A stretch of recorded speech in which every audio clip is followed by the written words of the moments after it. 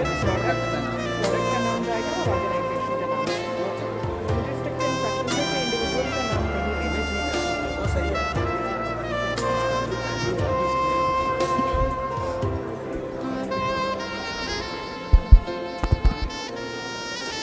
Ladies and gentlemen, a very good morning and a very warm welcome to all of you. On behalf of Ministry of Textiles, I extend a warm and hearty welcome to you all. Welcome to GI and beyond. देवियों और सज्जनों, वस्त्र मंत्रालय भारत सरकार की ओर से हम आप सभी का हार्दिक अभिनंदन और स्वागत करते हैं। आप सभी से हमारा अनुरोध है अपने अपने स्थान पर जल्द से जल्द बैठ जाएं। जैसा कि आप सभी जानते हैं, कुछ ही देर में हमारे बीच सभी गणमान्य अतिथिगण पधारने वाले हैं। माननीय मंत्रीवर श्री गिरिराज सिंह अब से कुछ ही देर में हमारे बीच पधारने वाले हैं और उन्हीं के साथ पधारने वाले हैं माननीय केंद्रीय राज्य मंत्री विदेश एवं वस्त्र मंत्रालय श्री पवित्र मार्गरीटा जी। आप सभी से हमारा अनुरोध है कि अपने अपने स्थान पर जल्द से जल्द बैठ जाएं।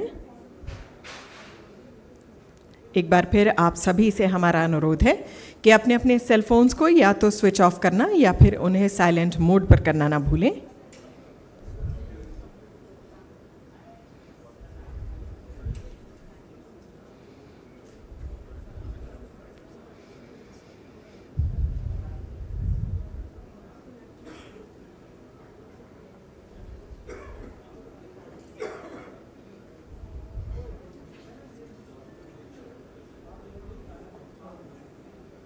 विरासत से विकास तक का ये सुंदर सफ़र हमने आप सभी के सहयोग से तय किया है।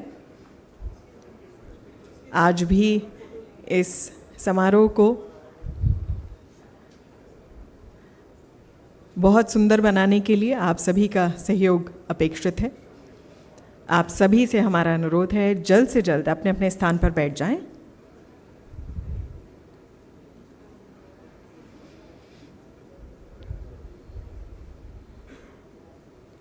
We also extend a very warm and hearty welcome and a special welcome to all the international guests. And we are very proud to share with you all that we have international guests from 13 countries from around the world, representing no less than 4 different continents. So very special and a very warm welcome to all of our international guests who've taken out the time to be with us here today.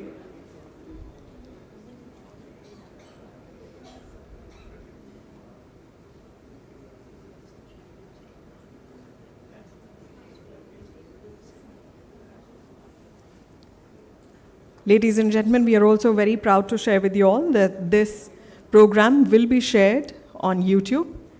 There is live streaming on YouTube.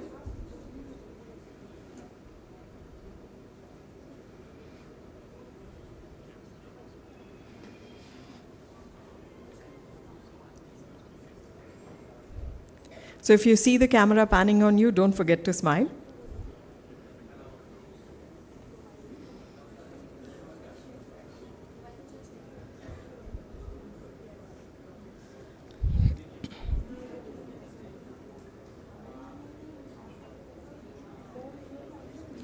In a short while from now, the honorable ministers will be joining us here inside the hall.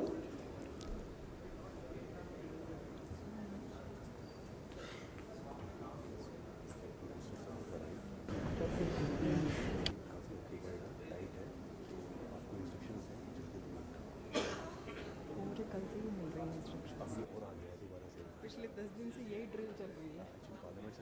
हाँ हाँ, वो मुझे पहले से instruction. हाँ हाँ, quick and crisp.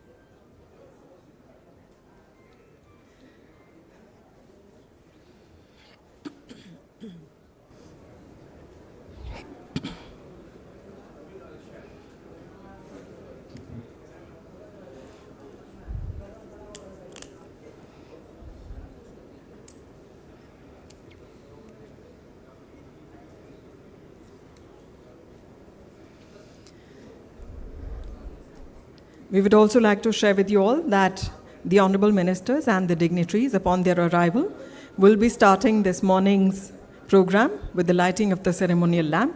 As you can see, it is right here in front of the podium, beautifully decorated.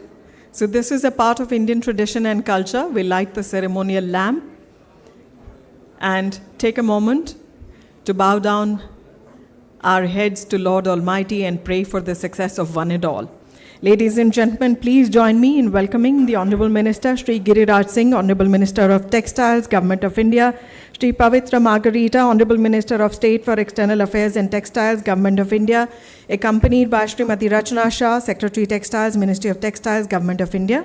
और सर्वप्रथम हम माननीय मंत्रीवर से अनुरोध करते हैं कि वे अपने कर कमलों द्वारा दीप प्रज्वलन के साथ इस समारोह का शुभारंभ करें। माननीय केंद्रीय राज्य मंत्री, माननीय मंत्रीवर और सभी गणमान्य अतिथियों का हम हार्दिक अभिनंदन और स्वागत करते हैं। निर्विघ्नं कुरु मे देव सर्वकार्येषु सर्वदा।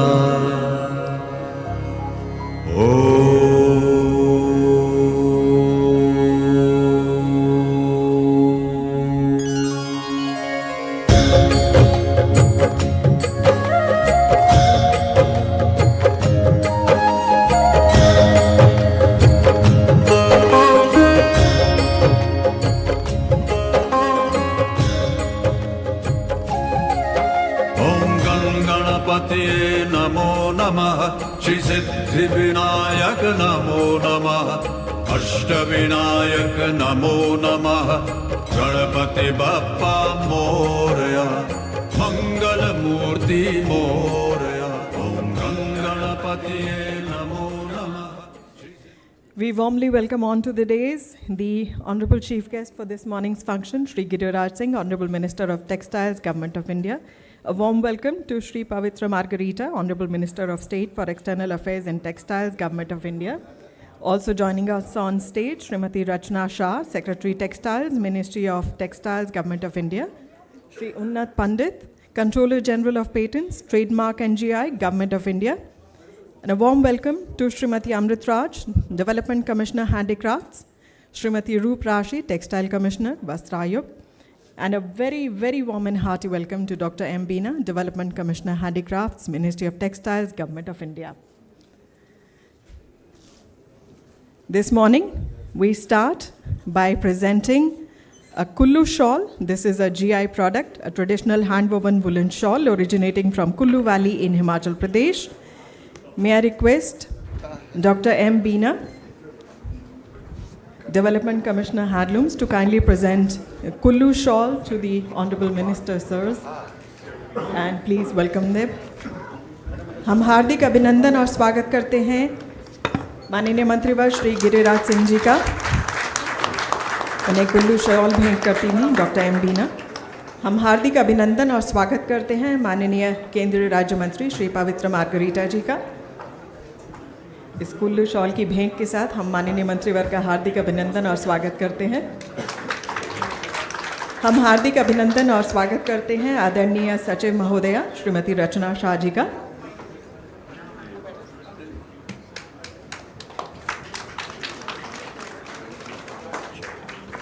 Thank you, Dr. M. Beena, for doing us the honors. Ladies and gentlemen, this morning we also have with us Shri Lalit Kumar Goyal, Chairman HGPC, and Shri Lakshmi Narasimha, Vice Chairman HGPC. May I request them both to please join us on stage to welcome the honorable dignitaries with a shawl. We warmly welcome Shri Giriraj Singh, Honorable Minister of Textiles, Government of India. Welcoming them. Shri Lalit Kumar Goyal, Chairman HGPC, and Shri Lakshmi Narasimha, Vice Chairman HGPC. माननीय मंत्रीवर का हार्दिक अभिनंदन और स्वागत है। एक बार फिर से हम हार्दिक अभिनंदन और स्वागत करते हैं श्री पवित्र मार्गरीटा जी का, केंद्रीय राज्य मंत्री विदेश एवं वस्त्र मंत्रालय। माननीय सचिव महोदया जी का हार्दिक अभिनंदन और स्वागत करते हैं। मैं श्री गोयल और श्री नरसिम्हा जी से अनुरोध करूंगी कि आदरणीय सचिव महोदया को शॉल भेंट कर उनका हार्दिक अभिनंदन और स्वागत करें।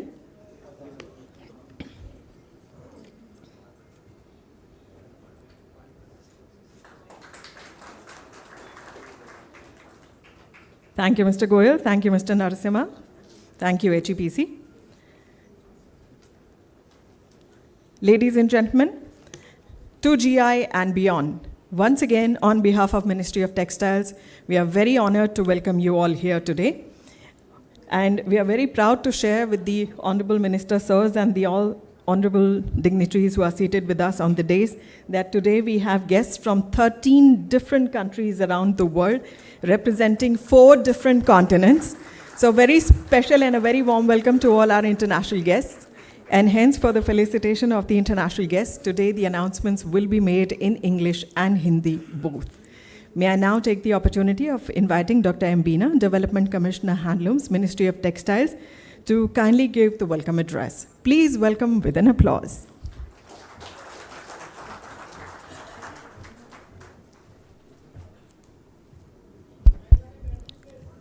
Good morning to all of you.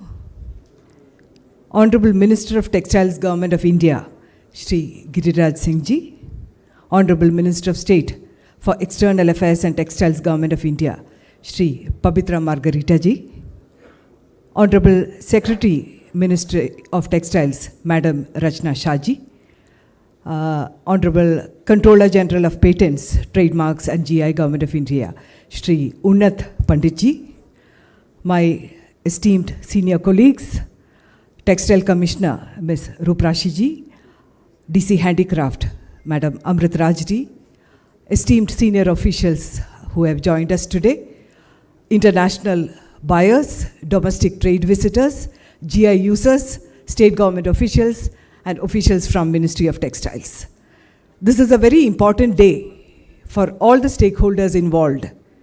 As the Honorable Minister was taking a tour of the GI Pavilion, which is just adjoining this hall, he asked a very pertinent question that while the number of GI products has increased, what is the benefit it has given to the weavers and artisans of India? Today's seminar is an attempt to answer that question. How to convert GI. In fact, the very title of today's seminar is GI and Beyond. What happens after GI?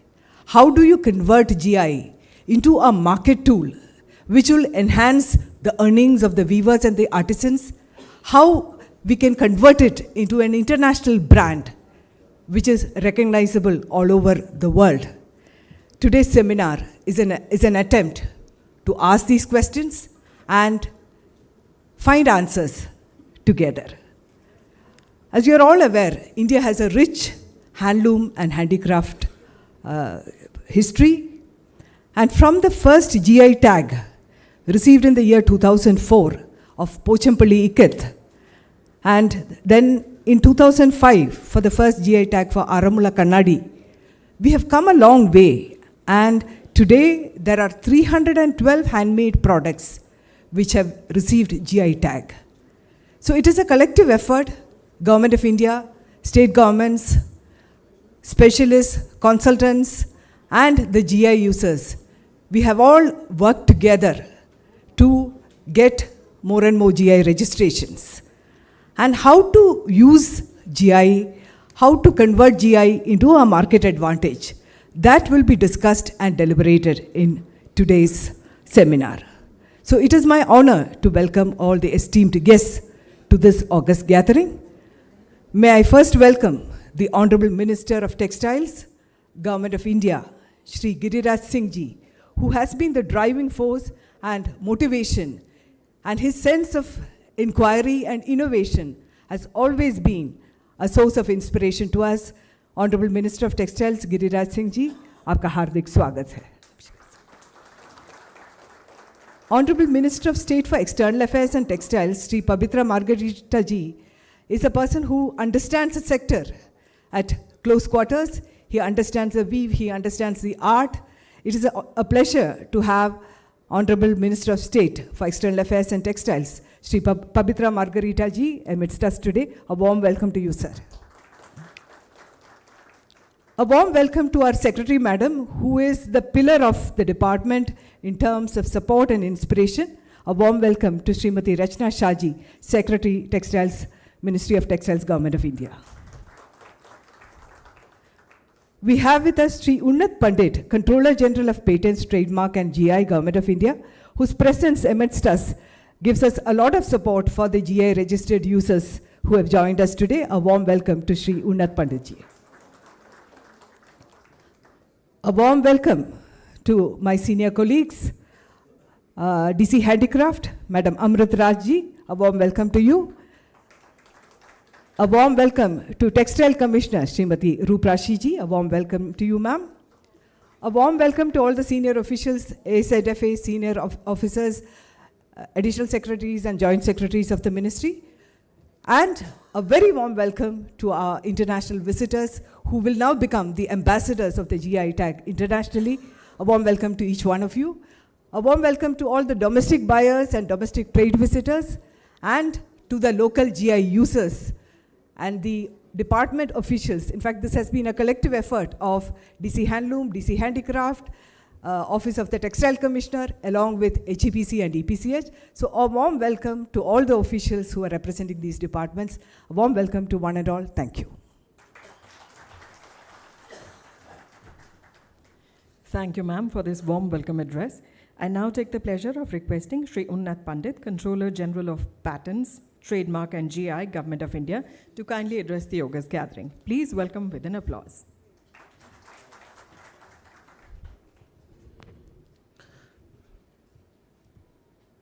आदरणीय कपड़ा मंत्री जी श्री गिरिराज सिंह जी, आदरणीय विदेश एवं कपड़ा राज्य मंत्री श्री पवित्र मार्गारिटा जी, आदरणीय रचना शाह जी, सचिव कपड़ा मंत्रालय,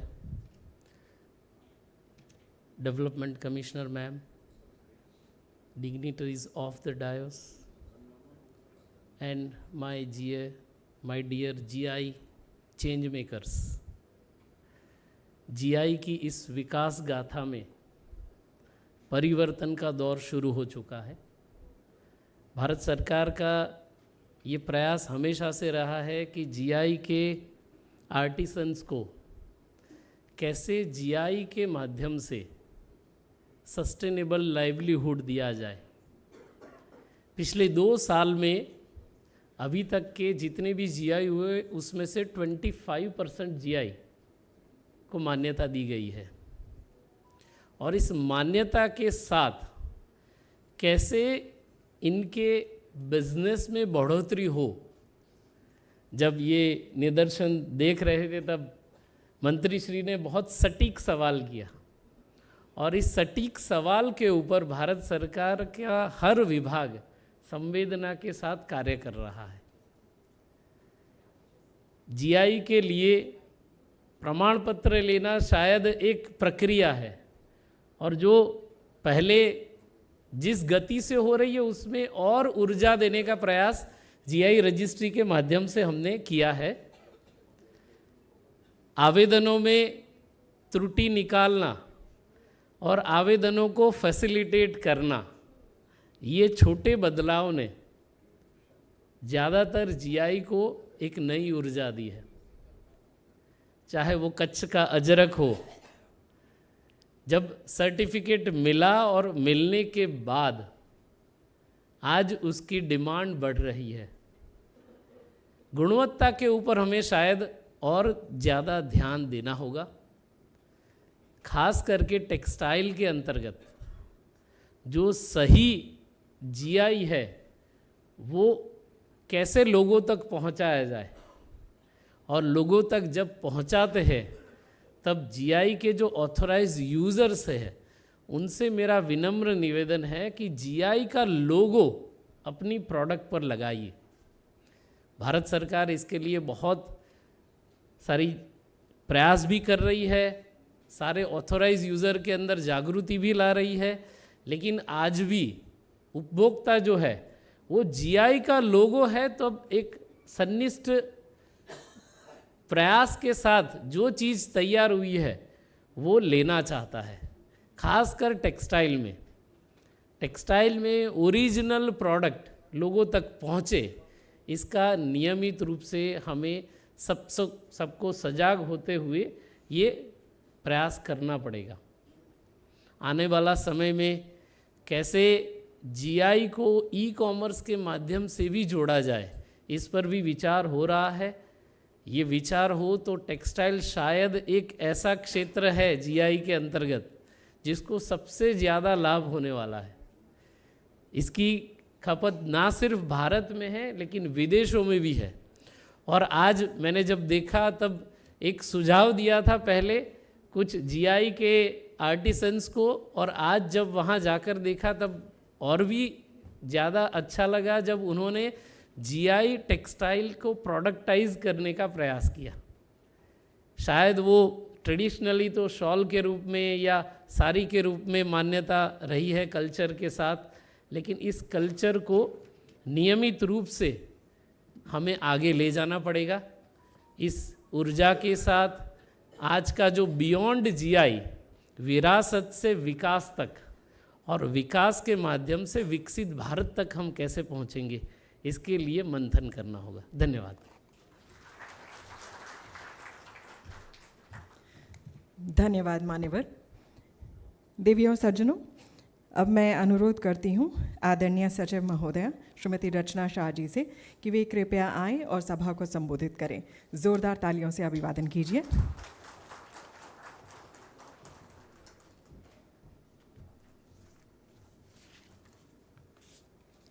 The Honorable Union Minister for Textile, Shri Giriraj Singh, the Honorable Union Minister of State for External Affairs and Textiles, Mr. Pavitra Margarita, dignitaries and senior officials on the dais, esteemed guests, all stakeholders connected with this beautiful world of handloom, handicraft, and textiles who are present here, international delegates, ladies and gentlemen. It's a pleasure, it's an honor to be here with you today as we discuss and deliberate on GI, its impact, and looking beyond how to maximize the benefit that it can bring. First of all, let me begin by saying that textiles holds a very important position in India in terms of its contribution to economic growth, to employment generation, to export promotion. Close to 4.5 crore people are directly engaged in the textile sector, and a large proportion, almost about 65 to 70 lakh persons, are directly engaged with handloom and handicraft. Textile sector is truly a sector which has a pan-India presence. When you look at all the states, major clusters, major cities, small cities, rural areas, textiles and especially handloom and handicraft have a presence there.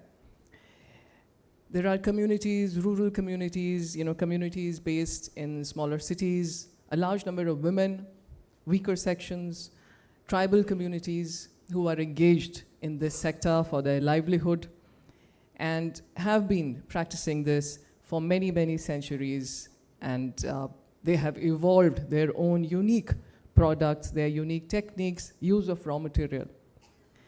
The government support to this sector of handloom and handicraft has been, the attempt has been to provide a very comprehensive support end-to-end, right from ensuring the availability of raw material, the tools, and other equipment that is required to produce these products, skilling and upskilling, product design and product innovation interventions, marketing support, both domestic and international, and now increasingly e-commerce.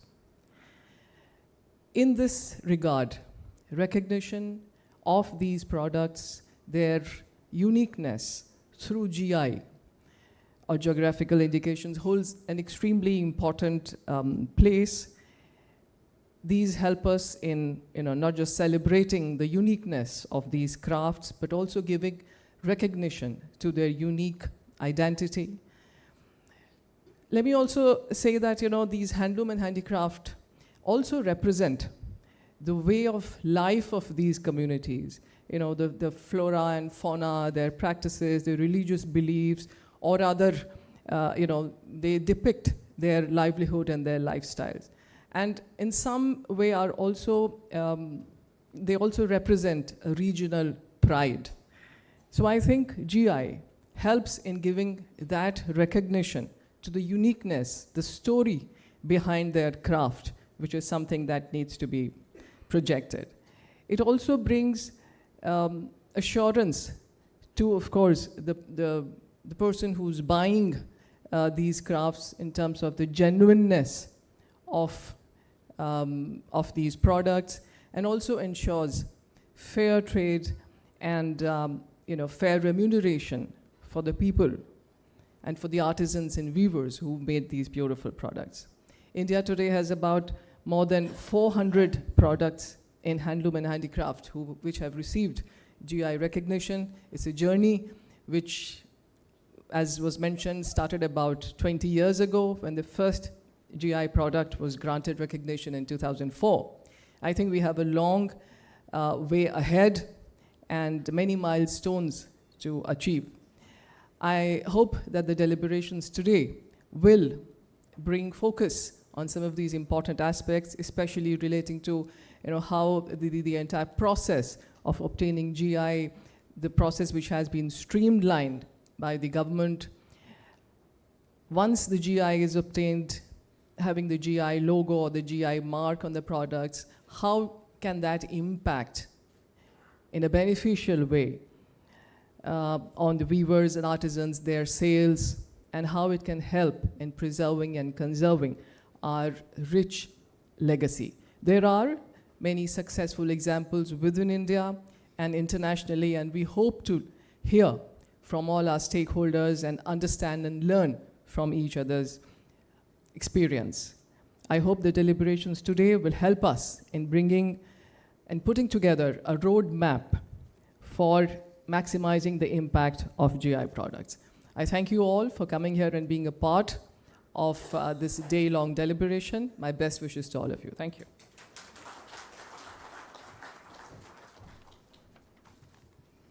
Thank you, ma'am, for articulating your thoughts. Ladies and gentlemen, we have the pleasure of having with us this morning Shri Pavitra Margarita, Honorable Minister of State for External Affairs and Textiles, Government of India. May I now request our honored guest to kindly address the August gathering. Please welcome with a rousing applause.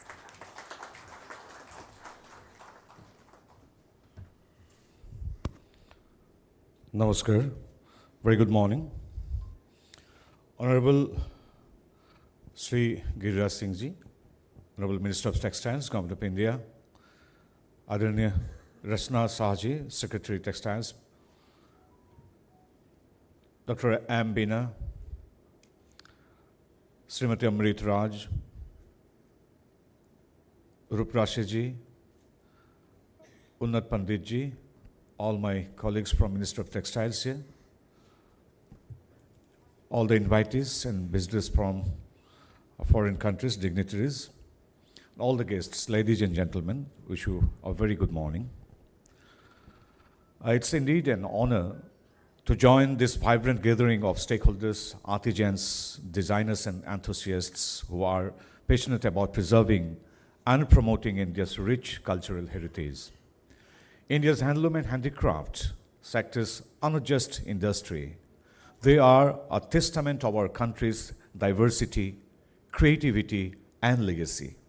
Each weave, each craft tells a story of a region, its people, and their traditions.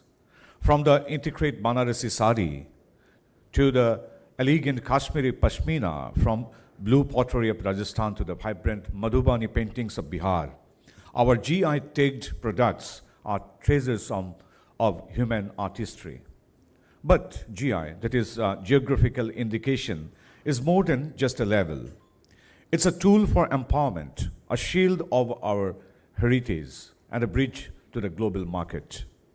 GI tagging protects these treasures, preventing unauthorized use and ensuring that the artisans are recognized and rewarded for their craftsmanship. Today, I would like to highlight a few global best practices in geographical indications for handloom and handicrafts and how we can be inspired from these successes. France, Champagne and Aubusson tapestries. France Appelian origin control system is synonymous with quality and authenticity. While widely known for wines like Champagne, it also protects traditional crafts such as Aubusson tapestries, which are hand-woven masterpieces. The best practice, which inspires me a lot, strict enforcement of quality standards has built global trust in GI-tagged products, allowing them to command premium prices. This approach can inspire us to emphasize quality assurance and branding for its handloom and handicrafts. Italy, Venice glass and Murano beads. Venice Murano glass artisans leverage GI tagging to protect centuries-old glass blowing techniques. Tourists not only purchase Murano glass but also visit workshops to witness the craft in action. Best practice, that is combining GI with cultural tourism, enhances market demand and connects consumers to the stories behind the craft. Initiatives like craft trades could bring similar benefits for GI tag items like Pochampally Ikat or Kutch embroidery. And I'm very proud to say our ministry's initiative of Craft Village is a successful example of this. Japan, Nishijin Textiles. Nishijin Textiles from Kyoto are GI protected for their intricate weaving techniques. Japan emphasizes innovation while preserving traditional methods, ensuring that the textiles appeal to both heritage enthusiasts and modern consumers. And best practice, encouraging collaboration between artisans and designers, ensures traditional crafts evolved to suit contemporary taste. And our NIFT designer here in India are already collaborating with the local stakeholders in the field of handicraft and handlooms. And I have so many examples like Thailand, their silk and cone masks, their best practices that leveraging digital platforms to promote GI products directly to consumers helps artisans in rural areas access international buyers. India has already made significant strides, already mentioned by my colleagues, that with 103 handloom and 209 handicraft products registered under GI Act. However, there is immense potential to enhance global recognition and market share. To achieve this, we must focus on quality and standards, integrate GI with tourism, enhance digital outreach, encourage corporate engagement, and recognizing the significant contribution of handloom sector to our economy and cultural heritage. The central government, under the guidance of our Honorable Prime Minister, Paramadaraniya Narendra Modi ji, has launched various initiatives like the National Handloom Development Program, Raw Material Supply Scheme, and the promotion of One District, One Product initiative. And I'm very proud to say we are lucky to have Mr. Giriraj Singh as the captain of the ship. As custodians of India's heritage, we have shared responsibility to ensure the prosperity of the handloom sector. GI tagging is not just about protecting a product. It is about preserving a legacy, empowering communities, and showcasing India's diversity to the world. I envision a day when India's GI products become household names globally. When a young woman in Paris proudly wears a Chanderi sari, or a cafe in New York displays Khuruza pottery. This is possible when we combine our rich traditions with innovation and strategic marketing. Let us commit to making GI handloom products household names globally. By doing so, we honor the hands that weave these masterpieces and secure a brighter future for our weavers. Together, we can ensure that these timeless traditions continue to thrive and inspire generations to come. Let us weave a brighter future, one trade, one craft, one community at a time. Thank you. Jai Hind.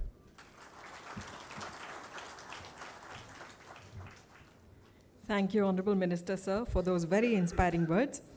और अब मैं अनुरोध करती हूँ कार्यक्रम के मुख्य अतिथि श्री गिरिराज सिंह, माननीय वस्त्र मंत्री भारत सरकार से, कि वे अपने कर कमलों द्वारा जीआई प्रमाण पत्र वितरित करें.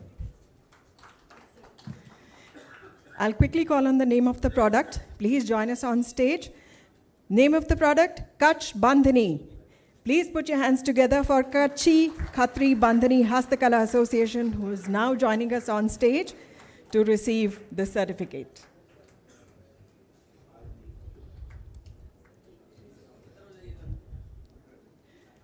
We have with us Shri Khatri Ali Muhammad Osman, Shri Khatri Ilyas D, and Shri Khatri Haider A, who are receiving the certificate.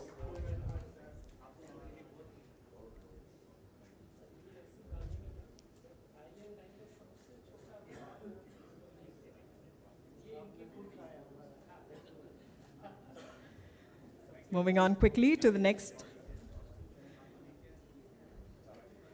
GI product. Please put your hands together for Kutch Ajrak Print. And joining us now on stage is Ajrakpur Hastakala Vikas Sangathan, Shri Ismail M. Khatri and Shri Abdul Jabbar, along with the team.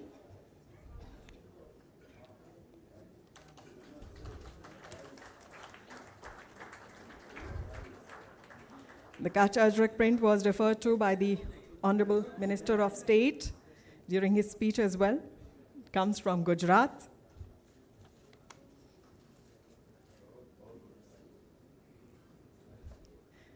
All the recipients are requested to please come from this side and please descend the stage from this side. Thank you. The next GI product is painting of Lanjia Sahura, Odisha. Please put your hands together for Idai Idital Association and Directorate of Scheduled Castes and Scheduled Tribes Research and Training Institute. Joining us now, Shri Lakshman Sabar and Shri Santosh Kumar Rath. They are one of the oldest tribes of India.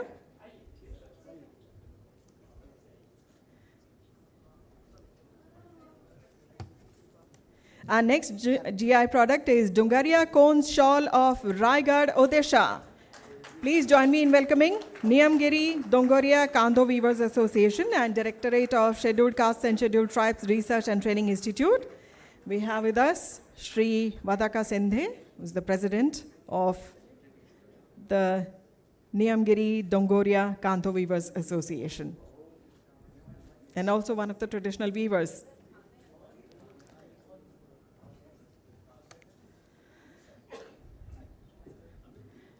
The next GI product is Gharchola Craft, all the way from Gujarat. Once again, please put your hands together for Gujarat State Handloom and Handicrafts Development Corporation Limited.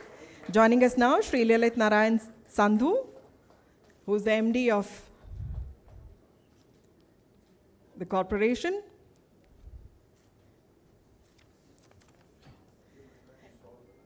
Please welcome on stage the next GI product, Narasapur Crochet Lace Products.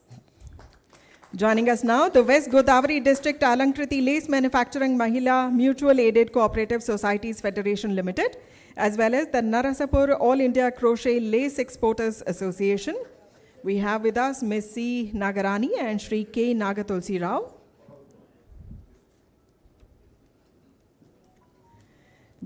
Please put your hands together for the next GI product, Kutch Rogan Craft.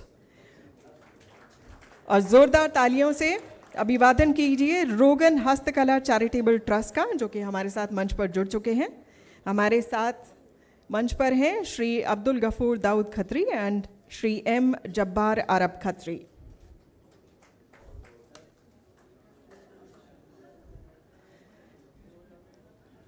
हमारा अगला GI product है patchwork of Rampur.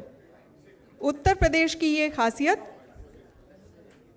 हमारे साथ मंच पर जुड़ने जा रहे हैं Uttar Pradesh export promotion council एवं जन कल्याण समिति. Uttar Pradesh export promotion council से हैं श्री उमेश चंद्रा और जन कल्याण समिति से श्री दयानंद प्रसाद एवं सुश्री सरिता.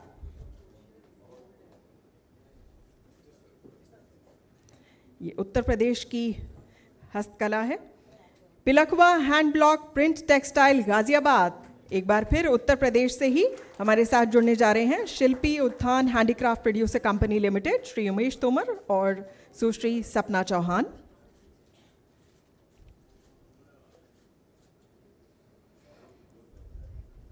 हमारा अगला जीआई प्रोडक्ट है Assam Mishing Handloom Products, Golaghat, coming all the way from Assam. And joining us now, Institute of Handicraft Development, जिसका प्रतिनिधित्व कर रहे हैं श्री पंकज कुमार शर्मा और श्री गोगोन बोर्दलोई।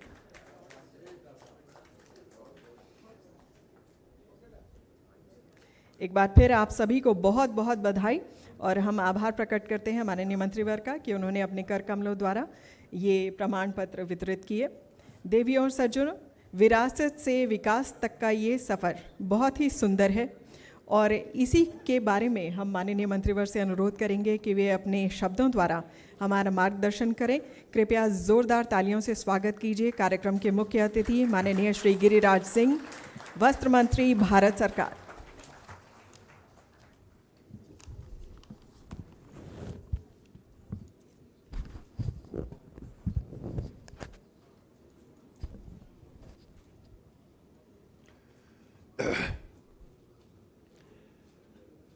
आज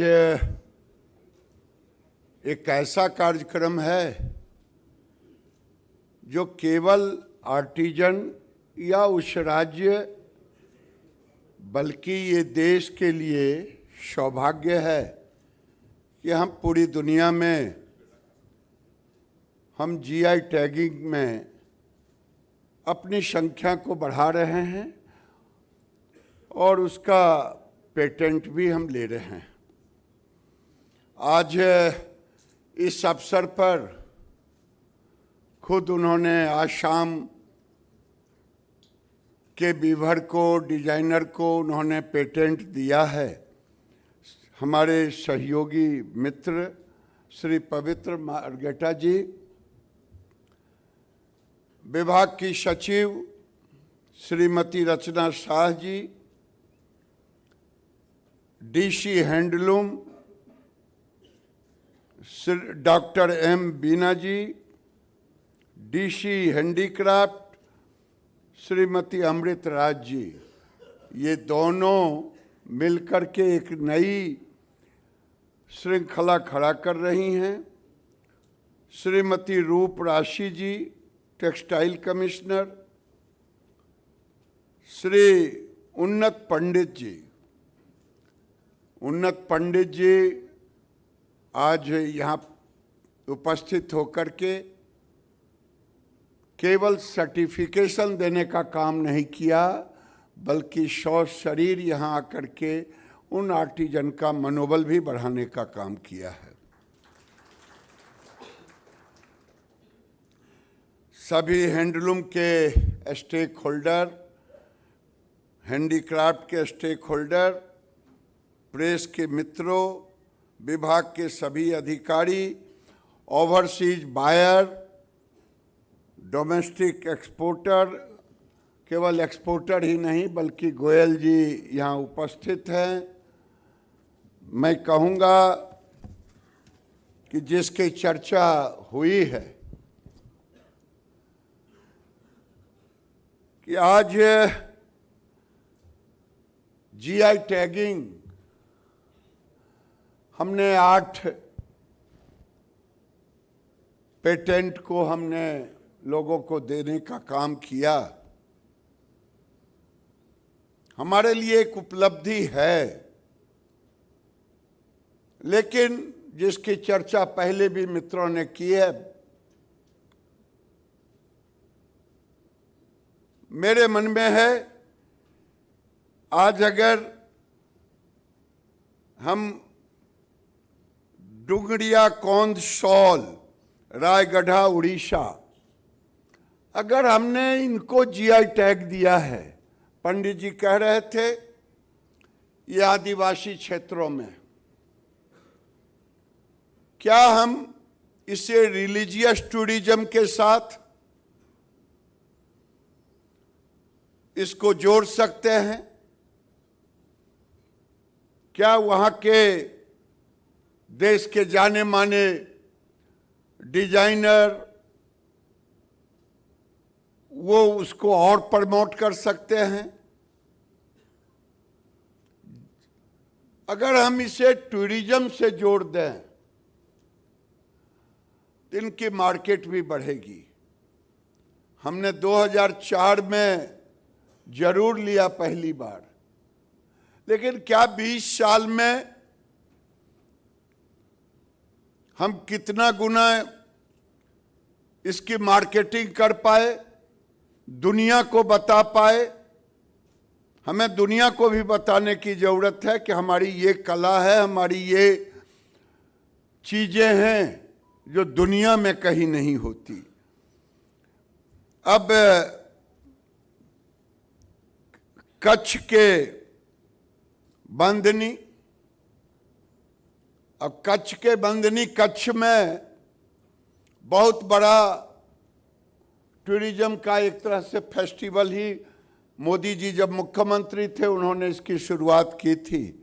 क्या जब ये कच्छ का फेस्टिवल होता हो, दुनिया भर के वहाँ टूरिस्ट आते हैं,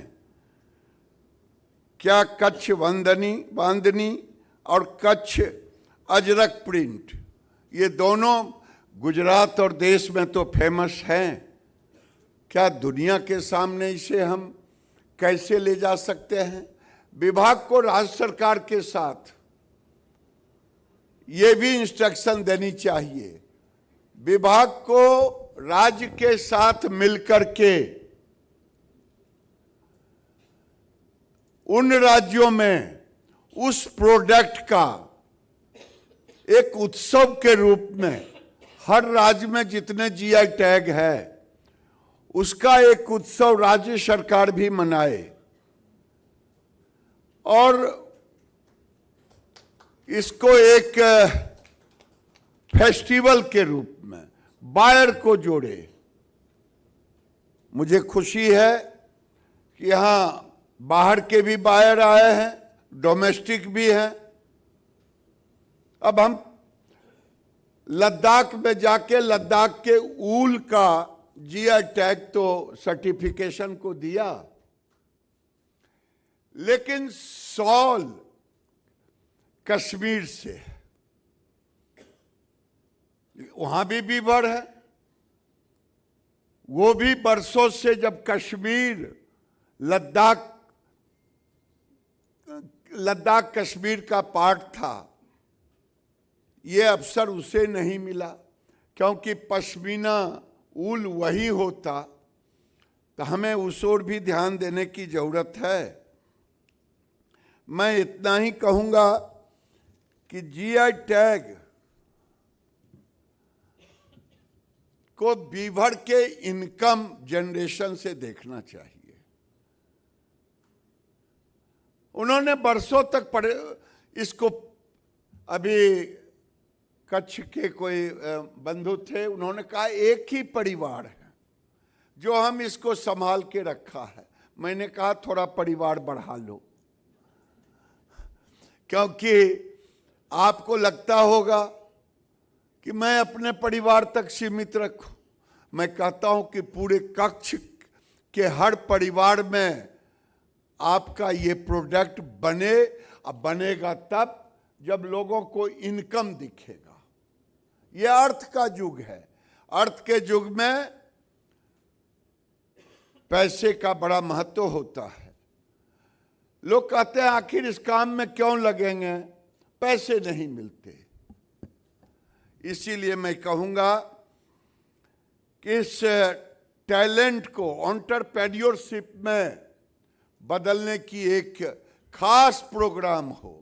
एक्सपोर्ट एसोसिएशन से कहूंगा कि केवल कालीन का ही ना एक्सपोर्ट हो, बल्कि भारत के हुनर का, प्रोडक्ट का, उस पर भी आपका एक नज़र रहे। जब आप विदेश में जाते हैं, देश के अंदर, तो हैंडलूम और हैंडीक्राफ्ट के जितने जीआई टैग हैं उसमें से कुछ कॉमर्शियल टैग को आप एक टास्क के रूप में अपने सिस्टम में लाएं। ये मेरा आपसे गोयल साहब आग्रह है। अगर हमने जीआई टैग को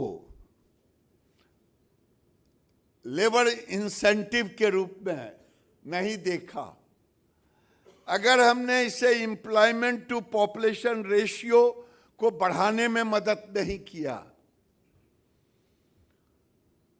तो शायद हमें तकलीफ होगी। ये अलग बात है कि ये कारीगरों की आय बढ़ाने का केवल एक साधन नहीं है, साधन के साथ साथ इसे उन ऊंचाइयों तक ले जाने का काम है। मैं तो कहता हूं कि आज देश के अंदर में वीमेन लेड इकोनॉमी भी बढ़ रहा है। जीआई टैग में महिलाओं की भूमिका को अधिक से अधिक अग्रणी भूमिका में लाने की जरूरत है। देश के कई भाग ऐसे हैं जो हैंडलूम और हैंडीक्राफ्ट में बरसों तक किसी कोने में वो छिपे हुए हैं, उन्हें लाने की जरूरत है। मेरा आग्रह होगा कि आज पूरी दुनिया सस्टेनेबिलिटी की ओर जा रही है, पूरी दुनिया ट्रेसेबिलिटी की ओर जा रही है, और जीआई टैगिंग इसका एक बहुत बड़ा टूल बन सकता है, और टूल बन करके भारत के इकोनॉमी में भी एक योगदान दे सकता है। लेकिन उसके लिए हम सबको मिल कर के काम करने की जरूरत है। हमारे प्रधानमंत्री जी जब से आए हैं तब से आत्मनिर्भर भारत को ही उन्होंने एक टूल बनाया है, और वो कहते हैं कि हम जब काम करते हैं, हम जब विकास करते हैं, तो विकास के साथ विरासत को अगर हमने विकास से नहीं जोड़ा, और ये जीआई टैग हमारी विरासत है, हमारी विरासत है। ये विरासत वर्षों से है। चाहे कोई भी चीज हो, हम अभी हैंडलूम हैंडीक्राफ्ट के सेक्टर में यहां खड़े हैं, हमें यह भी ध्यान देना होगा कि हम इसे जब प्रोजेक्ट करें, अपने मन में विरासत भी जुड़ा रहे। विरासत भी एक हमारी पूंजी है। विरासत केवल सालों की गणना नहीं है कि 200 साल का है, बल्कि हमने पूरी दुनिया में ये हजारों साल से भारत का टेक्सटाइल सेक्टर 3000 साल पुराना है। ये दुनिया को किसी को ये अवसर नहीं मिला है, ये सौभाग्य नहीं है कि हम टेक्सटाइल के सेक्टर में हमारे यहाँ अंग्रेजों के आने के पहले, मुगलों के आने के पहले एक अंगूठी से सारे कपड़े पास होते थे। ये कला अगर किसी के पास विरासत है तो ये भारत के पास विरासत है। तो हम इसे अपने विरासत को संभाल के रखें और विरासत को हम उन ऊंचाइयों पर ले जाने की कोशिश करें। मेरा आग्रह होगा कि हम कई तरह के प्रोडक्ट को हमने जीआई टैगिंग लिया है, और पंडित जी से कहूँगा केवल आपकी टाइटल पंडित नहीं है, बल्कि आप दिखने में भी, व्यवहार में भी, सब तरह से आप अपने विरासत को संजोए रखा है। इसलिए मैं कहूंगा कि मैं डिजाइनर से कहूंगा कि अब जरूरत है, यहाँ बैठी हुई हैं, मैं पूछ रहा था कि इनकी साड़ी भी कोई जीआई टैग है क्या? तो इन्होंने, हमारी मैम ने कहा वो खुद बहुत बड़ी डिजाइनर हैं, वो अपने ढंग से, तो हमने कहा कि कहीं कक्ष की तरह ये भी एक ही फैमिली में तो नहीं संभला हुआ है इस डिजाइन को।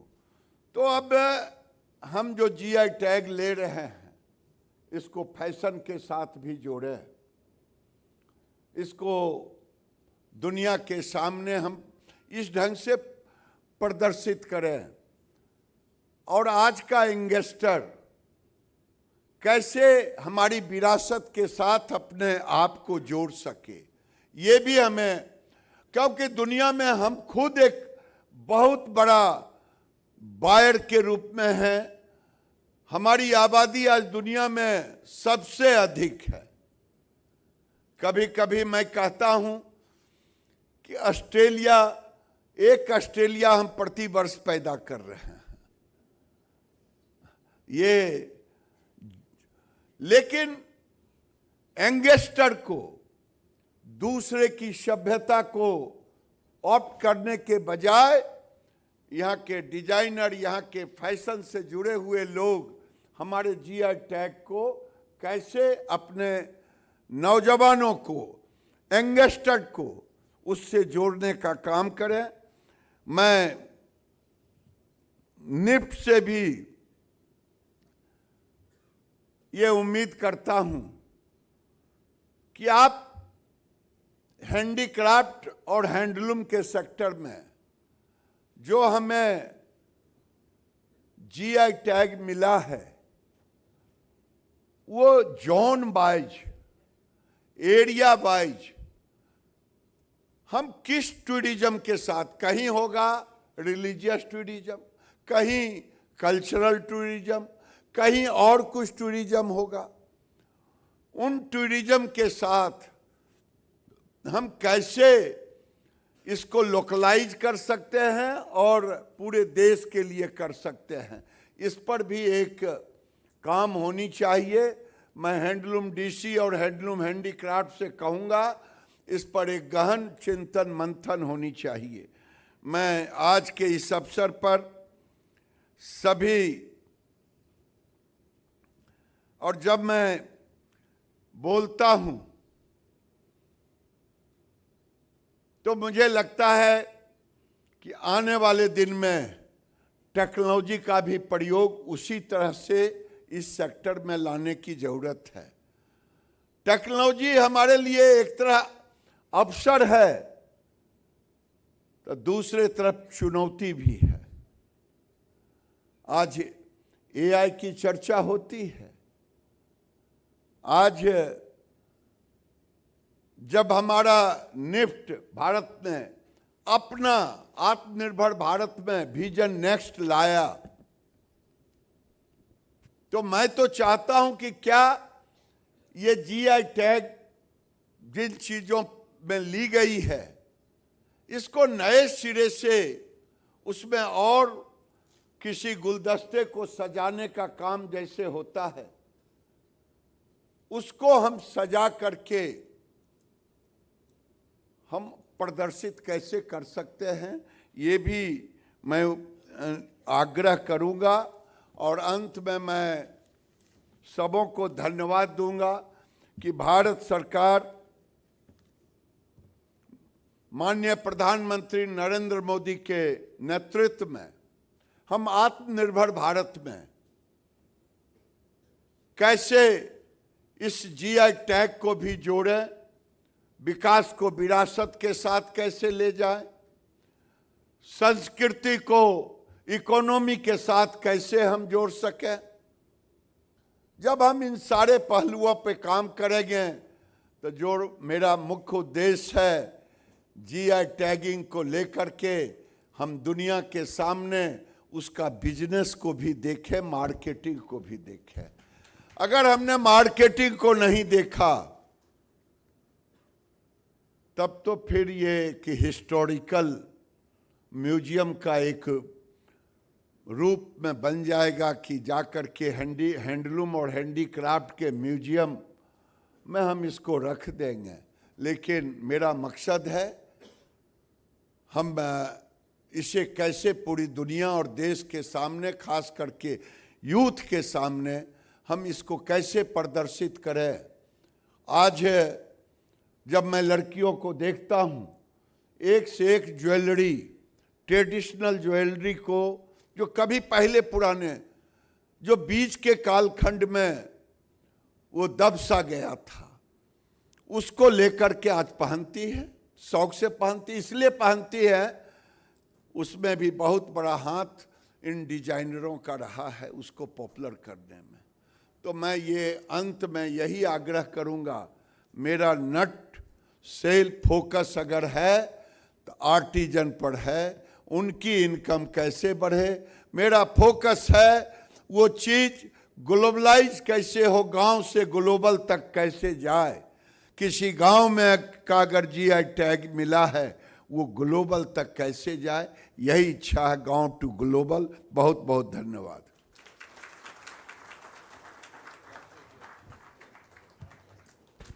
धन्यवाद माननीय मंत्रीवर। ये बेहद हर्ष की बात है कि संपूर्ण वस्त्र परिवार का मुखिया जब आप जैसा बहुआयामी और सशक्त नेता है तो हमारे जीआई प्रोडक्ट दुनिया भर में तहलका मचाएंगे ही। और इसी के साथ मैं अनुरोध करती हूँ डॉक्टर एम बीना जी से, डेवलपमेंट कमिश्नर हैंडलूम्स, कि वे धन्यवाद स्वरूप एक स्मृति चिन्ह भेंट करें हमारे गणमान्य अतिथियों को। We'd like to share with you all that this is silver filigree, known for its delicate and intricate designs, from Telangana, which is again a GI registered product.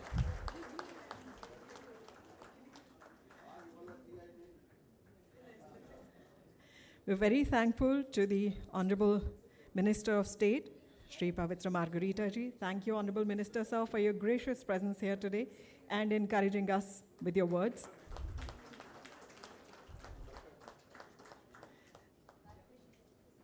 हम आभार एवं धन्यवाद प्रकट करते हैं आदरणीय सचिव महोदया श्रीमती रचना शाह जी का, और धन्यवाद डॉक्टर एम बीना, आपने ये स्मृति चिन्ह भेंट किए।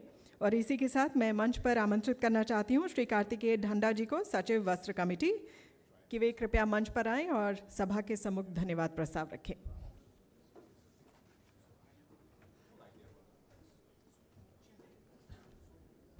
सभी को मेरा बड़ा आदर प्रणाम।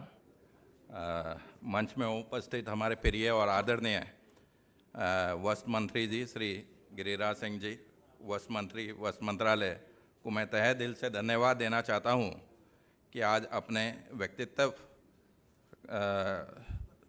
व्यवस्था कार्यक्रम के बावजूद भी आज वो इस शानदार कार्यक्रम में हमारे बीच पधारे और हमारा मार्गदर्शन किया। माननीय मंत्री जी, मैं आपको विश्वास दिलाना चाहता हूं कि आपके आदेश अनुसार हम जीआई के माध्यम से हमारे हैंडलूम और हैंडीक्राफ्ट प्रोडक्ट को अंतर्राष्ट्रीय बाजार में उचित स्थान प्रदान कराने का भरसक प्रयास करेंगे। और हमारी तरफ से बहुत बहुत धन्यवाद सर, आज के आपके इतने व्यवस्थित कार्यक्रम के बाद भी आज आप यहाँ पे आए और इस शोभा की गरिमा इस प्रोग्राम की गरिमा बढ़ाई। मैं धन्यवाद करना चाहता हूँ श्री पवित्र मार्गरेटा जी का, honourable minister of state for external affairs and textile, government of India, कि आज वो यहाँ आए और ये प्रोग्राम की शोभा बढ़ाई। Sir, as you have said, each craft is a representative of our heritage and GI protects them, and some of the examples given by you on the best practices was an eye-opener for us, sir. Thank you for your guiding and support to us. हमारी प्रेरणा स्रोत वस्त्र मंत्रालय की सचिव श्री रचना शाह जी का भी मैं धन्यवाद करना चाहता हूँ कि आज वो यहाँ पे आए और हमारा मार्गदर्शन किया। साथ ही में मैं धन्यवाद करना चाहता हूँ हमारे उन्नीत पंडित जी को, controller general of patent, trademark and GI, जो यहाँ पे आए और उन्होंने बताया कि वो एक जीआई फैसिलिटेटर है। आपका बहुत बहुत धन्यवाद सर, आपके कारण जीआई की जो प्रगति है वो बहुत जल्दी से ऊपर चल रही है। अंत में लेकिन बहुत इम्पोर्टेंट मैं धन्यवाद करना चाहूँगा डीसी हैंडीक्राफ्ट डॉक्टर एम बीना जी का, डीसी हैंडलूम अमृत राज जी का, टेक्सटाइल कमिश्नर मैडम रूपराशि मैडम जी का, सॉरी थोड़ा गलत हो गया, कि आप लोगों का मार्गदर्शन हमको मिला है और इसके कारण ही ये कार्यक्रम संभव हो पाया है। अंत में मैं धन्यवाद करना चाहूँगा हमारे HEPC के सभी कर्मचारियों का, DC हैंडलूम के और टेक्सटाइल्स कमेटी के कर्मचारियों का, जिनके कारण ये संभव हो पाया है। And in the last I would like to thank all the delegates from international buyers, artisan and manufacturers who has come across the world to attend this conference. This conference is going to be a world class with a discussion on how to take the GI product to the next level. I thank you everyone to be present here, and I also thank the media and all the viewers who are watching us through online on YouTube. I thank you everyone. Thank you from my bottom of heart. Thank you.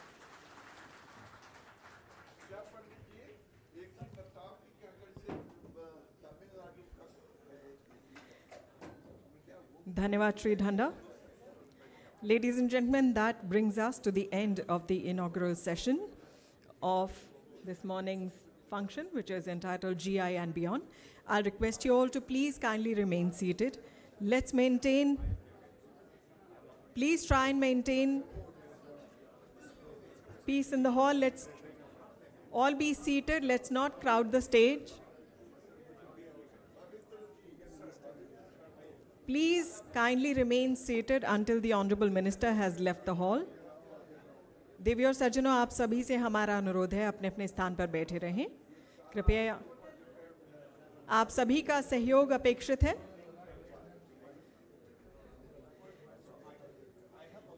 जब तक माननीय मंत्रीवर एवं गणमान्य अतिथि इस hall से पधार नहीं जाते, तब तक आप सभी से हमारा अनुरोध है, अपने अपने स्थान पर बैठे रहें।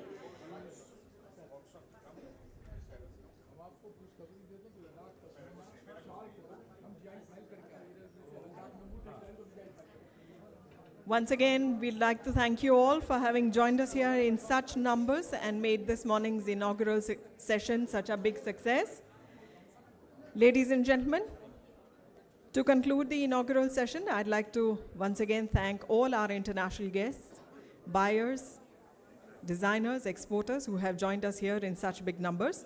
May I invite you all to please join us for high tea, which is being served outside. But please do note that we will be starting the next session at 11:30 a.m. sharp.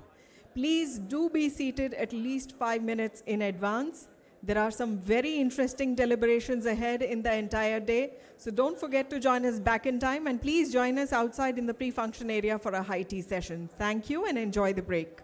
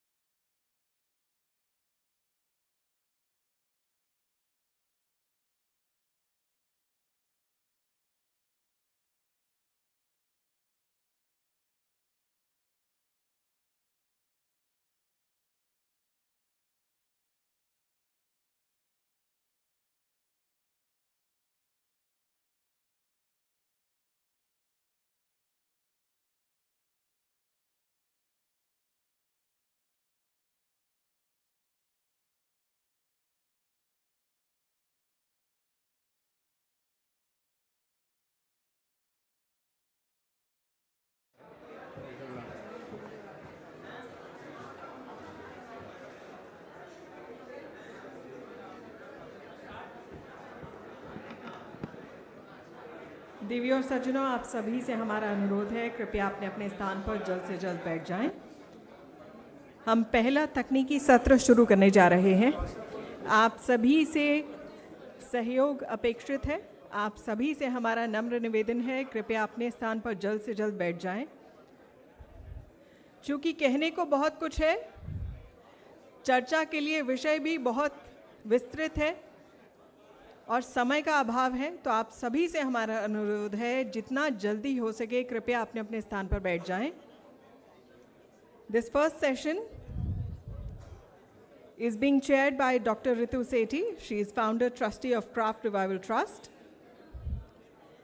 The esteemed speakers and the panelists are as follows.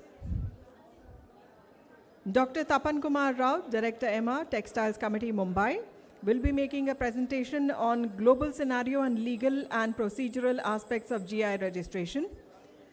The panelists for this session are as follows. Shri Prabuddha Ganguly, Advisor, Vision IPR, Mumbai.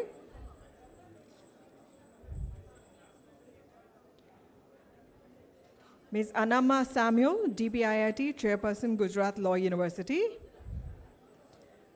Shri Kartikeya Dhanda, Secretary, Textiles Committee, Ministry of Textiles, Government of India.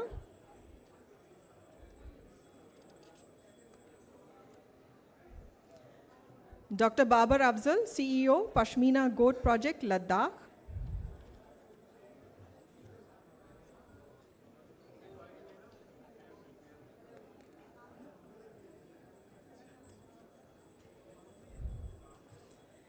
And Dr.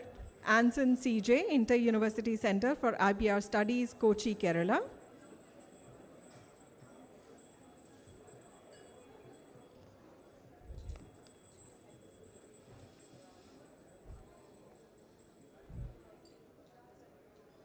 May I once again request Dr. Babar Afzal to please join us on stage. We have already received the esteemed chair and all the other esteemed speakers here on stage. Gives me great pleasure to introduce the esteemed chair. Dr. Ritu Sethi is the founder trustee of the Craft Revival Trust and editor of Global INCH, the online international journal of intangible cultural heritage. In addition, she oversees the Asia INCH Encyclopedia, both globally recognized as the leading repositories of knowledge on intangible cultural heritage. A very warm welcome to you, ma'am. We warmly welcome in our midst Dr. Tapan Kumar Rao. He is Director MR, Textiles Committee, Mumbai. A very warm welcome to you. Our esteemed panelists, we have with us Shri Prabuddha Ganguly. He is Advisor, Vision IPR, Mumbai. He's a leading expert on intellectual property rights and information management and a prominent patent attorney in India. A very warm welcome to you. We warmly welcome Ms. Anamma Samuel, DPIIT. She's Chairperson, Gujarat Law University.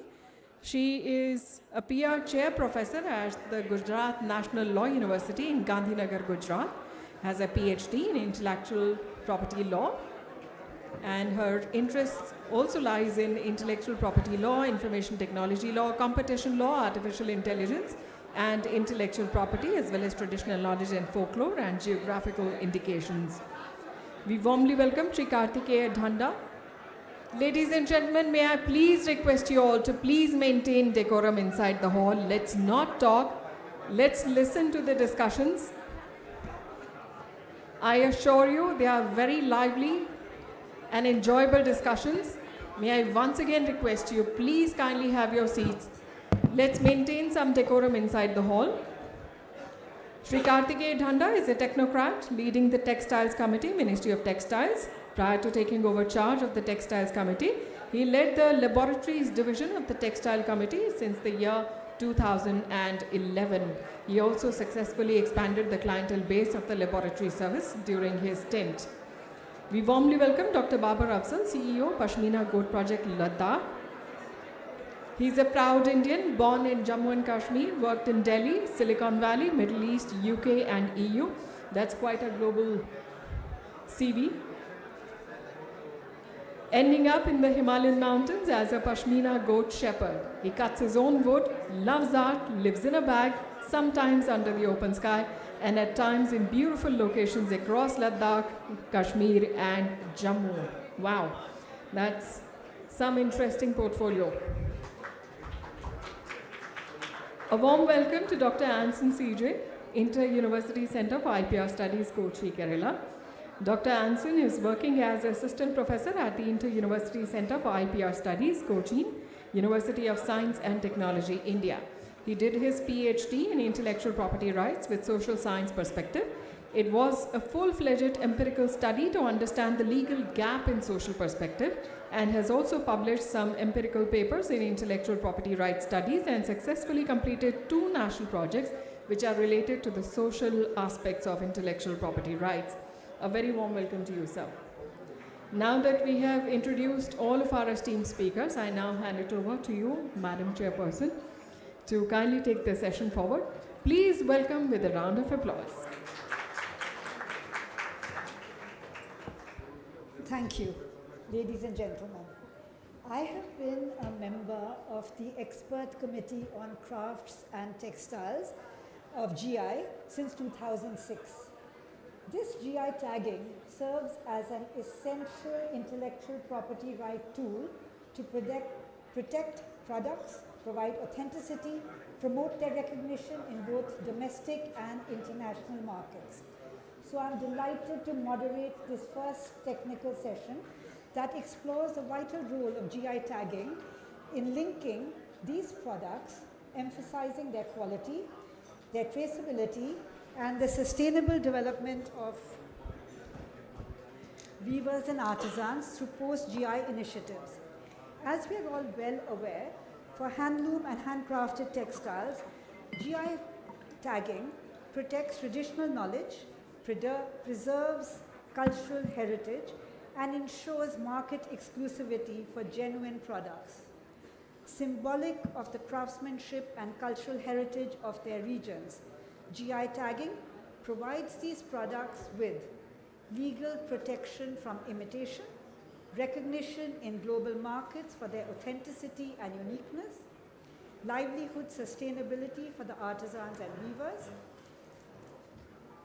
cultural preservation by safeguarding traditional techniques.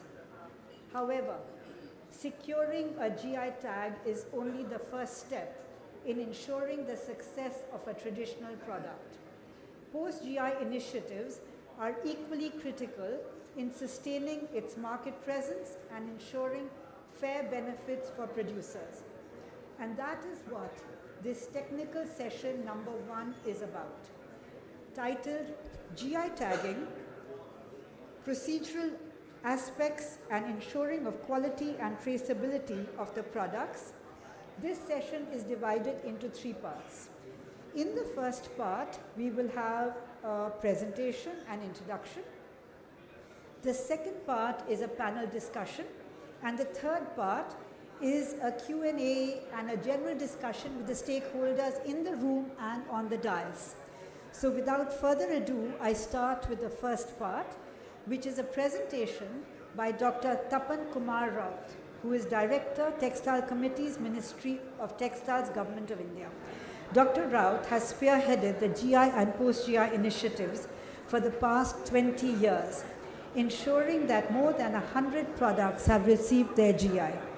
In addition, he has covered over 150 capacity building sessions, ensuring the next step of GI post-GI tagging. So I welcome you, Dr. Raut, and I invite you to take the stage.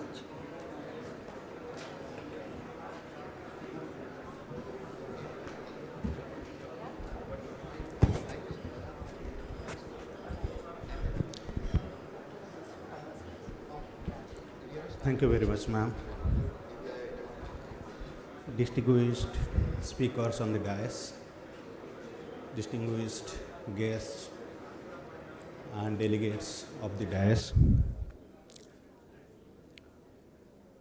The present session will talk about the global scenario,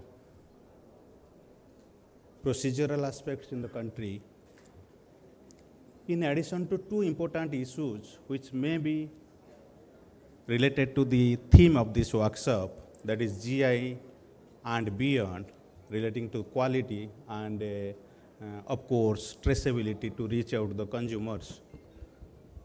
So friends, I will quickly take you to the global scenario in addition to talking about the procedural aspects that India is following in the process of this journey. And in addition to that, I will also talk about the key constraints and key opportunities that we are going to achieve in future in the process of this journey, and how we can help our artisans and weavers to leverage GI as a tool for their growth, for their developments. So friends, as all of us know, GI now is not a new concept. We started this journey in 2004.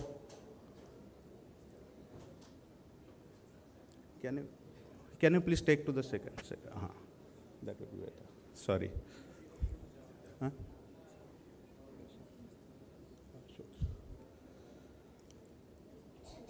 So this is the definition that our GI Act defines what GI is. If you look into this definition, this is an indication, a sign, which talks about the product characteristics of the products which has originated from a particular geographical region of the country and possesses unique qualities.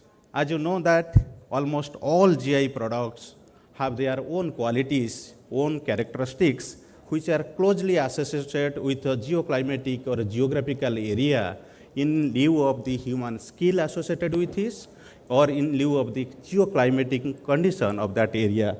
So, three things that I would like to say that which defines a GI, and these three things are uniqueness, as I have already told, uniqueness arising out of the quality or some other characteristics of the products, and second is reputation, which in fact associated with the historical journey of that product linking to that area. So, but I just want to, since many of our delegates are from EU countries and are EU and from other parts of the world, I would like to say that EU is the pioneer in GI. In fact, EU started this journey way back in 1994 due to the TRIPS agreements, and we started our journey in 2024. So in our act, when we are giving more emphasis on human skills or special characteristics which are associated with their particular area, the EU definition of GI is little different to that of ours, which gives more emphasis on geoclimatic conditions. That is the PGI and PDO. So what happens when they are giving more emphasis on geoclimatic conditions, and we are little more diverse, we are giving emphasis on geoclimatic conditions in addition to human skills, special characteristics, in addition to that reputation. So that is the difference. That may be the reason why EU has registered maximum number of agricultural products, whereas in our case, we have registered more number of handicrafts and unique textile products in addition to agriculture. So why GI? That is a big billion-dollar question everybody asking too. Honorable Minister in the inaugural session was also talking about that. But the empirical evidence says that if you are going for a GI tagging of the product, that may lead to more job creation for that products, more economic empowerment of the artisans or producers of that products. There is a impact on tourism, and we know that since most of our GI designated products are from rural India, so there is every possibility that may lead to rural tourism or boost to the rural tourism if we are able to successfully link this GI designated product to that of tourism, as Honorable Minister has already told, and it has already been proved through empirically by many researchers and many practitioners of GI. And in addition to that, as you know, that globalization has created a lot of issues relating to counterfeits and infringements. So GI is an instrument and which not only provides community rights to the producers or to the designated products. In addition to that, it helps them legally to counter or to mitigate the issue of infringement or counterfeits. And that is one of the important challenges that our handicraft products or handloom products are experiencing in the country. So that is the reason why GI became very, very important for us. And this is the EU experience. I will come down to the Indian experience. But why GI matters? There is another issue also. You know that when the TRIPS agreement signed in 1994, there is a clause which says that you cannot claim the ownership of the product, you cannot protect the product until and unless you register that product in your own countries. For example, that if you are not protecting in your domestic market, in that case, it may be difficult for you to seek protection in other foreign countries. I would like to give one example of that basmati rice, famous basmati rice. Now we are experiencing that we registered the basmati rice in the past, whereas Pakistan could not able to register it as of now. So that is the reason they are experiencing many constraints, EU market and US market. And we are in a better position in these foreign markets to export our products. So therefore, this clause, we need to think about this clause and go for the registration of more products. And consumer preferences and acceptability for these products, GI designated products, is growing day by day. And EU and Indian consumers, we have already studied, and it says that they are ready to pay a higher premium price if we could able, or the producer or market, the people, those are marketing that product, are able to, in fact, link that product or prove before them that this is the original products. So infringement I have already told, and this is the only intellectual property rights which talks about community ownerships, and it gives ownership to a particular community. That is the reason why GI is very, very important for us.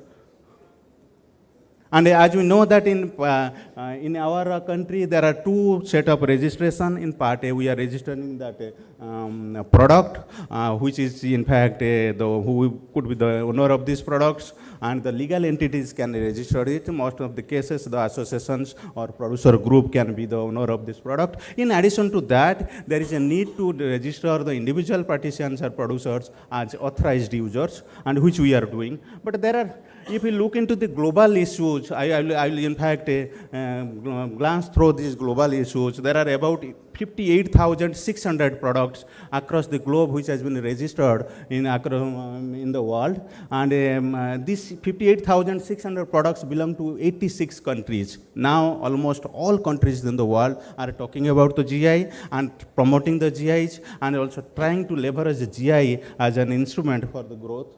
And in fact, EU is the major leading player in this, and they have registered more than 30,000 products. And in addition to that, China is also picking up. They have already registered more than 7,000 products. But if you look into the India's story, here is our story. We have just registered 643 products, even if we started the journey well before China. And that is, and if you look into this scenario, that is the major pie of this registration goes to textiles and textile handicrafts. It is about 56% of the total baskets, followed by agriculture 28%. But one constraint here is that even if we have registered 643 products, but only 40,000 people, our artisans, weavers have associated with these products, have registered as authorized users. So the pace of registration of authorized users is very, very slow in our country, and the GI Act has empowered these authorized users to take legal action to to stop counterfeits or infringements. So that is the reason, that is one of the concern for all of us. There are key challenges, as I have already told, each country has their own GI acts, and so there is no harmonization as of now, except for wine and spirits. So that is the reason that harmonization is an issue that we are talking about this.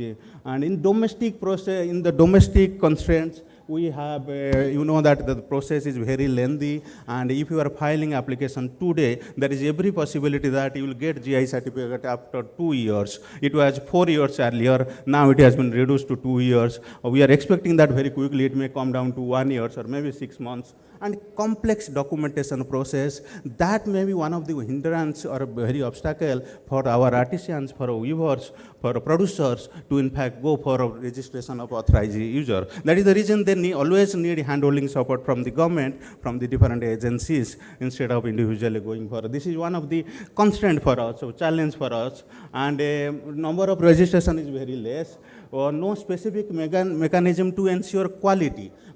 GI Act is talking about the quality, but as such, we don't have any mechanism which talks about the quality, and that is another issue that which need to be discussed and deliberated.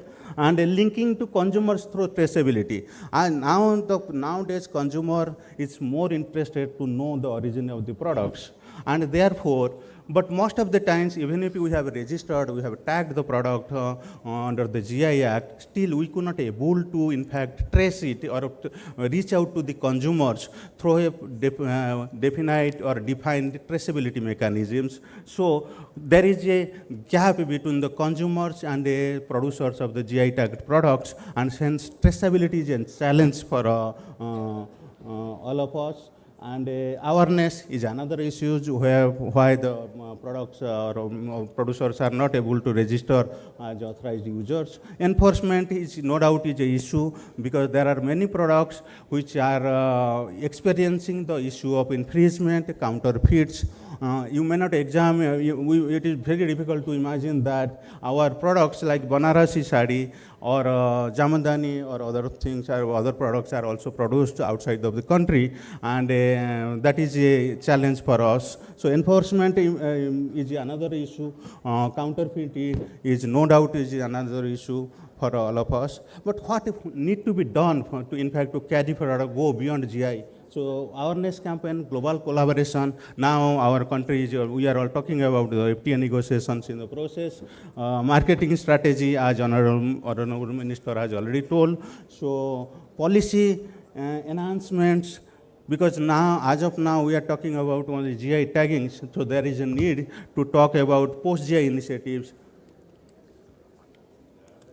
in addition to establishing an enforcement effective traceability mechanism and ensuring the quality of the products. So these are the steps that need to be taken to, in fact, strengthen the GI initiatives and go beyond only GI tagging of the products. There are many issues which need to be discussed, but I thought that my presentation should be a triggering point for deliberations and debate and discussions in the panel discussions. So that is the reason I tried to highlight the key issues, key challenges, and key opportunities that has been envisioned in the GI initiatives of the country. So thank you very much. Thank you very much.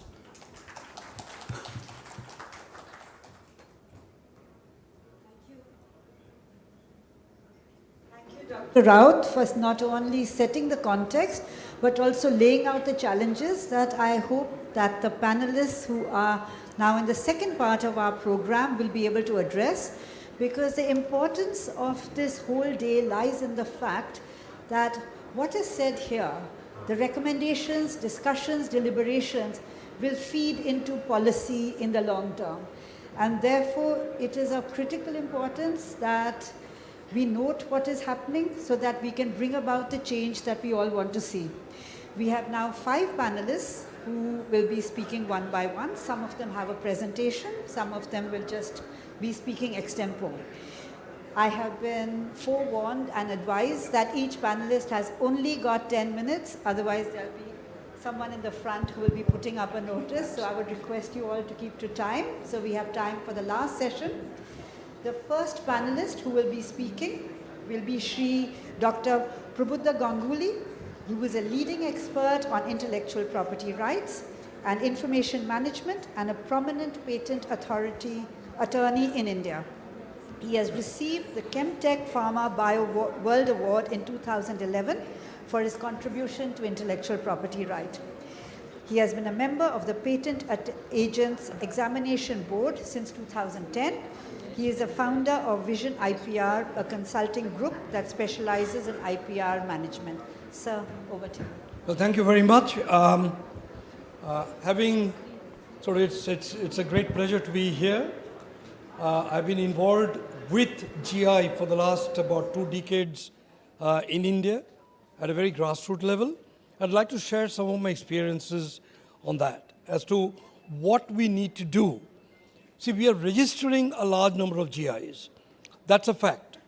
640 plus is what the number is.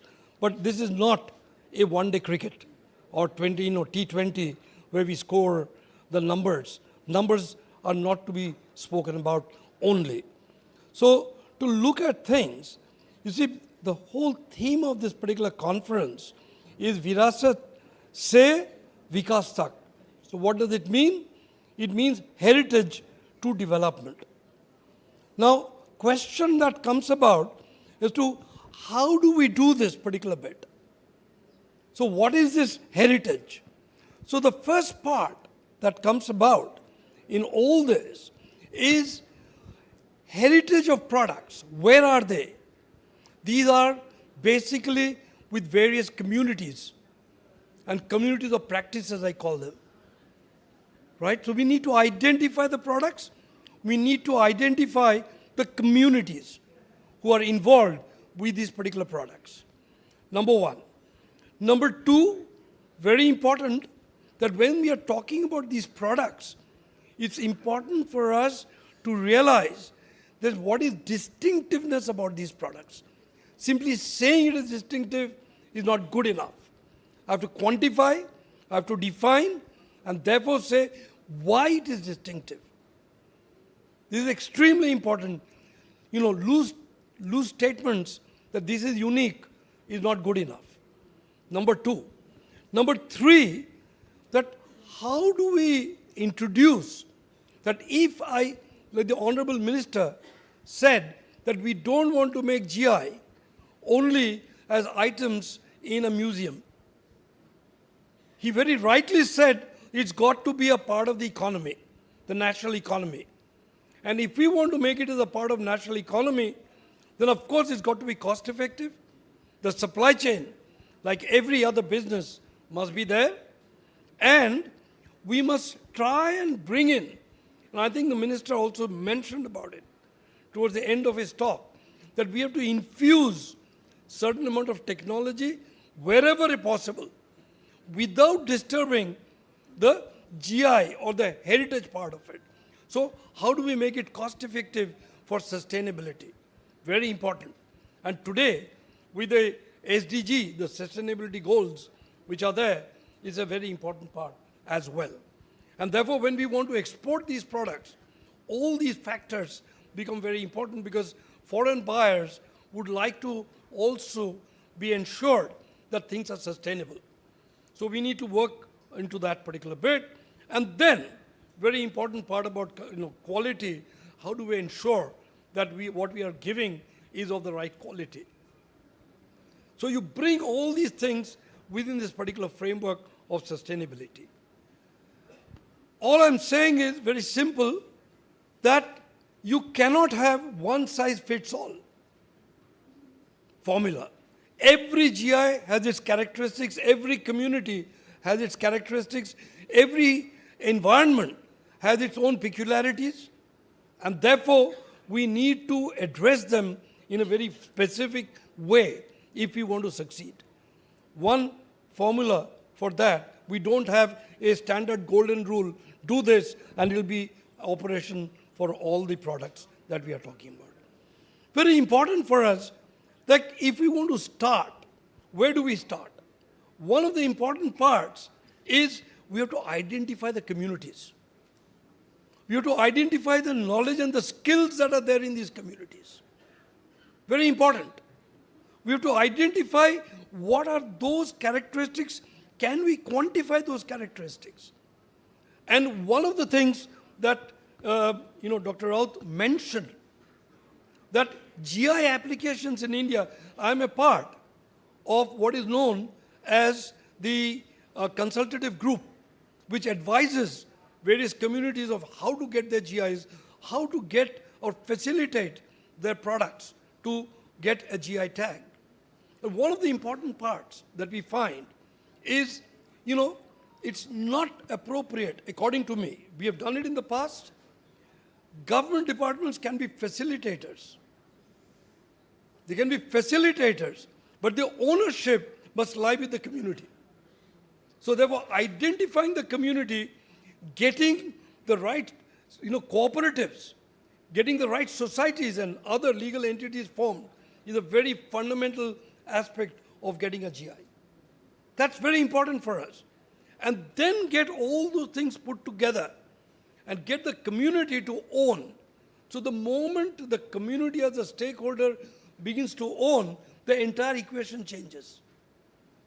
Now the question that comes in is that this is the one important aspect.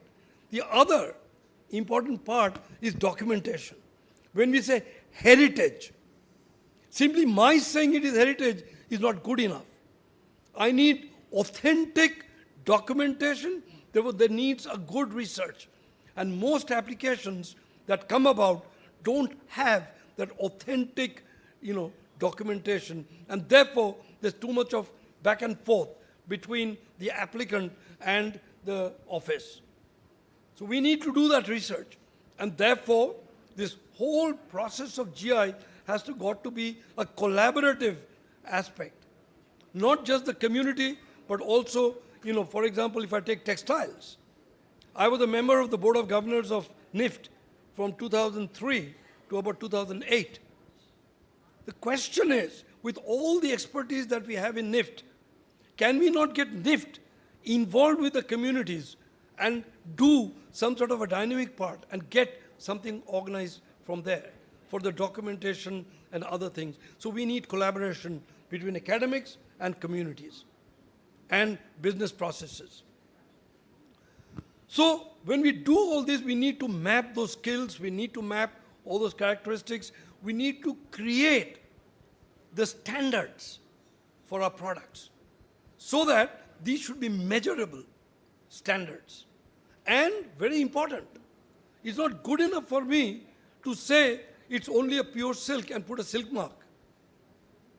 If I have to say this is Banarasi, then what are those characteristics that are quantifiable, identified, to call it a Banarasi? Today we know that you have these other types of, fibers which are mixed, and we call it Banarasi and pass it off. So there's a passing off that takes place. So unless and until we have standards, now I lay standards, the next important part. What does our Act say? Our law says there must be an inspection body. So what will the inspection body do? It must try and measure, must test out, so there are test methods. So every GI product must have the right test methods. So can we develop test methods which are cost effective, can be done anywhere? If you have to send it to a sophisticated laboratory every time, that's not a start. So we need to get those. So getting the GI, simply getting a GI is not good enough. So therefore, my point where I want to end in this presentation is to get this particular entire product, the GI, the preparation that I have to do to get the appropriate, the preparation I need is enormous before I go and apply for a GI. So I would like to end it here and then go for further. So therefore, the last part is that if I want to do all this, it has to be comprehensive, and I must get this whole act together in a 360-degree manner and not otherwise. Thank you very much. Thank you.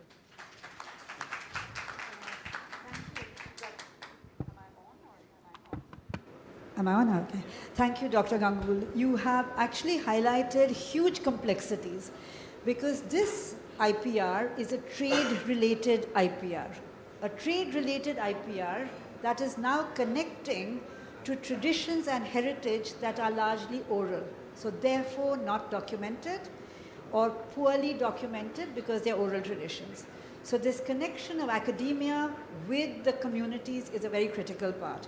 Having said that, I'm delighted about the fact that there's such an enthusiasm among communities that 56% of GIs are in the area of craft and textiles.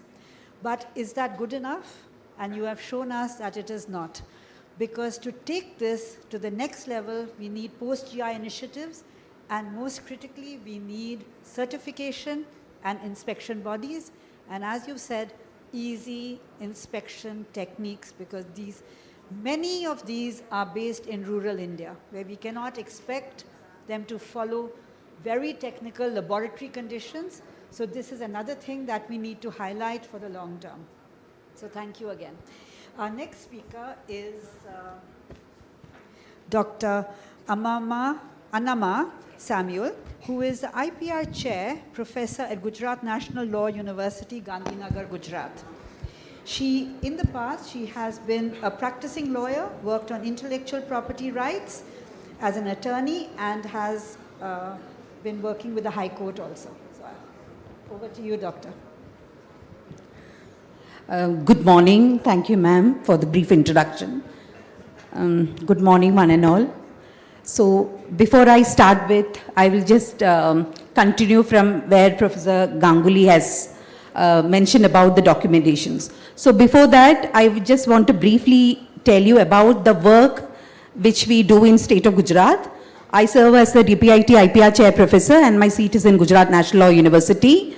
And I am very happy to see Ismail Bhai, Ghafoor Bhai and Gulam Bhai. We work very, very closely. Oh yes, sorry. We work very closely with them. And I have a very beautiful journey in state of Gujarat, be it of handlooms or be it of handicrafts, even in the natural products. So I will share my few experiences relating to the challenges which we have faced. Now, first is regarding the documentation. So we are in GNLU, and we are the seat wherein we get all the, the legal luminaries and the students who are from the Premier Law University study. There is a National Institute of Fashion Technology which is nearby, National Institute of Design which is nearby, Entrepreneurship Development Institute of India which is nearby, and NABARD. I have to specially thank NABARD. And see, all the officers, we work really well together. So if there is any documentation related queries, so it's just a call away for us to get in touch with the NIFT or with the NID. So there are professors, and along with Professor Ganguly, I also in the consultative group of the GI registry, wherein we examine the applications. And my experience being in the standing committee of the on GI in the FTA negotiations of the ministry, what I can tell you is documentation, if we can be really work on it. Now, the NIFT students already have worked and done a very wonderful job, right? So, one of the suggestions which I had put out to Himangi Madam of DPIT is that we don't have to rework on the documentation. Already, the NIFT students have done it well under the able guidance of the students. Now, that has to be written in a legal language. So, this is what the easiest way, because when we look at EU, which is the regulation on the non-agriculture products, which will be in force by 2025. India, we should be ready with many of the products which we want to portray in the global market. So there are many products which are very good in the domestic market and which can go a long way in the international scenario as well. Secondly, relating to the authorized user registration. So recently we have completed more than 300 AU registrations of Kutch Bandhani, Kutch Ajrak, then earlier we had done for the Rajkot Patola, then for the Rogan art, and also for the Kutch shawls.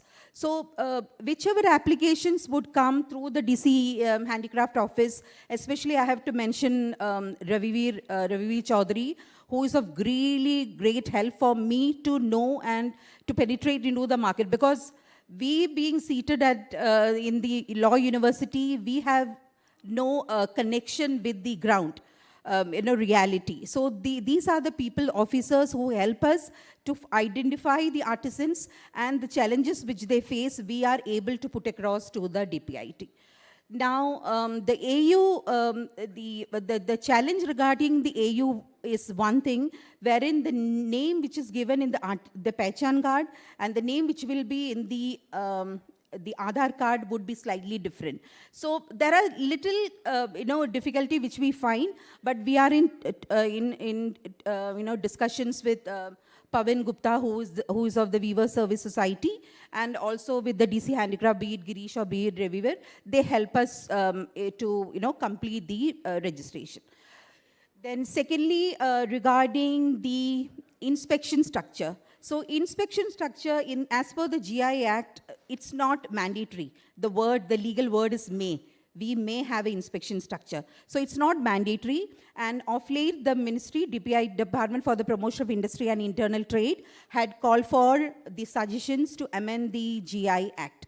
So we have placed our suggestions. There are many, many suggestions, even for the pre-registration. Like in the pre-registration or during the registration, which is divided into three segments, wherein there is a preliminary examination, then there is a conciliatory group, the first examination report, and also opposition. Now, if there are discrepancies in the documentation, it will be delayed.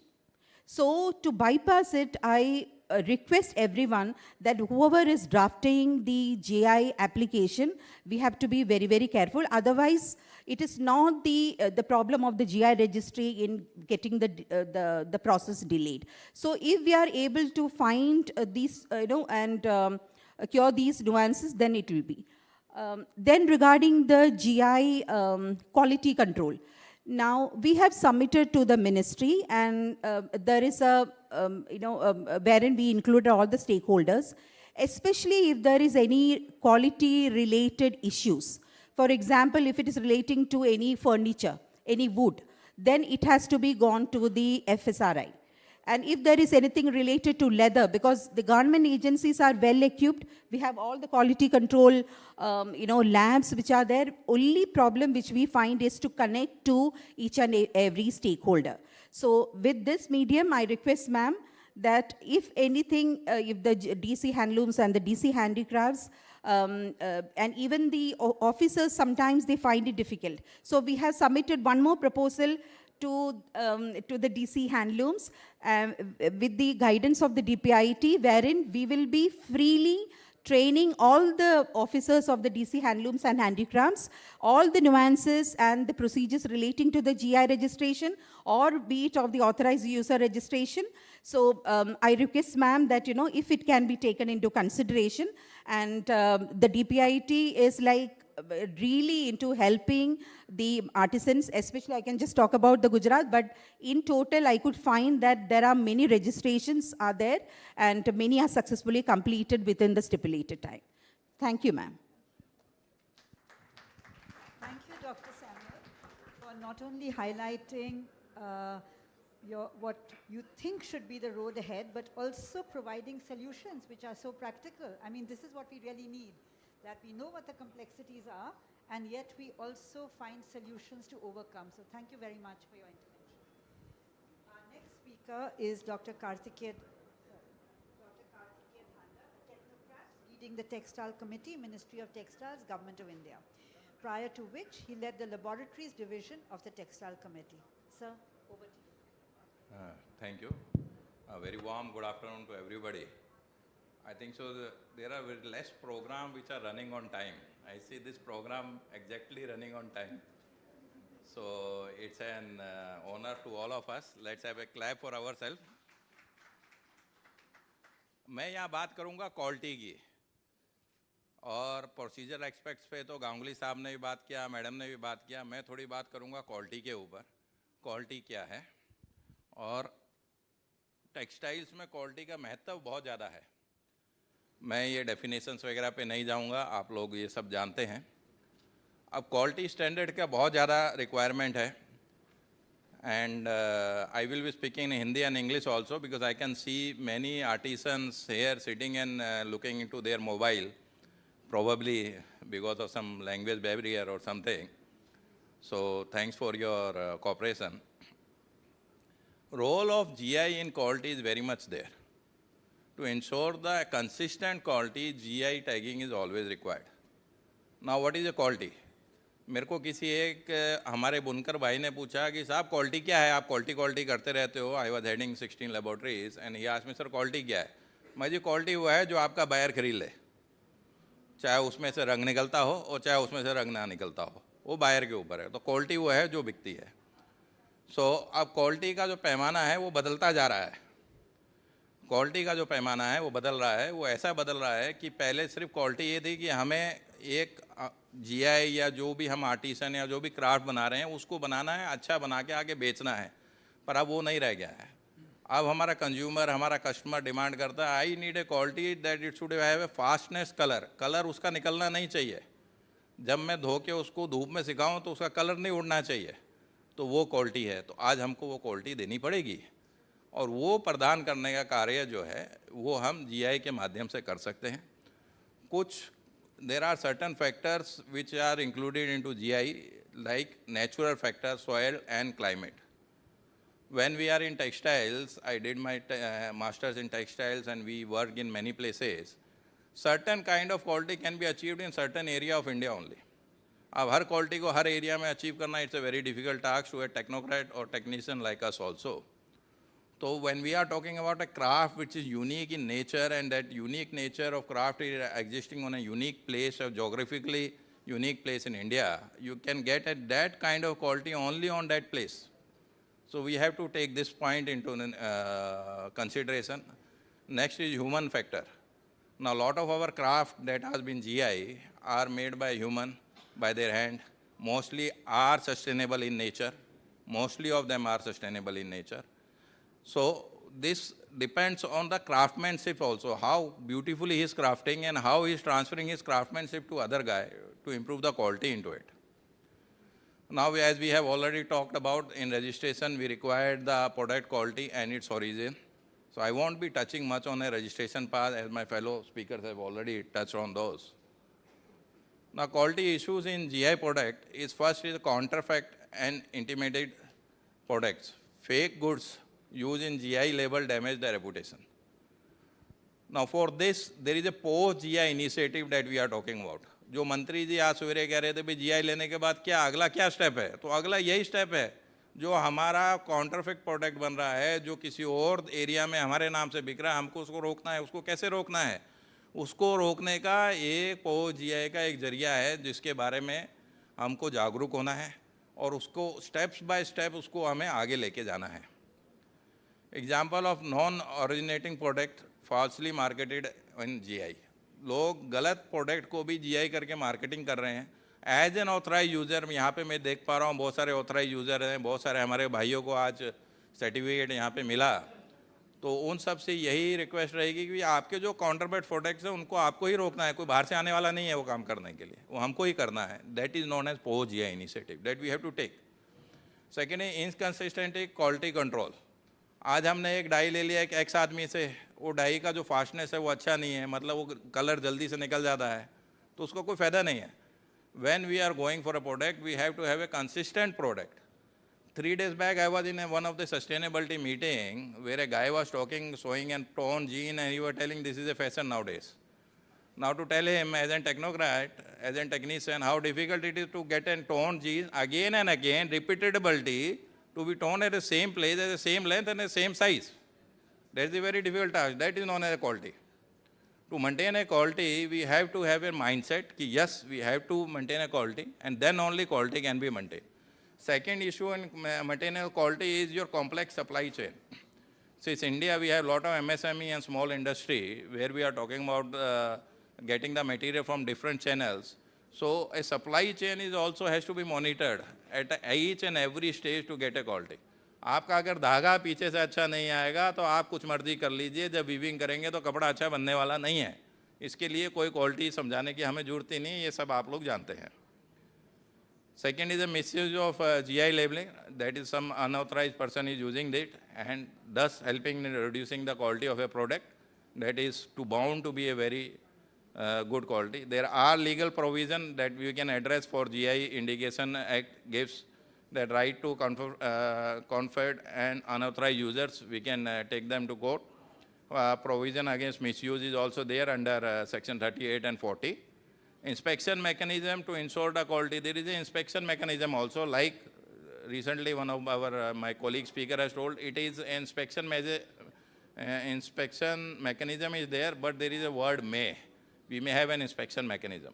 See, inspection is a very technically defined way of maintaining a quality of any product, but it has to be done by a technically sound and a knowledgeable guy. Then only it works out. Then, of course, there are many provision or misleading GI claims there under section 22 is also there. Some of the recommendation to mitigate the quality issue is enhance monitoring system, establish center quality control mechanism. हमको अपने आप से ही अपना quality को enhance करना है तो हमें खुद ही उसकी देखभाल करनी पड़ेगी कि आपकी सप्लाई चेन कहाँ से आ रही है, उसकी क्वालिटी ठीक है कि नहीं। प्रोडक्ट की अगर आपकी प्रोडक्ट की क्वालिटी ठीक होगी तो फाइनल प्रोडक्ट भी अच्छा निकलेगा उसका। Capacity building has to be done. There has to be a mindset that yes, we have to have a better quality of any product that we are talking about. Consumer education. Consumers are nowadays very educated. Let me tell you one thing. उसको पता है कि मैं अगर कपड़ा लेके आया हूँ, इसको 50 बारी धोऊंगा तो कलर निकलना नहीं चाहिए जी। 20 बारी में निकल गया तो आपके पास कंप्लेंट करके आ जाएगा जी 20 बारी में निकल गया, मैंने 20 ही बारी धोया था। So this you have to take care. Now consumer is very proactive. They know about everything. They know about quality. And as a manufacturer, as an GI user, we have to take care of these issues. And international cooperation, strategic global treaties for GI acquisition. So this is some of the recommendation for mitigating. One of the very good example of maintaining quality is India Handloom Brand, IHB. Where we are doing a testing of the product. Around 22 parameter of any product is been tested in IHB.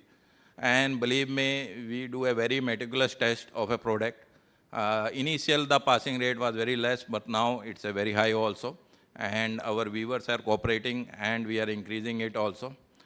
I won't go into detail of this. And because of this IHB, the products, the quality of IHB products are certified and maintained. It's a AJO-free. It has a required quality. Its light fastness and washi fastness are very good. So ultimate products are being delivered in IHB. It conforms to assessment procedure. There is a laid down procedure how we will be doing. And those only products are registered in IHB. This is one of a unique example, ma'am. I would like to tell everybody where the quality is maintained on a basis and a regular basis. Thank you very much. Thank you for your patience. Thank you, Dr. Dhanda. I have several questions for you, but I will ask you when the panel opens for discussion. Our next speaker is Babar Afzal. Now, Babar is very interesting. He has moved from Silicon Valley to being CEO Pashmina Goat Project in Ladakh. So we look forward to hearing of your journey and your suggestions for us here. If you have this, thank you. Is this working? Can you hear me? Yes. You can hear me. Good afternoon to all of you. Salam, Namaste, Jule. Although today everyone has spoken about the technical aspect of the industry, I'm here to present a journey that changed me. The power of the artisan community, the power of the ecosystem of India, and essentially the soft power of India. A little background, I grew up in Jammu and Kashmir. I fell in love with technology to an extent that I became a hacker. And that took me to a lot of countries, and I think that also gave me a power to negotiate. क्योंकि अगर आप मेरे से अपने घर के ताले बनवा लेंगे तो आप मुझे अच्छी तरह से ही ट्रीट करेंगे। उस वजह से एक एटीट्यूड प्रॉब्लम हो गई मुझे। और इसेंशली ऐसी एटीट्यूड प्रॉब्लम हो गई कि जो अनकंट्रोलेबल थी, और मैं इसको बहुत इंजॉय कर रहा था, और इन्जॉयमेंट उस लेवल की हो गई थी कि मतलब लग्जरी कार्स, प्राइवेट जेट्स, मतलब वो नॉर्मल रूटीन बन गई थी। लेकिन 2013 में एक न्यूज़ मैंने पढ़ी, और वो न्यूज़ थी कि 25,000 pashmina goats die of starvation in Himalayas.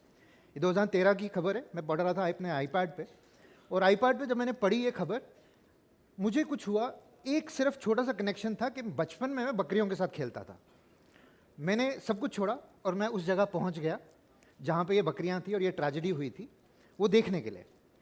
और ये 2013 में हुआ, मैं वो देखने गया, और उसके बाद फिर मैं कभी वापस नहीं आया। मैंने अपनी पुरानी लाइफ छोड़ दी, तब से मैं बकरियाँ चरा रहा हूँ।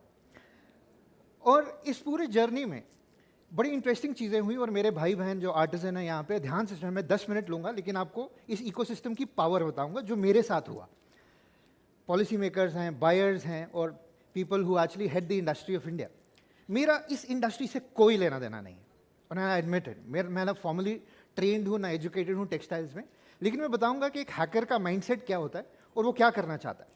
ये बेबसी का सफ़र रहा है, मेरे हाथ में कुछ भी नहीं था, लेकिन एक छोटी सी चीज़ थी जब मैं कॉलेज में था, और ये इसलिए बता रहा हूँ कि today I will also share the entrepreneur spirit of India and the startup policy and how it is encouraging people like us to build the future of India in many aspects.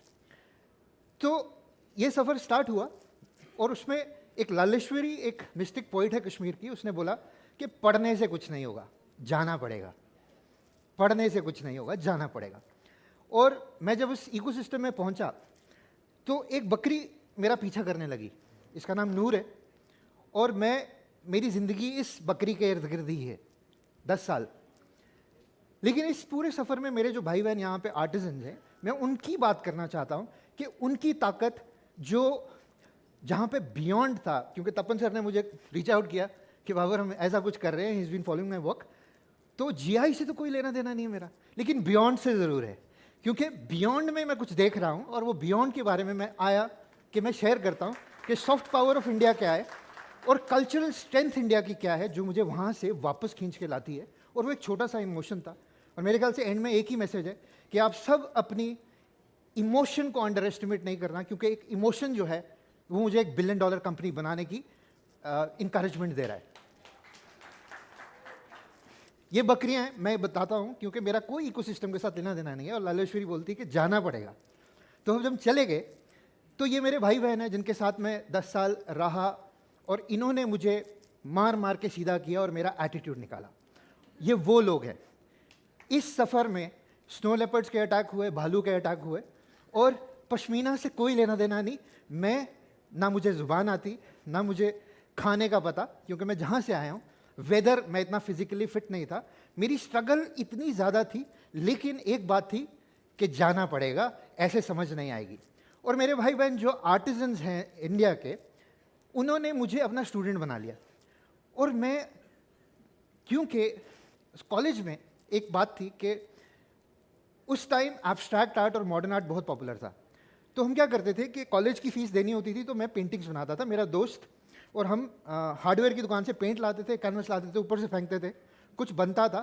और मेरा एक friend journalist बनना चाहता था, उसको लिखने का बड़ा शौक था, मैं उसको बोलता था लिख इस पे, वो लिखता था। और हमने एक बायर कलकत्ता में ढूंढा हुआ था जो 12 से 18 हज़ार रुपये हमें पेंटिंग का दे देता था। मैं बहुत पुरानी बात बोल रहा हूँ, 20 साल पुरानी। मेरे कॉलेज के डीन से ज़्यादा मैं पैसे कमा रहा था उस वक्त, और ऐसा था कि जो कॉलेज में एंट्री होती थी उस गेट से होती थी जहाँ से प्रिंसिपल और डीन जा रहे हैं, तो क्योंकि मैंने उसको पैसे दिए थे कि गेट बड़ा वाला ही खोलना, मैं उसी से आऊँगा अंदर। एटीट्यूड प्रॉब्लम ये एंटरप्रेन्योर स्पिरिट है इंडिया की, और इस बात को मैं आगे ले जाके आपको समझाऊंगा ये क्यों ज़रूरी बन गया और क्यों ये हेल्प कर रहा है। मैंने ओपरा विनफ्री को पश्मीना पे बनाया, मैंने पेंटिंग्स मैंने सीख ली, मैंने कारीगरों से काम सीखा और मैंने पेंटिंग्स बनानी शुरू की। जो मैं फ्रॉड कॉलेज में कर रहा था, अब रियलाइज़ हुआ वही काम आने वाला, क्योंकि जो मेरा बैकग्राउंड है किसी भी तरह से इकोसिस्टम में रेलेवेंट नहीं है। अगर किसी को बताया, मैंने एक मैकेंजी कंसल्टेंट ऑल्सो, तो मैं वो किसी काम का नहीं था। लेकिन इन कारीगरों ने मुझे जो सिखाया, मैं ये बनाते बनाते मैंने क्या किया कि सीखते सीखते मैंने आर्टवर्क क्रिएट किया और वो आर्ट वर्क इतना पॉपुलर हुआ कि कभी $50,000, कभी $1,00,000 में बिकने लगा। एक आर्ट वर्क मेरा यूके में एग्जिबिट हुआ जिसको इनफॉर्मल वैल्यूएशन 1 मिलियन पाउंड्स की मिल गई। अब ये आर्ट की बात है और ये बता रहा हूँ कि ये पावर है टेक्सटाइल्स की, ये पावर है इस क्राफ्ट की, इस इकोसिस्टम की। और मैं मानता हूँ कि पश्मीना इंडस्ट्री का मैं स्टूडेंट हूँ, लेकिन अभी तक टोटल पोटेंशियल जो है पश्मीना इंडस्ट्री का 1% भी एक्सप्लॉइट नहीं हुआ। मुझे लगता है कि 1.5 लाख करोड़ से ऊपर की इंडस्ट्री है ये, अगर ढंग से एक्सप्लॉइट की जाए। अब मैं आपसे बात करता हूँ हेडेक की। एंटरप्रेन्योर स्पिरिट क्या है कि आप नोटिस कर रहे हैं कि गूगल पे सारे लोग सर्च कर रहे हैं पैरासिटामोल, मतलब कि सर दर्द है तभी पैरासिटामोल ढूंढी जा रही है। और पैरासिटामोल ढूंढ रहे हैं तो उसका 2 इंडिकेशन है। एक है सोशल इंडिकेशन कि हम ढूंढते हैं कि सर दर्द क्यों हो रही है और उसको सॉल्व करते हैं, और दूसरी साइड है जहां पे बोलते हैं कि अगर ढूंढ रहे हैं तो यहां पैरासिटामोल बेचना शुरू कर दो। एंटरप्रेन्योर साइड भी है और सोशल साइड भी है। इन दोनों को अगर हम ध्यान में रखें तो हम सॉल्व कर सकते हैं बड़ी प्रॉब्लम। ट्रेजेडी ऑफ कॉमन्स एक कॉन्सेप्ट है कि मान लीजिए कि आप सारे शेपर्ड्स हैं और सबके पास एक एक बकरी है। मेरे पास बकरी है, मैं बकरी को पैस्चर में भेजता हूँ, वो आती है, मैं उसका दूध निकालता हूँ, चीज़ बनाता हूँ, बेचता हूँ और इकोनॉमिकली ठीक हो जाता हूँ। आप बोलते बाबर के पास तो बकरी हम भी लेते हैं, हम भी एक एक गाय ले आते हैं। आप सारे एक एक गाय लाते हैं, मैं आपको देखता हूँ मैं दो ले आता हूँ। क्या होता है उससे कि अल्टीमेटली एक दिन वो सारी गाय वापस आ जाती क्योंकि उस पैस्चर में कुछ बचा ही नहीं है, वो किसी का था ही नहीं, इसलिए वो ट्रेजेडी हो गई वहाँ पे। हम कॉमन की बात कर रहे हैं और मैं मेरे लिए कॉमन पश्मीना इंडस्ट्री है कि जहाँ पे हमें बड़ी सेंसिबिलिटी के साथ इस इकोसिस्टम में जाना है और उसको एक्सप्लॉइट करना है। सिर्फ कॉमर्स के लेंस से नहीं देखना इंडस्ट्री को, और भी बहुत लेंस है, ecology, economy, art, culture, wild life, conflict, बहुत लेंसेज हैं जिनके थ्रू हम इस इकोसिस्टम को देख सकते हैं। मैंने एक प्रोजेक्ट कंसीव किया और ये भी मतलब रैंडम था, कोई प्लान नहीं था। इंटेंशन ये थी to make the goat happy, to make the community happy, to make the consumers happy. ये कहानी कहाँ से शुरू हुई? मैं ये मानता हूँ कि कहानियाँ सुनाई नहीं जा रही अभी भी, और बियॉन्ड वाला जो पार्ट है, हम 1% से कम है टोटल मार्केट शेयर में पश्मीना में। चाइना होल्ड्स 71%, लेकिन उस 1% में इतनी ताकत है in terms of quality, tensile strength, जो आर्ट है, जो लीनेज है, मतलब जितनी चीज़ें हैं, लेकिन वो कहानी सुनाई नहीं जा रही, इसलिए हम एक्सीड नहीं कर सकते। तो हमने सोचा कि कहानी को क्यों ना ऐसा बिल्ड किया जाए, एक ऐसा प्लेटफॉर्म बिल्ड किया जाए जहाँ पे कहानियाँ जो हैं वो ट्रस्टेड हों, कहानियाँ जो चेक की जा सकें, कहानी जो असली सिचुएशन है इस इकोसिस्टम की और जो फॉर एवर एम्बेड हो जाए टेक्नोलॉजी में as blocks. Every pashmina has a story. हमारा ऑब्जेक्टिव ये था कि uncovering the story behind every pashmina. मैं कहानी किस तरह की बता रहा हूँ, मैं टेक्निकल कहानी की बात कर रहा हूँ कि क्या हम ऐसा कर सकते हैं कि जब कस्टमर पश्मीना खरीदता है, वो शॉप में सारे शॉप्स जो है सेम ही दिखती हैं, सारा कोई ना कोई सर्टिफिकेट दिखा रहा है, सारे कोई ना कोई ब्रांडिंग कर रहा है, लोगो दिखा रहा है, लेकिन वो लिमिटेशन है, उससे आगे जा सकते हैं। आई एम श्योर आप सबने सुना होगा क्रिप्टो करेंसी के बारे में, बिटकॉइन के बारे में। हम क्या कर रहे हैं, हम चाहते हैं कि हर एक प्रोडक्ट के पीछे, क्योंकि ये लग्जरी प्रोडक्ट है, इसके पीछे एक कॉन्टेक्स्ट हो और वो कॉन्टेक्स्ट ट्रेसेबल हो। ट्रुथ की बात हो रही है, लेकिन ट्रुथ बोल कौन रहा है, वो सच्चाई बोल कौन रहा है, हम किसको ट्रस्ट करें? इंटरनेट पे तो सारे एक दूसरे को कुछ ना कुछ बेच रहे हैं, लेकिन ट्रस्ट कहाँ से इस्टेब्लिश हो? हम चाहते हैं कि हर component of the value chain जो है ऑफ दिस इकोसिस्टम कस्टमर के आगे जाए और वो वेरीफाई कर सके अपने आप। अब यहाँ पे इंपॉर्टेंट रोल है क्योंकि गवर्नमेंट का एक रोल है कि वो पॉलिसी बना सकती है, लेकिन एंटरप्रेन्योरशिप एक ऐसा टूल है जिससे बहुत कुछ हो सकता है। और उसके एग्जांपल्स हम देखते हैं, brands like Louis Vuitton, Gucci, Fendi, इन्होंने क्या किया, इन्होंने एक्सप्लॉइट किया जो पॉलिसी सरकार ने बनाई और उसके ऊपर $1 बिलियन एंटरप्राइजेस खड़ी कर दी। हमने एक टेक्नोलॉजी बिल्ड किया, उसका नाम है पश्मीना ब्लॉक, जिस पे हम बड़ी देर से काम कर रहे हैं और इसमें हमें बहुत लोग बैक कर रहे हैं अब। और ये टेक्नोलॉजी क्या करती है, हर इकोसिस्टम का मॉडल, मटेरियल और माइंडसेट जो है वो पश्मीना के साथ जो लिंक्ड है उसको एक प्लेटफॉर्म पे दिखाती है। ये हम SaaS टेक्नोलॉजी बिल्ड कर रहे हैं, not getting into technical aspect of this. हमारे लिए हेडेक क्या है, हम देख रहे हैं इस इकोसिस्टम में हेडेक ये है कि एक सेंट्रल कंट्रोलिंग अथॉरिटी है, चाहे वो गवर्नमेंट है, चाहे कोई ब्रांड है, कोई इंस्टीट्यूशन है, वो कंट्रोल कर रही है ओपिनियन। उसको डिसेंट्रलाइज कैसे किया जाए, उसको क्रिप्टो करेंसी की तरह, जैसे क्रिप्टो करेंसी है, उसने बैंक्स को इररिलेवेंट कर दिया है, ट्रांजैक्शंस हो रही हैं। तो उसके अंडरलाइन जो टेक्नोलॉजी है, ब्लॉकचेन, एआई और आईओटी, हम उन टेक्नोलॉजीज को लेके हम एक प्लेटफॉर्म बिल्ड कर रहे हैं जिसमें स्टोरीज जो हैं आ सके, बायर्स और सेलर्स एक दूसरे के साथ ट्रांजैक्ट कर सके, ट्रूथ शेयर कर सके। ट्रस्ट क्या चीज़ है? पुराने ज़माने में जब विलेजेस में ट्रांजैक्शंस होती थी तो वो बोलते कि इसकी आंखों में देखो, आंखों में देखो, आपको सच्चाई नजर आएगी। ट्रस्ट की वो डेफिनेशन है कि आंखों से पहचानते थे कि इसकी आंखों में ट्रुथ नजर आ रहा है, आप इसको ट्रस्ट करो, इससे सामान खरीद लो। वही चीज़ आगे चलेगी जब गवर्नमेंट ने कंट्रोल लिया। एग्जाम्पल, जब आप जेब्रा क्रॉसिंग देखते हैं सड़क पे, आप मानते हैं कि गाड़ी रुक जाएगी अपने आप, वो सरकार बनाती है और एक बिलीफ है, और उस बिलीफ पे आप ट्रस्ट कर देते हैं। क्रिप्टो करेंसी की बात कर रहा हूँ, ये फ्यूचर है, और इसके बाद जो फ्यूचर है वो है कि we are trying to reimagine the future, जहाँ पे डिसेंट्रलाइज्ड स्ट्रक्चर में बायर्स और सेलर्स अपनी कहानियाँ शेयर कर सके और वो ट्रेसेबल हो। हम पूरे इकोसिस्टम को मैप कर रहे हैं, जिसमें सेंसर्स लगा के हमने पेटेंट्स लिए हैं। We have about 10 patents in line जो हम कर रहे हैं, और इस इकोसिस्टम में हमने ESG, जो एनवायरमेंटल, सोशल और गवर्नेंस वाला एस्पेक्ट है, वो कवर करते हुए हम बिल्ड कर रहे हैं। Just to take you quickly to, buyers can see and trace the story based on whatever they want to, and sellers can come on the platform and open up their value chain. जितने वो comfortable हैं उतना part वो खोल सकते हैं, और आहिस्ता आहिस्ता वो पूरा का पूरा जो सप्लाई चेन है वो अपनी शो कर सकते हैं to customer, and then it turns into a NFT के उसका डिजिटल ट्विन प्रोडक्ट का बन जाए। So we launch the first pashmina transparency framework, जिसमें हम बोल रहे हैं कि there are so many parameters, जैसे विमेन लेड बिजनेसेस, वो कैसे टैप करें, वेस्ट कितना क्रिएट हुआ है प्रोडक्ट को बनाने में, वो कैसे टैप करें। तो we are the first one in the world who doing blockchain pashmina shawls. We are under POC अभी। इस फ्रेमवर्क में process certification framework, micro frameworks हैं, जिसमें सर्टिफिकेशन के under we have many external agencies जिनकी सर्टिफिकेशन है, इंक्लूडिंग GI, एंड GI पे हम बिल्ड कर रहे हैं आर्टिजन फ्रेमवर्क। एक कम्युनिटी में अगर विमेन लेड बिजनेसेस हैं, फैमिलीज़ की हेल्थ कैसी है, उन लोगों ने कितना कार्बन फुटप्रिंट क्रिएट किया है एक प्रोडक्ट को बनाने में, वो वाले पैरामीटर्स लॉक कर रहे हैं, और we are doing that through API, opening API to third parties, जिससे वो सारी सर्टिफिकेशन जो है एक दूसरे से बात कर सकती है, और वो ट्रस्ट जो है वो ट्रेस कर सकता है customer to the end. When you scan, it will tell you the number of man hours gone into making that product, कितने लोग इन्वॉल्व थे, विमेन कितनी थी, और बहुत सारे पैरामीटर्स ऐसे हैं। तो why are we doing this? We want to preserve the Pashmina goat. We want recognition for the nomadic community. Then we want कि weavers जो है और master craftsmen जो है उनको recognition मिले, और future जो है, future generation जो है, उनको opportunity with pride. And then we want कि economic freedom मिले, because we are already playing something which has a lot of economic sense.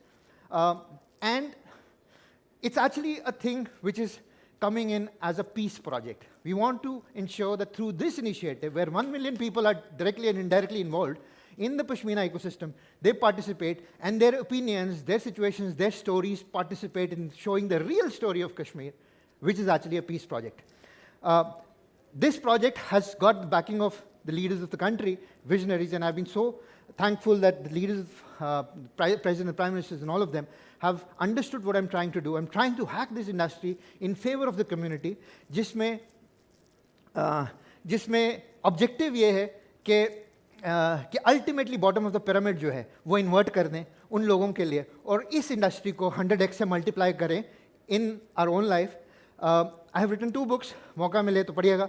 One is Wisdom of Shepherds, क्योंकि इन shepherds ने मुझे बंदा बनाया है, और बंदा बना के उन्होंने मुझे सिखाया है कि arrogance, क्योंकि ये पेशेंस की बात है. ये टेक्सटाइल इंडस्ट्री आपको ह्यूमिलिटी देती है. ये इकोसिस्टम जो है, जो हैंडीक्राफ्ट इकोसिस्टम है, ये आपको ग्राउंड करता है और स्ट्रेंथ देता है. और जो हमारे इन ट्रेडिशंस में जहाँ पे सूफीज़म है, मिस्टिसिज्म है, उनसे इतना कुछ सीखने को है. तो आज जो मैं यहाँ पे खड़ा हूँ, ये इन्हीं लोगों की वजह से, जिन्होंने मुझे हिम्मत दी है ताकि मैं ये सब कर सकूँ. We are already a 200 crore company in 1 year, and we are about to cross a 500 crore valuation, and we are raising capital on that. We have serious interaction because we are under Startup India, and DPIIT has been supporting us. Our engagements are now with Harvard Business School, IIT Delhi, and IIM Ahmedabad. Vocal for Global Startup India, we have been granted seed fund, and with that what we are doing. So this is me with my hero. You can scan this code and connect with me on LinkedIn. This is a short story where I'm telling you the power of this ecosystem is patience.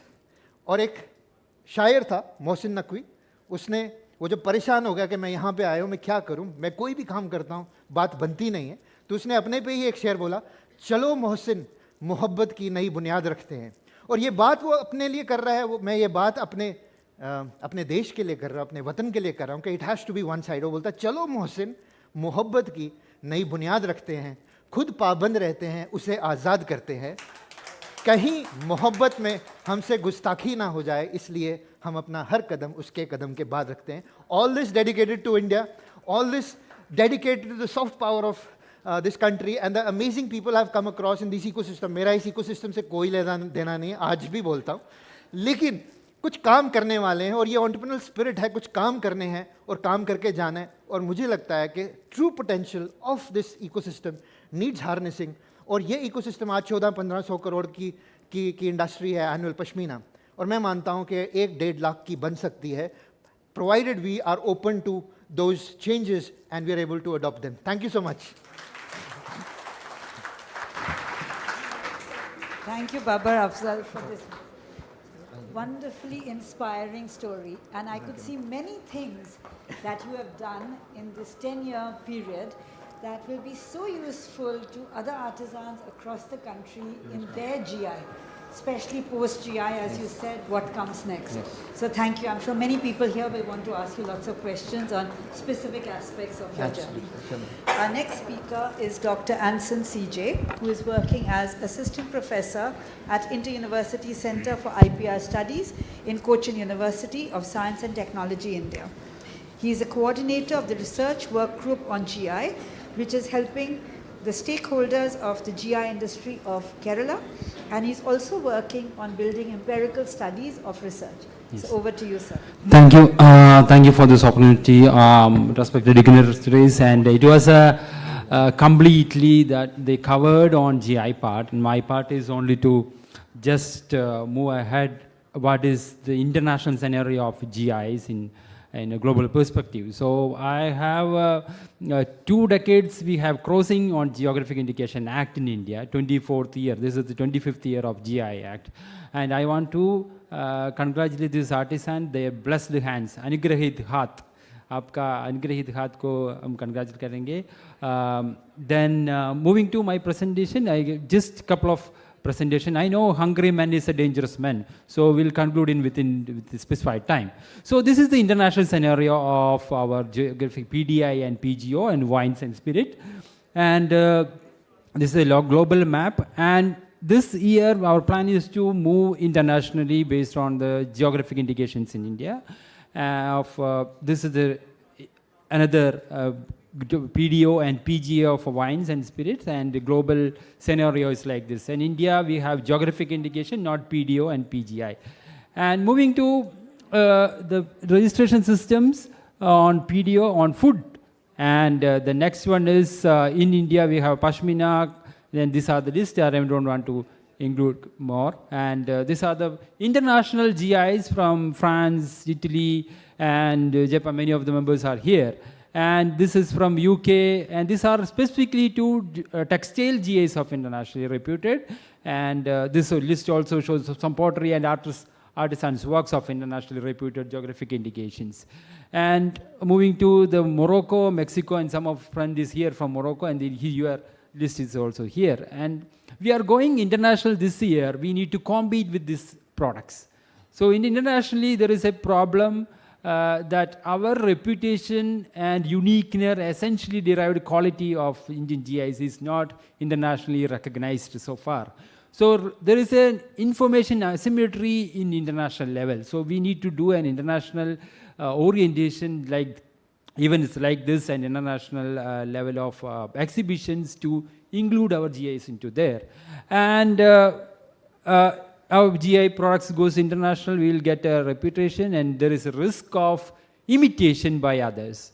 So there is internationally high reputation products are in India, and it's exclusively long tradition we have, and high reputation, unique quality we have, and experienced consumers in India we have, but internationally we don't have an experienced consumer so far in the high end. So high reputation is also a threat to tendency to copy. Not the skills of the consumers, not the skills of the artisans, craftsmen or someone, but our name can, maybe there is a tendency to copy our reputation. So national level we need to have a protection to control this tendency to copy. It's an inborn quality of men and women, the tendency to copy. We need to control that.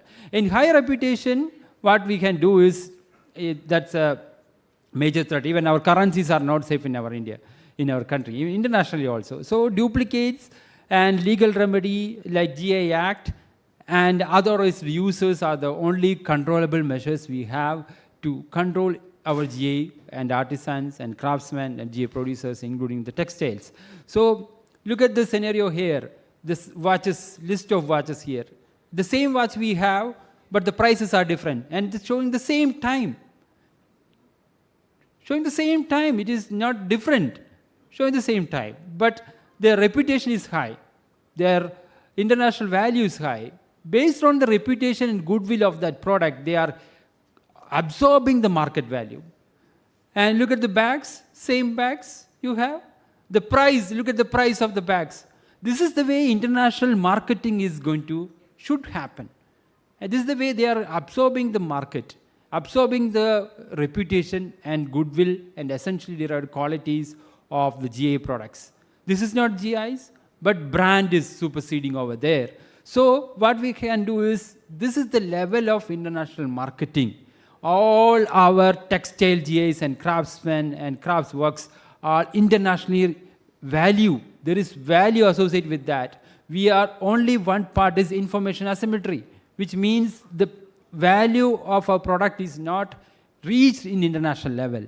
So we need to take immediate steps to reach it in international level.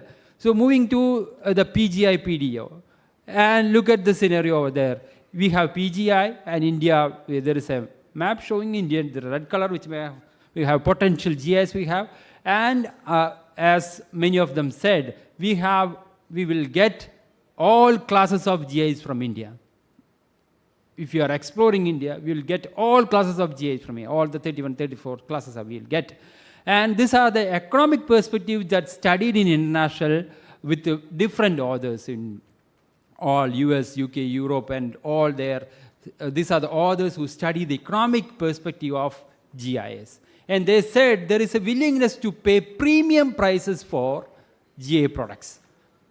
Until and unless we are not reaching international level, we will not able to absorb this market potential. So these studies show that, empirical study shows that we need to go on that level. And what is the GI registration impact? And expectation is best market value. And suddenly what are the threats we have? We have duplicates in the market, unauthorized users in the market, and the profit is distributed to these peoples. And after the GI Act, if it is enforced correctly, we will absorb the maximum profit, that marginal profit will be high. This can be achieved only through if there is strict enforcement in India. There should not be a scope for, should not be a loophole for entering unauthorized and duplicate products into that. While going international, this threat is high. There is n number of other countries may produce and exploit our reputation. So a strict enforcement is a need of the moment. And consider the Indian scenario over there, duplicates. One product's getting in one quality, the other products gets in another quality. There should be a symmetry between the producers on the quality. We are incredible, no doubt about that in the world. We are comparing to all other GIs that I have shown previously. Indian GIs are incredible. Look at the waves, and the blessed hands of the weavers and artisans are incredible. So in order to absorb this value, we need to exclude the unauthorized and duplicate, imitated, and outside the region products absolutely from to absorb this product market potential. And also there is another threat. Reality, what's the profit? Profit is distributed to them. and cap that profit to a marginal area and get into a potential GI products is the current problem. And I'm not extending my presentations. This is purely economics part of it. We'll discuss in detail on the discussion part if you have any additional one. So thank you for that. Thank you, Dr. Anson. You know, we have been a wonderful panel. We have stuck to time. But I've been told we have exactly 12 minutes for Q&A. So I have certain requests. Please ask your questions, but make your questions short. If you have a specific speaker in mind to address your question to, please ask them by name, or else we will allow anyone on the panel to answer your question. And don't worry, even after the 12 minutes are over, they will all be here over lunch, so you can, make sure you get your answers over the lunch. So I have a question right there. Will you just tell us who you are and who the question is to? Women Entrepreneurs of India. Right. They're just giving you a mic. I'm Shashi Singh from the Consortium of Women Entrepreneurs of India. We work with GI clusters mainly by women. And my question was about the infringement. We have not spoken about that so much, but there's so much infringement happening by the large companies. And there is no law or any kind of a space where we can ask for protection, because these are all small producer groups and societies. So how is the government going to put in a policy where that can be protected? So because we're talking about preservation. Thank you for the question. I am going to start the discussion among my colleagues by saying the GI Act is a law, and there is a penalty for infringement, which is rupees 50,000 and 6 months in jail. But I leave it open to my other colleagues to answer. Thank you very much for this question.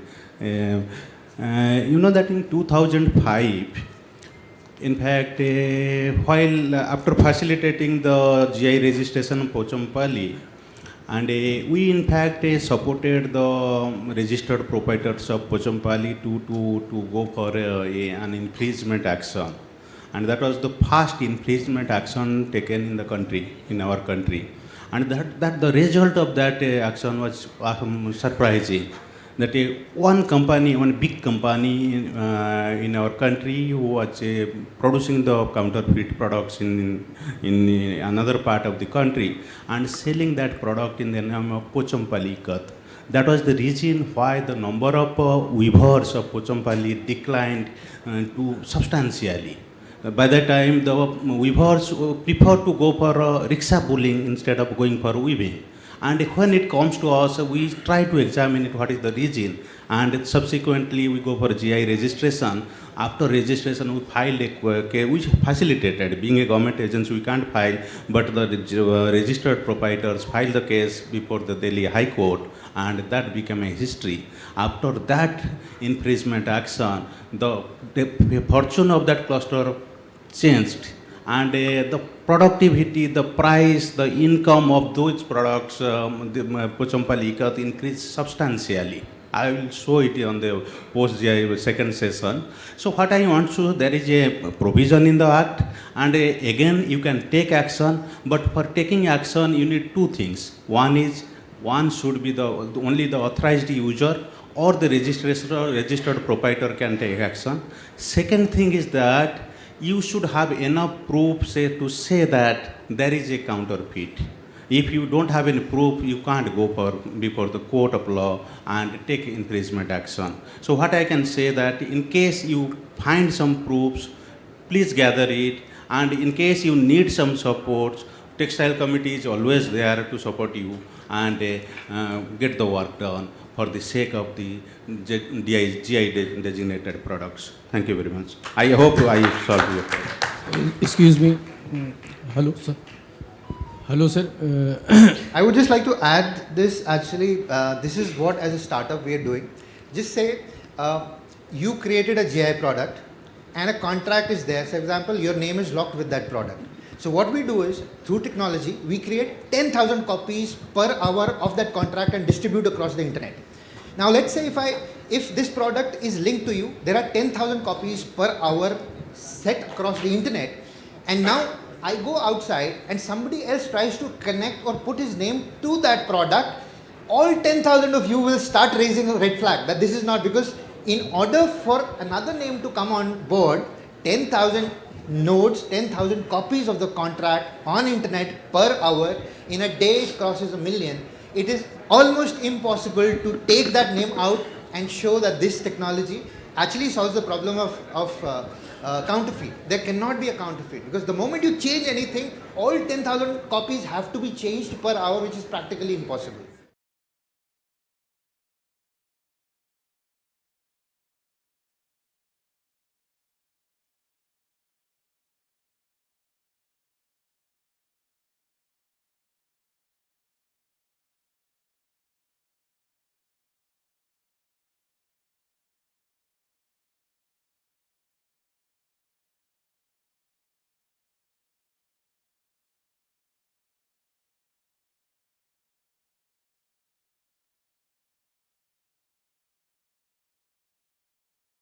हमें बहुत ज़्यादा problems face करना पड़ता है, तो मैं आपसे request करना चाहता हूँ कि कुछ क्या सॉल्यूशंस हैं आपके पास कि उन लेबोरेटरीज से हम अपने टेस्टिंग सर्टिफिकेट इजी वे में ले लें। जैसे मैं लेदर इंडस्ट्री से हूँ, तो हमारे क्या जो फिटिंग्स आती हैं वो हम तो आउटसोर्सिंग परचेज करते हैं, या लेदर की जो टेस्टिंग्स हैं उनके कलर्स की जो टेस्टिंग्स हैं, और फर्दर जो सिनेरियो में जो क्लाइमेट्स में वो सजेस्ट कर सके, इसका क्लाइमेट सेट कर सके, तो उसके लिए जीआई क्या मुझे फैसिलिटीज़ दे रहा है, क्योंकि बहुत बड़ा इश्यूज आता है इंटरनेशनल मार्केट के लिए। Thank you ma'am.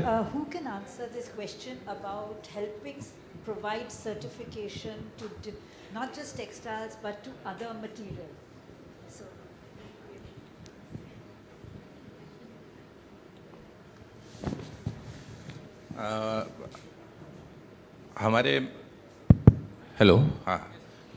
हमारे यहाँ पे बहुत सारी टेस्टिंग लेबॉर्ट्रीज़ हैं, ऑलरेडी उपलब्ध हैं, और कानपुर में तो जहाँ तक मुझे पता है कम से कम 5-6 लैब्स हैं वहाँ पे।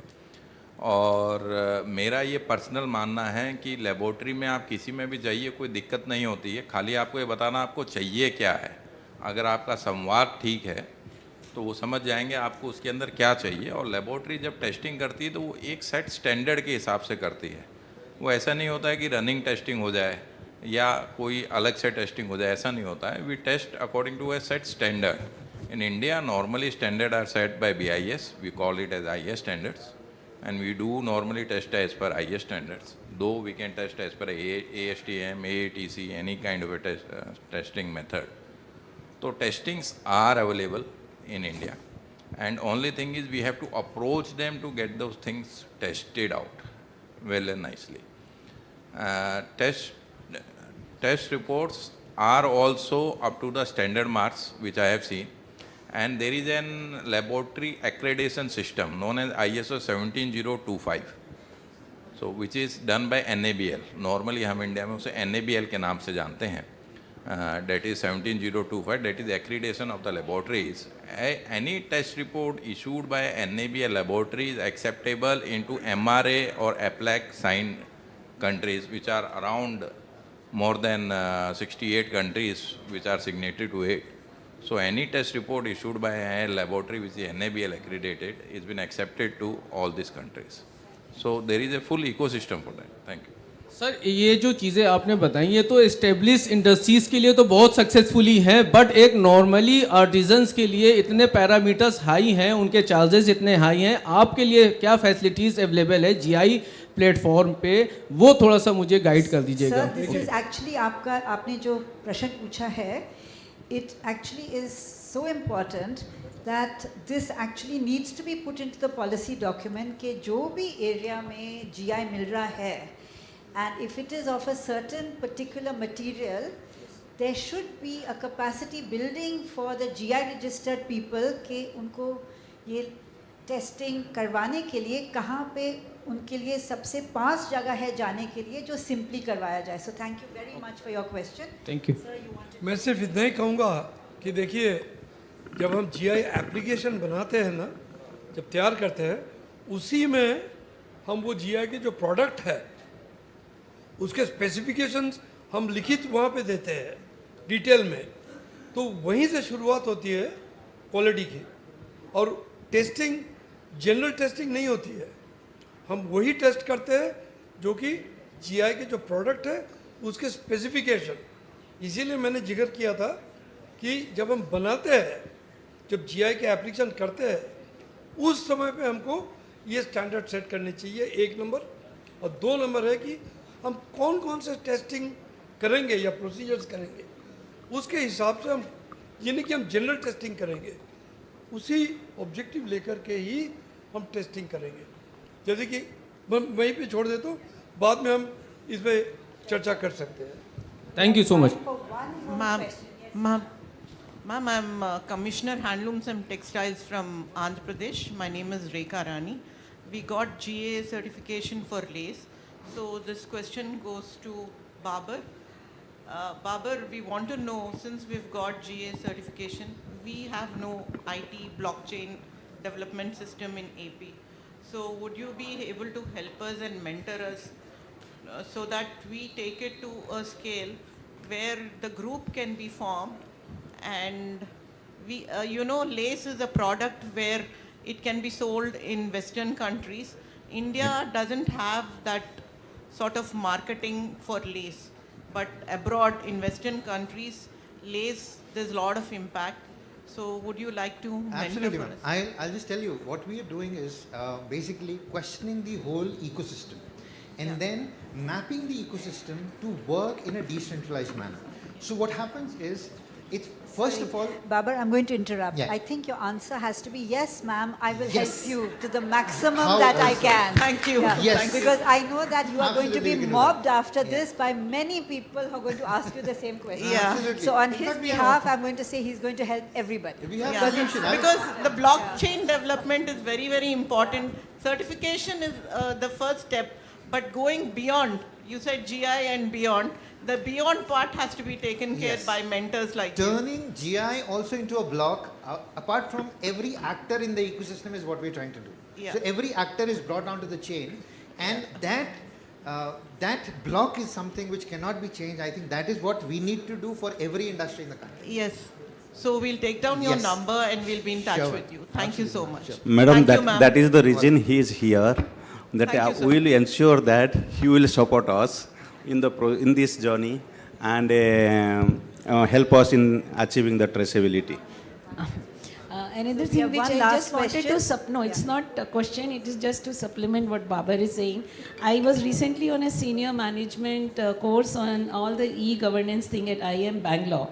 And one of the things which got demystified for me was, all of us who are, I would say, around 50 or whatever, all these new technology, they themselves look something as if it's like Dusra world. It's very costly. One of the things which was thrown to me in one of the projects I'm trying to do was, oh ma'am, it's very costly. And I can tell you, and I'm sure Babar will help me, or he'll vouch for it. And I had these professors from IIM Bangalore, as well as lots of startups who would be willing to do it just for the heck of the kind of satisfaction they do get in doing something for their own people. Thank And you for it's that. not costly. So that cost part, which kind of fobs us, quite a few of us in the start, in adopting to technology, that we need to break that down. Thank you, ma'am. Yes. There's time. Do you have time? Yes, please. So I'll be quick. You said just now that the GI Act is law. What I'd like to know is, how can this law be implicated overseas? And I'm thinking very specifically about Pashmina. It's a real tragedy that this beautiful fabric is... If you can go into a supermarket in France or in Britain and someone is selling a synthetic fiber which is machine made and they're calling it Pashmina, how can we stop that? Yeah, Dr. Rawat will answer. In fact, this is a long journey. You know that the EU was the first economic bloc which come out with the PGI and a PDO. And when they enacted the PGI PDO, they left handicrafts textiles out of the scope of this PGI and PGO. For last 15 years, India was pursuing this matter to include it under the GI Act of EU.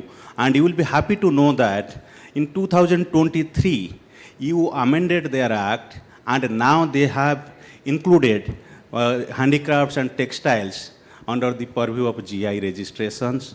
And you know that Pashmina, that may be one of the reasons why so many counterfeit products, Pashmina shawl, Pashmina wool is being marketed in EU in the name of Pashmina. So very quick, we have already registered the product. Very quickly, we may pursue the matter with EU authorities, and we may go for GI registration of our Pashmina there. Once our product is registered EU, that problem may be sorted out, but it may take some time as of now. But we are in the process. We have started the journey, and you have accepted our request and included handicrafts and textiles in their PGI PDO. And so now it is up to now. It is the time of action, and we are going to take some actions and secure our products in EU market. And the benefit of that will go to the consumers of EU. So I will just add here that till now, as Dr. Raut said, the GI was confined within India because the laws did not permit handicrafts and handlooms included in the GI of other countries.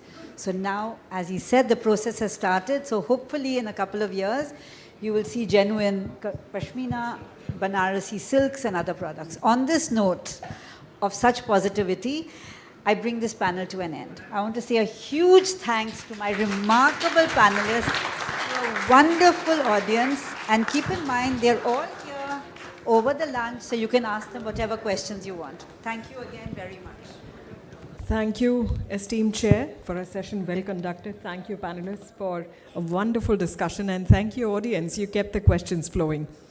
So may I invite on stage quickly Srimati Amrit Raj, DC Handicrafts, Ministry of Textiles, to kindly do us the honors of presenting mementos for this session. As a token of our appreciation and thanks, we start with the chairperson, Dr. Ritu Sethi, founder trustee, Craft Revival Trust. And this is again a special GI product. It is metal craft from Radhabad, Uttar Pradesh. So these beautiful products going out. We thank Dr. Tapan Kumar Raut, Director, MR, Textiles Committee, Mumbai. Our esteemed panelists, Shri Prabuddha Ganguly, Advisor, Vision IPR, Mumbai.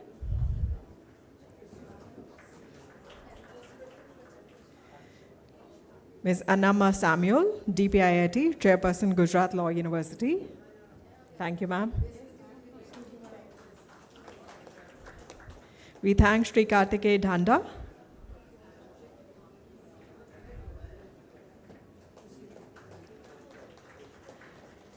Our thanks to Dr. Babar Afzal.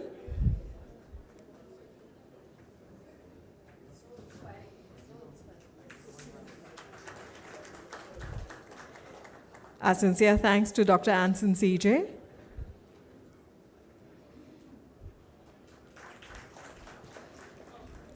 And our thanks to DC Handicrafts. Thank you, ma'am, for joining us on stage to present the mementos. With that, ladies and gentlemen, concludes this technical session, which was technical session 1, GI tagging, procedural aspects, and ensuring of quality and traceability of the products. So once again, I take the opportunity of thanking the esteemed chair, thanking esteemed panelists for having joined us here for this very engaging discussion. May I request you to please join us front and forward for a photo op. And meanwhile, I take the opportunity of requesting you all to please join us for lunch, which is being served outside. After lunch, we have technical session 2, which is post-GI, initiatives for brand promotion and creating a sustainable market linkage. So do join us for a very engaging and lively discussion. Meanwhile, please do go outside and enjoy the lunch break. But once again, let me remind you, we would like to keep time. We would like to seek your cooperation. Please do join us back. We start the next session sharp at 2. Please do take your seats at least 5 minutes prior. Thank you and enjoy the break.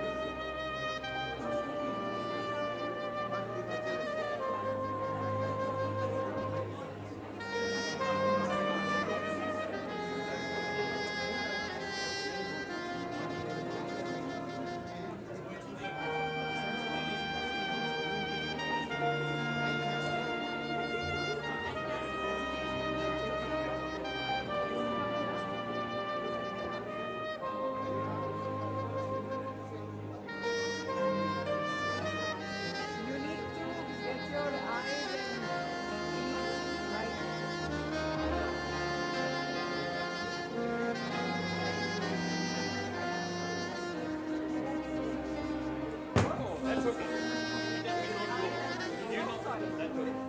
go. This is for this lady. Mr. Babar, I need picture with you. This is for this lady.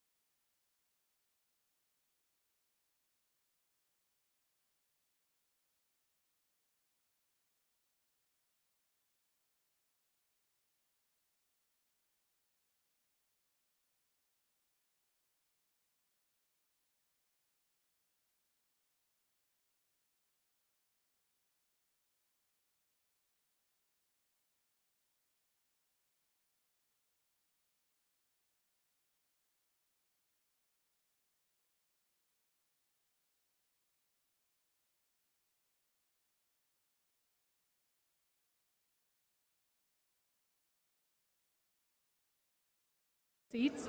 We are ready to start the next session.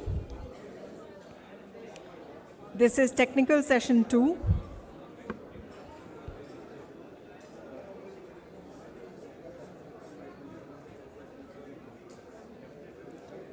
Post-GI initiatives for brand promotion and creating a sustainable market linkage. This session is being chaired by Srimati Roop Rashi, Textile Commissioner and Vice Chairperson, Textiles Committee, Ministry of Textiles, Government of India. May I request her to please join us on stage. May I once again request members of the audience who are still standing to please kindly have your seats. We are ready to start the next session. A very warm welcome to Mrs. Roop Rashi. She is our esteemed chair for this session. And in this session, we shall also have Sri Kartikeya Dhanda, Secretary, and Dr. Tapan Kumar Rao, Director, Textiles Committee, Government of India. They'll both be talking about post-GI initiatives and brand promotion for GI tagged products. May I request you all to please kindly have your seats. I'm sure you enjoyed the sumptuous lunch as well as the conversations, but now it's time to put a stop to those conversations and listen to what is being shared from the stage. May I once again request members of the audience who are still standing to please kindly have your seats. देवियों सज्जनों, जो आमंत्रित अतिथिगण अभी भी खड़े हैं, आप सभी से हमारा अनुरोध है, जल्द से जल्द अपने अपने स्थान पर बैठ जाइए.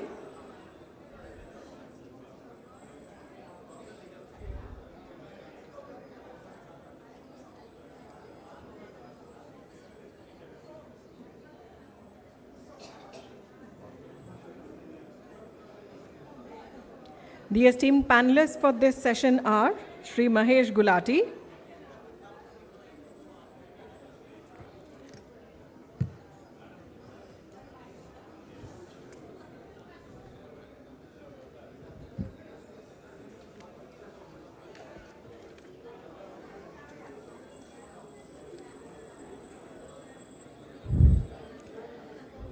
May I invite on stage Sri Mahesh Gulati, CDE, Chanderi Cluster and Deputy Director, Government of Madhya Pradesh, Sri Partho Saha, CGM NABARD, Dr. Rajnikant, Human Welfare Association, Varanasi, Dr. Rupa Ganguly, Founder and CEO, Inclusive Trade Limited, London, Sri Piyush Gupta, CEO, Vosmos by Keystone, and Mr. Amaresh Prasad Kushwaha, Master Weaver and JI Authorized User, Angika Hatkargha Vikas Udyog Sehkari Samiti Limited.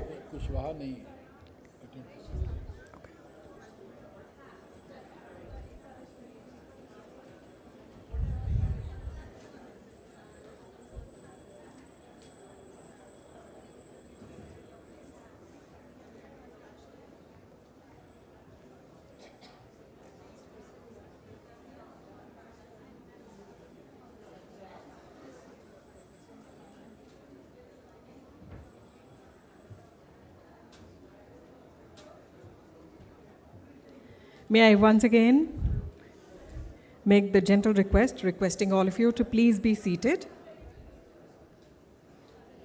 आप सभी से हमारा अनुरोध है, जल्द से जल्द अपने अपने स्थान पर बैठ जाएं. आप जितना जल्दी बैठेंगे, हमें अगला सत्र शुरुआत करने में उतनी ही सुविधा होगी. एक बार फिर आप सभी से हमारा अनुरोध है, कृपया अपने अपने स्थान पर जल्द से जल्द बैठ जाएं. And before we start, ladies and gentlemen, once again a gentle reminder to please do remember to either switch off your cell phones or put them on silent mode. Before I hand it over to the esteemed chair, a brief introduction. Ms. Roop Rashi, Textile Commissioner and Vice Chairperson, Textiles Committee, belongs to the 1994 batch of IA and AS. She was Director General Audit with the Office of Comptroller General of India prior to joining the Ministry of Textiles. She's worked as Secretary Finance, Fiscal Reforms, Government of Karnataka, Bengaluru, facilitating establishing integrated financial management system in collaboration with the World Bank and Asian Development Bank for financial inclusion in Karnataka. In addition, establishing Fiscal Policy Institute at Bangalore. And of course, the list of achievements goes on and on. It's a very warm welcome to you, ma'am, and I hand it over to you.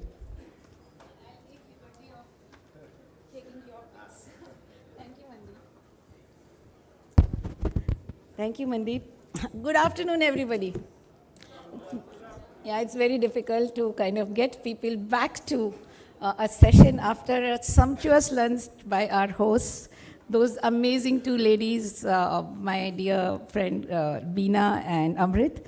Now, this is something which has been very, very close to heart. I must honestly thank both of them for organizing such an amazing international conference on this subject. Because when, as I would start with what Sir said, Honorable Minister Sir, from Gaon to global. And we always believe that, we have strengths and how do we kind of leverage them to the international level. In my introduction, which Mandeep actually didn't say, was an interesting part I had in my journey with coffee. In 2009, we got first time a GI for Monsoon Malabar.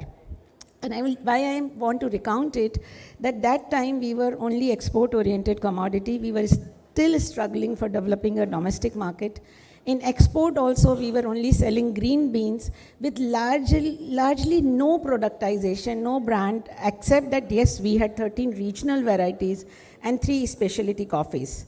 After getting all these GIs, developing a lot of brand initiatives, today, I would say from 2012, a lot of international festivals where these were showcased to the connoisseurs along the value chain.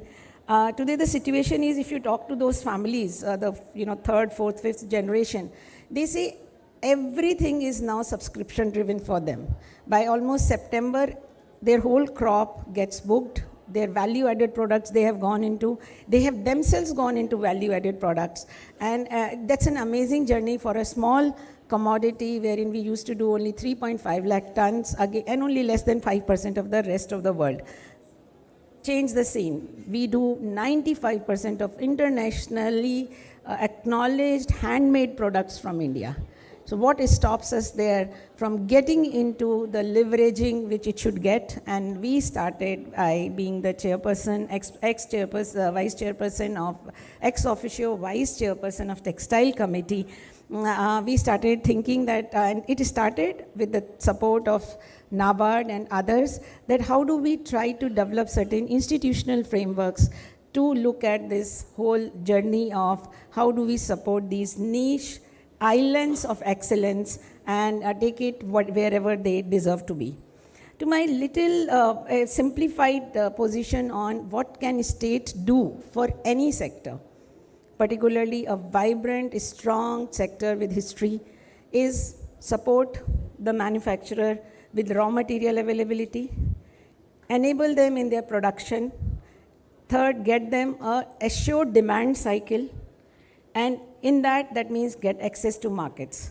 So one of the key initiatives have been always to get a lot of exhibitions using MEA, etc. for international, using the highest office of Honorable Prime Minister, Sir, to showcase our products to the rest of the dignitaries of the world, including a very, very dedicated effort which was carried out with G20 time. But how do we do it as an institutional approach? So we started working on, at least my thought was, first of all, we always had a very condescending thing about all these unfortunate, due to unfortunate history, a very bechara thing about, they need help. We need to get out of that. They are the artists. We need to devise systems, supports to ensure that they get the value they deserve. So first of all, it has to become a major aspirational product for anybody and everybody, domestic or international market. And in that case, what do we need to do? Yes, on state-led initiatives, there are a lot of things which are being done by both amazing ladies who are there. We have been trying to give our feedback from the field. Some of the niche works we did was, which resounded in something Minister Sir also said, and our dear friend Babar also mentioned, is how to develop entrepreneurships. So we did an interesting program with IIM Sambalpur. I am willing to, rather right now, also we have on board some of the other IIMs to support. And it's not a typical thing of sending the IIM students for a project to a cluster. It was reverse. Getting the cluster players to IIM and developing an entrepreneurial support for them. I see nodding hand of Alessandro. He has himself offered that SDO Bocconi can also help us. So I look forward to that support. To how do we sustain the demand? Being in textile commissioner seat, I got chance to leverage the strengths on the stronger side, or otherwise pejorative for this world, the power loom industry or power driven industry, or the traditional 70% fabric which comes from them.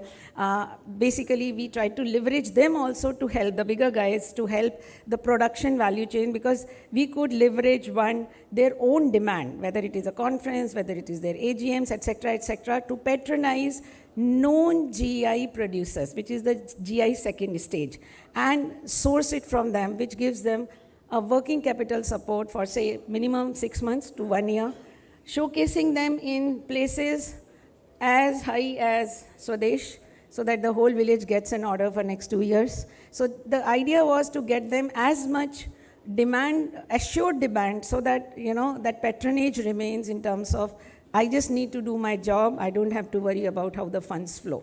And therein, NABARD and SIDBI have been very supportive. I'm sure later when we discuss, we will come across what is the kind of support, how we are doing it.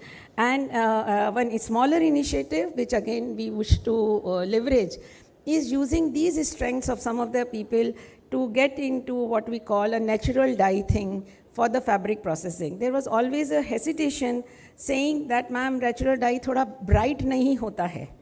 I'm sure मेरे साथ काफ़ी जो दोस्त हैं यहाँ पे बैठे होंगे कि हिंदुस्तान में डल कलर लोगों को पसंद नहीं है. मत बनाओ, हिंदुस्तानियों के लिए ब्राइट कलर बना लो, जापान के लिए डल कलर बना लो और उसको हाई वैल्यू पे बेच दो. We just need to look at what kind of markets we can. So we have done certain workshops. हमने कुछ workshops भी करवाया है, and we would again be developing a model and spinning off to both the friends here, that how do we leverage these strengths, because a lot of institutions are coming forward how to help us. IIT Indore has been tasked by state government of MP. We look forward whether we take it forward in terms of how to develop a clear embossing mechanism for GI products, including the GI की उसमें जो खूबियाँ हैं वो भी आए, और जो GI certification है वो भी आए. वो किसके लिए? जो एश्योरेंस की हम बात करते हैं, जो बायर है उसे पता चले और वो हायर वैल्यू देगा. देखिए मार्केट सेगमेंट हर जगह है, किसी को पावर लूम चलता है, किसी को पावर लूम मिक्स चलता है, क्योंकि वो उतना वैल्यू नहीं दे सकता, but good handmade things should be at the highest level. With these few words, I am privileged to chair this session. I think I will let Karthikeya first give his presentation on whatever initiatives they are doing. Our framework is, first we develop a framework in the field with the support of agencies like NABARD, SIDBI, and then try to escalate with the support of Policy Seat for an All India initiative. Thank you, everybody. I'll request Karthikeya to brief all of you what they are doing as Textile Committee to support this sector. Thank you.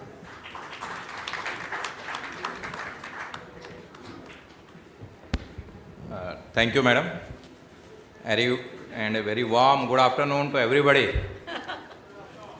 खाने के बाद ये session बहुत difficult होता है. This is one of the most difficult session, and probably this is my 4th or 5th time I am getting this session after food on a different event on a different basis.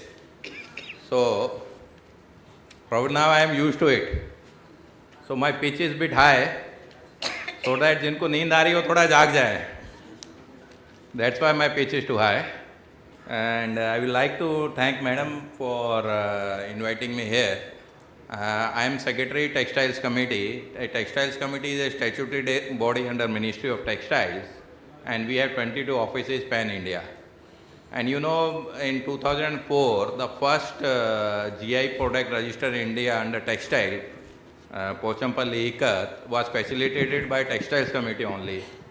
And from that, we have facilitated more than 120 products, and you will be surprised to know that we have done more than 500 capacity building program after 2005 for GI. Since the mandate of Textiles Committee is textiles, we only work for textile and handicraft. And that's why you can see that 56% of GI that is being registered in India is under handloom and handicraft only. So that is an initiative that Textiles Committee took way back in 2004, and still we are continuing. Now we are in dialogue with a like-minded institute like us for facilitating post-GI activities. I will again announce we are in a discussion with a like-minded institute like us for facilitating post-GI initiative, where we are planning to have some kind of a MOU and a funding for post-GI initiative, which requires some kind of a fund for it. So with this background, I would like to invite Dr. Tapan Raut to take us journey through post-GI initiative. Over to you, Dr. Tapan.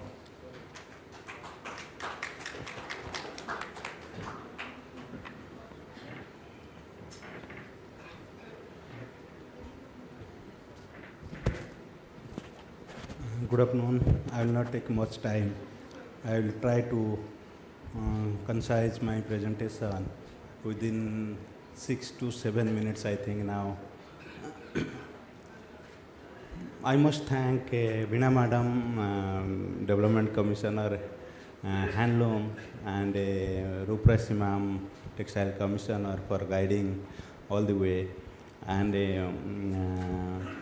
in fact, for last 10 to 15 years, we were talking about post-GI initiatives. But now we have included new dimension to this post-GI initiative, that is GI and beyond. And that is really amazing. And I must thank Veena Madam for coining this theme. Coming to post-GI initiatives, there are many questions that we generally ask each other, and the stakeholders used to ask the experts or those who are working in this area. I will not go to the nitty-gritty of GI once again, and I have already elaborated how the GI can help us, so I should not go. Now, the billion-dollar question is, does registration bring tangible benefits? My answer to this question, after working for last 20 years in this area, is a loud yes. Yes, GI brings tangible benefits for the stakeholders of GI tagged products. And that I just want to precise, while facilitating the GI, we never go for registering the product for the sake of registration. Rather, we have a dedicated research team, and we document the product very extensively for establishing the uniqueness of the products, historical origin of the product specifications, so that could help the stakeholders or the artisans, weavers after GI is registered. So, one aspect that we try to, in fact, do during the past was to study the impact. We try to quantify the impact in India. I think Textile Committee is the only organization who has tried and who has successfully quantified the impact of GI on the stakeholders in terms of increased income, in terms of productivity, increased productivity, price and employment and other parameters. I will just try to present it before all of you. One study that we did in case of Pachampali Ikat, after successfully facilitating the registration and after successfully fighting a case or of infringement, after taking an infringement action, we saw that the income of the weaver increased by 63% in the post-GI scenarios, and that was amazing. That was really amazing for us.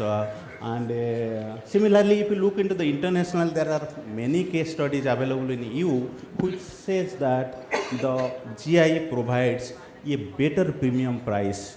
And a first product that there is a chili originates from France, and in the post-GI scenario, that the price of the product just doubled, and that product received 100% premium price in the post-GI scenarios. That is really amazing. So that is the reason we say, there are many products I should not go, that GI in fact provides a tangible benefit to the producers, to the artisans and weaver. लेकिन why, how it happens? इसको हमने study करने के लिए हमने consumer के पास गए और we try to in fact to catch the preference pattern or the mindset of the consumers both in India and also through secondary research in EU. We saw that the consumers are very much interested to give a better premium price in India if we are able to show them, if we are able to prove that this is the original product, this is not a counterfeit, this is not a duplicate, and it has originated from a particular area.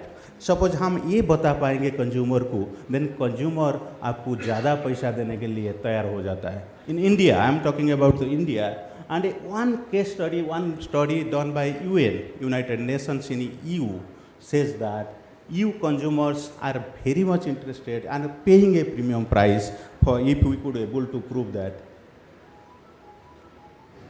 In India, 43% consumers are ready to pay more than 10% a premium price for the GI designated products.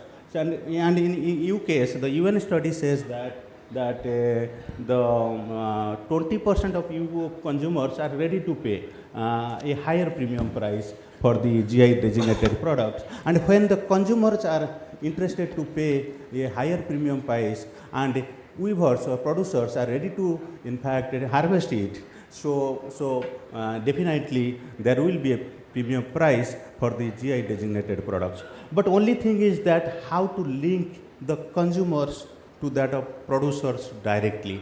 So that is the question which we say post-GI initiatives and which we say GI and beyond. But there are many issues which are associated with that GI and beyond. And I will present you a small case study about the Pochampally ikat. Pochampally ikat में जो producer थे वो GI registration करने के बाद क्या किए? जो two things they did is they tried to project the Pochampally ikat as a collective brand in the market. Second thing, they took some infringement actions. As I have already told earlier, there was counterfeits, there was a serious infringement which was in fact eroding the price, the potential of that product. So therefore, they took some infringement actions. And that infringement action accompanied with brand promotion and with a very systematic and sustainable market linkage give rise to some best price to these products.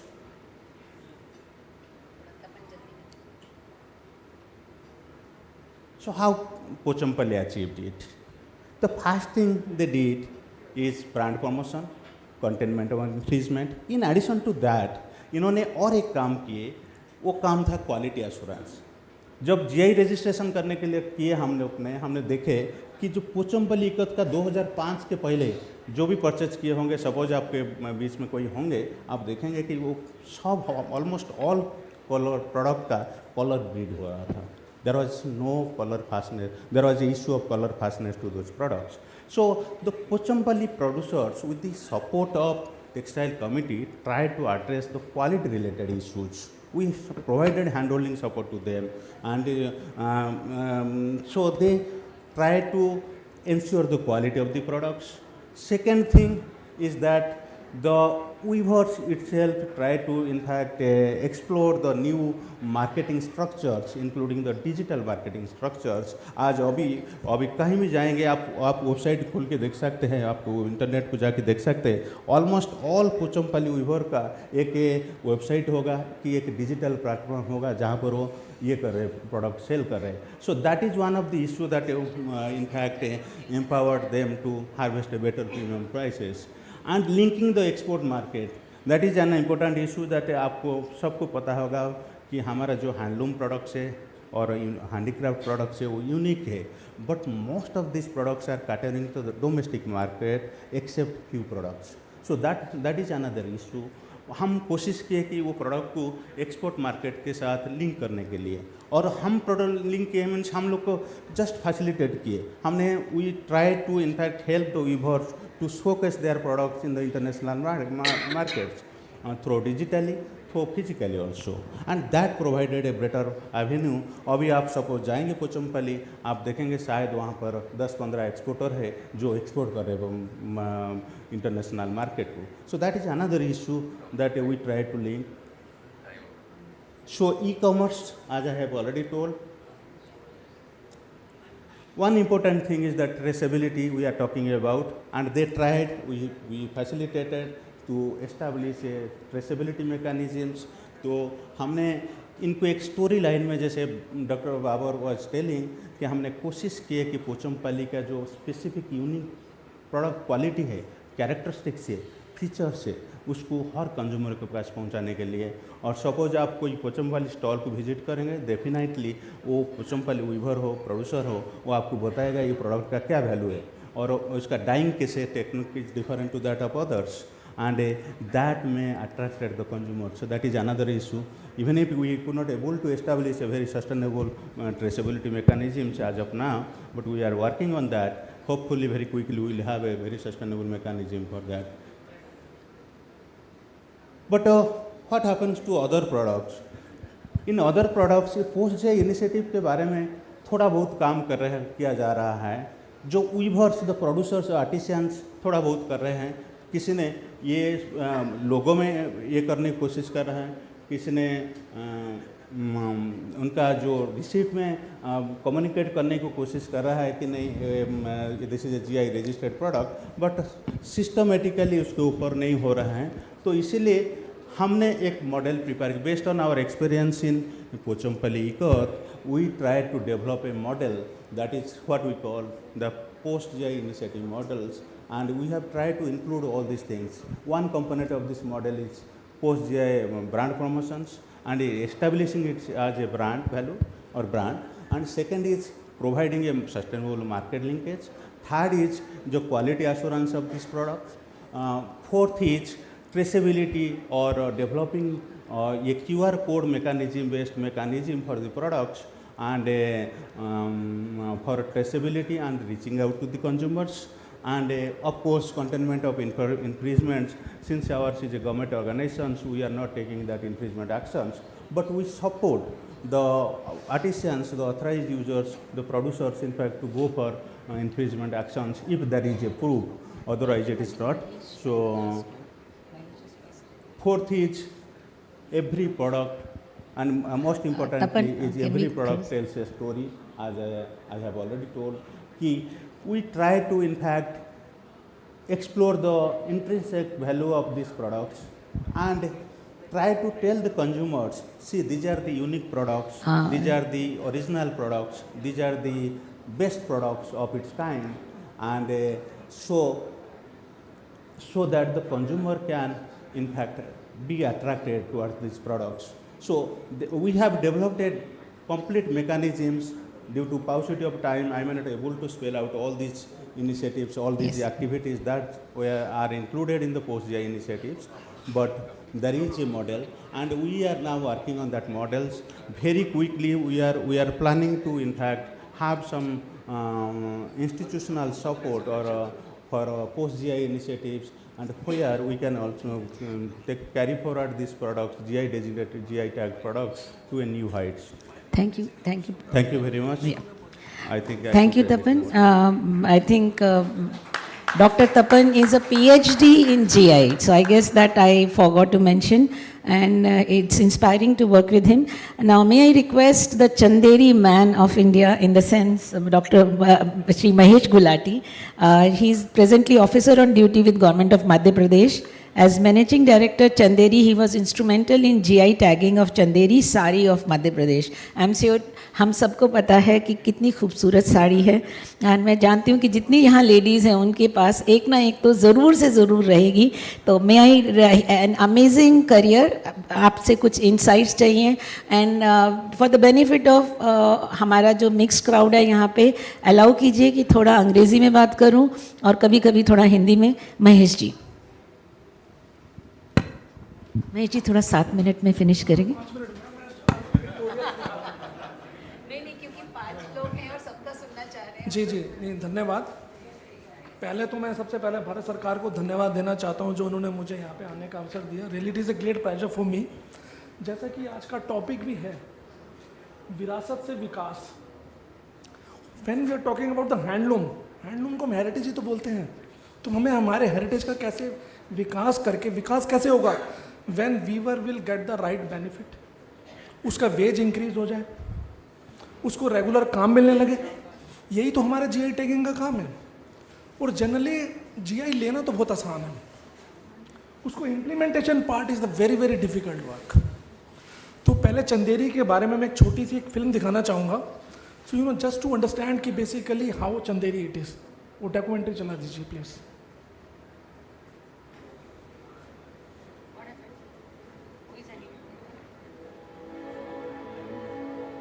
है भारतवर्ष में बाकी भैया चंदेरी की झांकी, बनी चंदेरी वेद काल से, जाहिर राजा शिशुपाल से, संग में राजा कीर्तिपाल से, सवा प्रहर कंचन बरसा था। सुन लो काका काकी, है भारतवर्ष में बाकी। जागेश्वरी देवी का मंदिर, परमेश्वर काल के लक्ष्मण मंदिर, 24 जैनों का मंदिर, स्थापत्य कला देखो, यहाँ चली हथौड़ा टांकी, है भारतवर्ष में बाकी। बना यहाँ जौहर स्मारक, कौशल महल और इंदिरा पार्क को भी एकता में मिली महारत। देश विदेश में जाहिर हो गई साड़ी बनी यहाँ की, है भारतवर्ष में बाकी। किन्नी सीताफल राम, बैजू बावरा का है नाम, झरने बहते यहाँ तमाम। विश्व के नक्शे में वो चंदेरी, यही मंशा है बाकी। है भारतवर्ष में बाकी भैया। बादल महल की शोभा न्यारी, चकला और बतीसी बावड़ी दर्शनीय है खंडारगिरी। मखदमू शाह विलायत का कर्म, कृपा फुआरू बप्पा की, है भारतवर्ष में बाकी। किला कोठी से दृश्य मुंदम, राजा रानी महल का संगम, बना संग्रहालय है अनुपम। देश विदेश में आए पर्यटक, हम पर परम कृपा की है भारतवर्ष में बाकी चंदेरी की झांकी।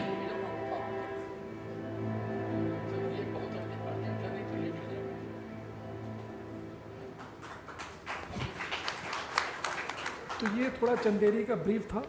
चंदेरी बेसिकली यूपी और एमपी के बॉर्डर पे है, जो कि बेतवा नदी से लगी हुई है। और चंदेरी की जो मेन खासियत है, the main USP of the Chanderi, it's booties, it's transparency and sheer texture and close weaving. In 2003 when I was selected as a cluster development agent on the behalf of UNIDO, तब हम जब काम कर रहे थे तो you know what ever I found, जैसा कि आप किसी भी वीविंग सेक्टर में जाते हैं, marketing is the major problem. You know we are there, तो always the weavers are saying कि जी हमारा माल नहीं बिक रहा है, हमको प्रॉपर वेजेस नहीं मिल रहे हैं, ये नहीं हो रहा है, वो नहीं हो रहा है। तो जब हमने डीपली स्टडी किया, हमने देखा dyeing was the major problem. And second, you know technology is the another bottleneck for the all over India में जितने भी हैंडलूम क्लस्टर्स हैं, वो इसका मेजर बॉटल नेक है। तो इसी बीच में जीआई नया आया था, तो हमें लगा क्यों ना जीआई के लिए अप्लाई कर दें जिससे व्यूअर्स को बेनिफिट हो। तो हमने 2005 के अंदर जीआई अप्लाई किया। तो पोचमपल्ली के बाद we are the second one who got GI. अब जीआई मिलने के बाद ये जी अब इसको चलाएं कैसे, करें कैसे, क्योंकि व्यूअर्स को तो ये लगने लगा कि अब जीआई मिल गया तो अब उनकी 500 की साड़ी 1000 रुपये की हो जाएगी। पर 500 की साड़ी 1000 रुपये करने के लिए जो इंटरवेंशंस जब तक आप नहीं करेंगे तब तक क्लस्टर का डेवलपमेंट नहीं हो सकता। जैसे कि मैडम बैठी हैं अनुपमा जी, उस समय ये चंदेरी में हमारे साथ निफ्ट में आई थी। तो जो ब्लैक कलर की साड़ी होती थी, ब्लैक कलर की साड़ी लेडी अगर पहन के चली जाए, गर्मी में पसीना आ जाए तो मुँह काला हो जाता था। ये हालत थी हमारी डाइंग की। अब ऐसे में कैसे क्लस्टर का विकास हो, और जीआई कोई ऐसा टूल तो था नहीं कि जीआई मिल गया तो अब जी इसका काम करो। तो उसमें मैं उसका तहे दिल से धन्यवाद करता हूँ भारत सरकार का और स्टेट गवर्नमेंट का, जिन्होंने कॉन्टिन्यूस इंटरवेंशंस किए। खाली जीआई लेके या क्लस्टर डेवलपमेंट का 3 साल का प्रोग्राम चलाने से क्लस्टर का विकास नहीं होता है। तो डाइंग पे प्रॉपर इंटरवेंशंस हुई और जो कच्चे कलर्स की प्रॉब्लम थी, वो कच्चे कलर्स की प्रॉब्लम्स को दूर किया गया। दूसरा चंदेरी की प्रॉब्लम थी चंदेरी साड़ी कट जाना। चंदेरी के जैसे कि मैंने आपको यूएसपी बताया कि क्लोज वीविंग, ट्रांसपेरेंसी और sheer texture. This sheer texture come due to degumming of the silk. In Chanderi, people, they are not doing the degumming of the silk. They are doing dyeing at a 60-degree temperature.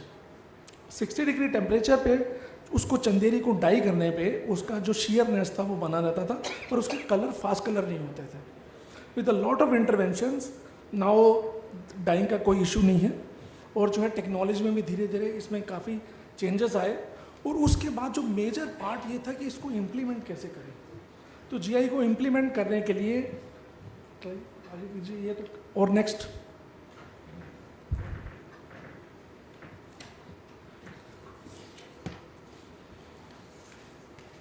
आगे आगे करते जाऊँ।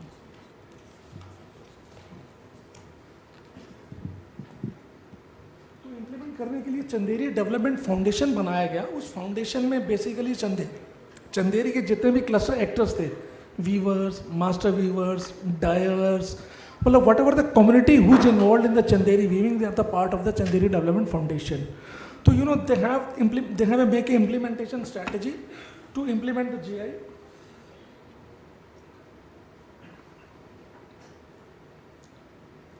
Use GI as a marketing tool instead of infringement.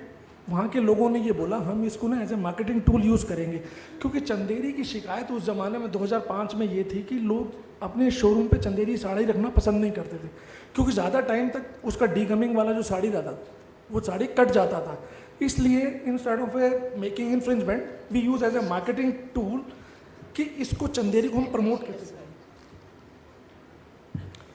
So in brand building, what we did use GI logo on each product and creation of a similar bill book by all the users. Use of tags, brochures and awareness building to the consumers why they should buy Chanderi from Chanderi. We wrote more than 5,000 postcards to the producer of a Chanderi कि आप चंदेरी से चंदेरी क्यों खरीदो। No instead of writing and doing this, हमने 5,000 post card लिखे कि आप चंदेरी साड़ी अगर आप चंदेरी से लेंगे तो जिससे चंदेरी के व्यूवर्स को भी बेनिफिट होगा and you will get the real Chanderi. And creation of A cluster level website which will be www.chanderi.gi in which we gave the whole information regarding what is Chanderi and how it is produced, who are the producer, who are the dyer, who are the other people. This is the common bill book. And for quality standards, we constituted a committee which checked the quality ki whether the color is fast or not, and barcoding system to be developed. And you know, for brand building, so we have did lot of interventions in this brand building with the help of state government and central government. Kareena Kapoor, you know, when Kareena Kapoor came to Chanderi, that time Chanderi business boomed like anything.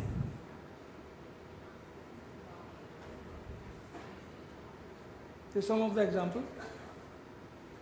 And muslin, we developed in 2009 muslin, जो कि पहले बोलते हैं ना लखनऊटी, वहाँ पे जो बांग्लादेश में होता था वहाँ पर मसलिन बनता था। वहाँ से 20,000 वीवर्स माइग्रेट होके इंडिया में आए, कुछ जो है बनारस में चले गए, कुछ जो है पाकिस्तान में है और कुछ इंडिया में है। तो इंडियन वीवर्स जो आए थे वो सब चंदेरी में थे, जो कि 160 बाई 160 की मसलिन बनाया करते थे। तो आज के टाइम में उस समय 2009 के अंदर हमें it's very difficult to get a such type of a fine yarn, but with the help of some mills we got the यान।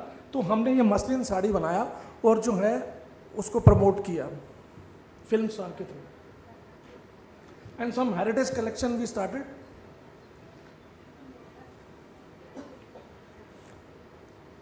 This is Khajuraho temple.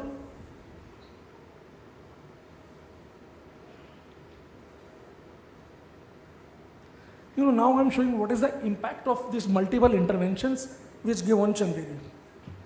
We did the survey in 2005. In 2005, the number of looms was 3,600.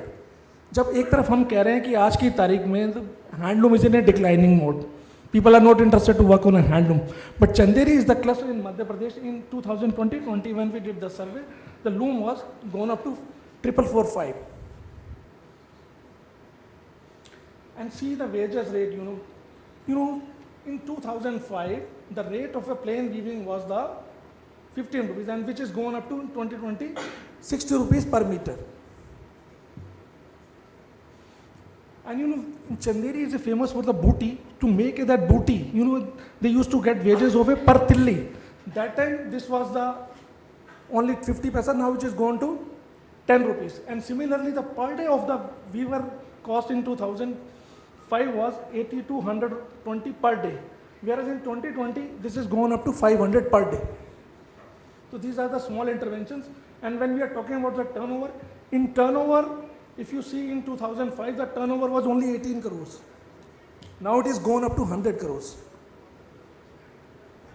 And it, you know, in RTM sector, it is very difficult to measure this type of data, you know. You're not able to get it, you know.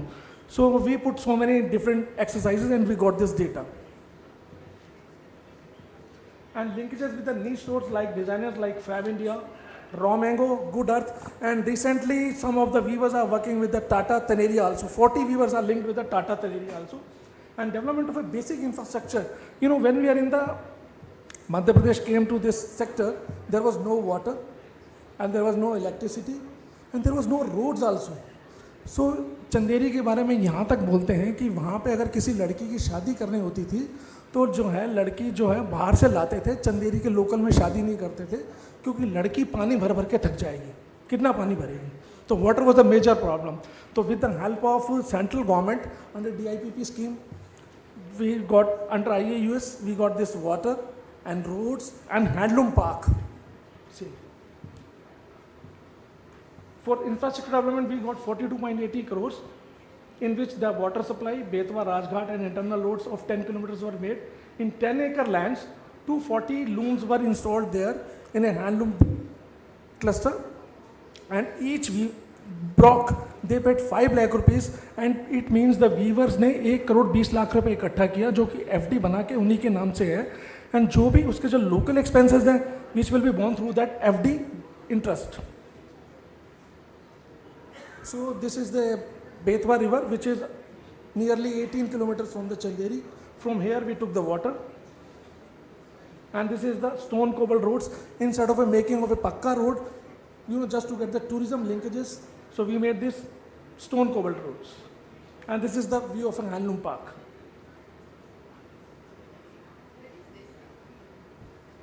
In Chanderi. It's in Chanderi. Chanderi town. All the standard looms are there with take-up motion, Dobby and jacquards. And recently they are going to start the electronics jacquards also there. Thank you. So, it's really good time management. Thank you, Maheshji. Now I have an esteemed supporter for our GI initiatives. I have Shri Partho Saha, who is the CGM NABARD. He has completed his BA Diploma in Computer Science and Management and CA IIB. He has around 36 years of experience in NABARD, working in farm sector and off-farm sector development, microcredit intervention, supervision of cooperatives, direct financing for infrastructure creation, etc. He is also visiting faculty in National Bank Staff College, Bankers Institute for Rural Development, and a resource person to various institutions in different states. Mr. Partho Saha, we would love to listen to you in terms of how, under your livelihood options, you are providing support to this vertical of GI. Wherever, you're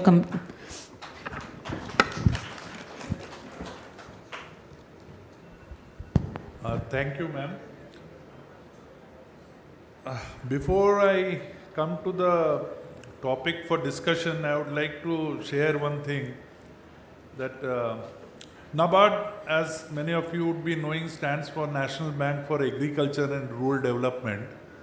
But most of the people mistake us as an agriculture development bank. And the question that is frequently asked is, how come NABARD is into this GI space? Why are you doing this?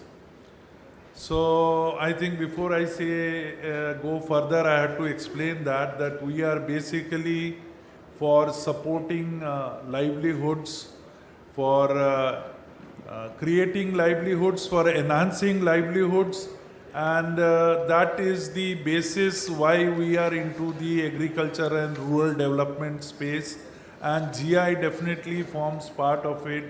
As Mr. Gulati said, we also look upon GI as a marketing tool that can help to enhance the livelihood of the artisans by getting them the rightful remuneration for their labor, the premium price that they deserve for their art.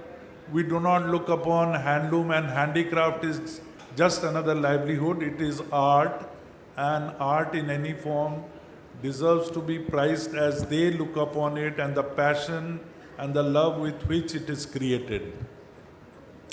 So with that background, I would now come to the issue, but I mean, I may be saying something which may not be our corporate stand, but that is how I have been seeing it, that we are chasing GI from a level at the top.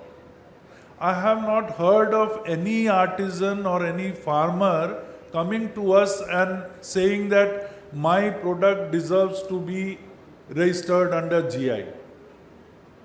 Maybe some of you may have a different experience, but it is we are doing it. We have formed a policy, and there are people facilitating it. There are people, there are attorneys, there are lawyers who are facilitating the process. There are people who are organizing producer organizations. So it is all from the top. And as such, in a society like we have in India, where the consumers or the artisans themselves are not educated about GI and its implications, their rights, the question that comes up in an international seminar again and again is, are there tangible benefits to GI? I mean, I am not criticizing anything. This is a question that is asked again and again because probably we have not been able to prove it beyond doubt. Nobody asked today whether the sun rises in the east. It was a question once probably, but nobody asked today. But we still have to answer that yes, GI has tangible benefits. So probably more than the traceability or the enforceability of the GI laws, what I see as basic is creating awareness amongst the producers as well as the consumers. And that is something which can be done not just through seminars in five-star hotels like this, as Babar said. I mean, this Babar is really infectious. He has been like playing on my mind. वो जाना पड़ेगा. You have to be there and understand why, what is the uniqueness, why you deserve more. The artisans have to be actually educated about it. The consumers have to be told about it, that just because you are getting something cheap in the market is not the reason to rejoice. You are probably getting a fake, a counterfeit. That is how it is coming cheaper. So awareness has to be at the grassroots level in a big way, and that has to be done over social media, over the audiovisual media, government media, and awareness programs, organization of producer organizations, the producer organizations within a state, maybe they have to come together, they have to form federations, and they have to be educated about their rights and obligations, and then probably we can take some baby steps forward about how to enforce the whole thing.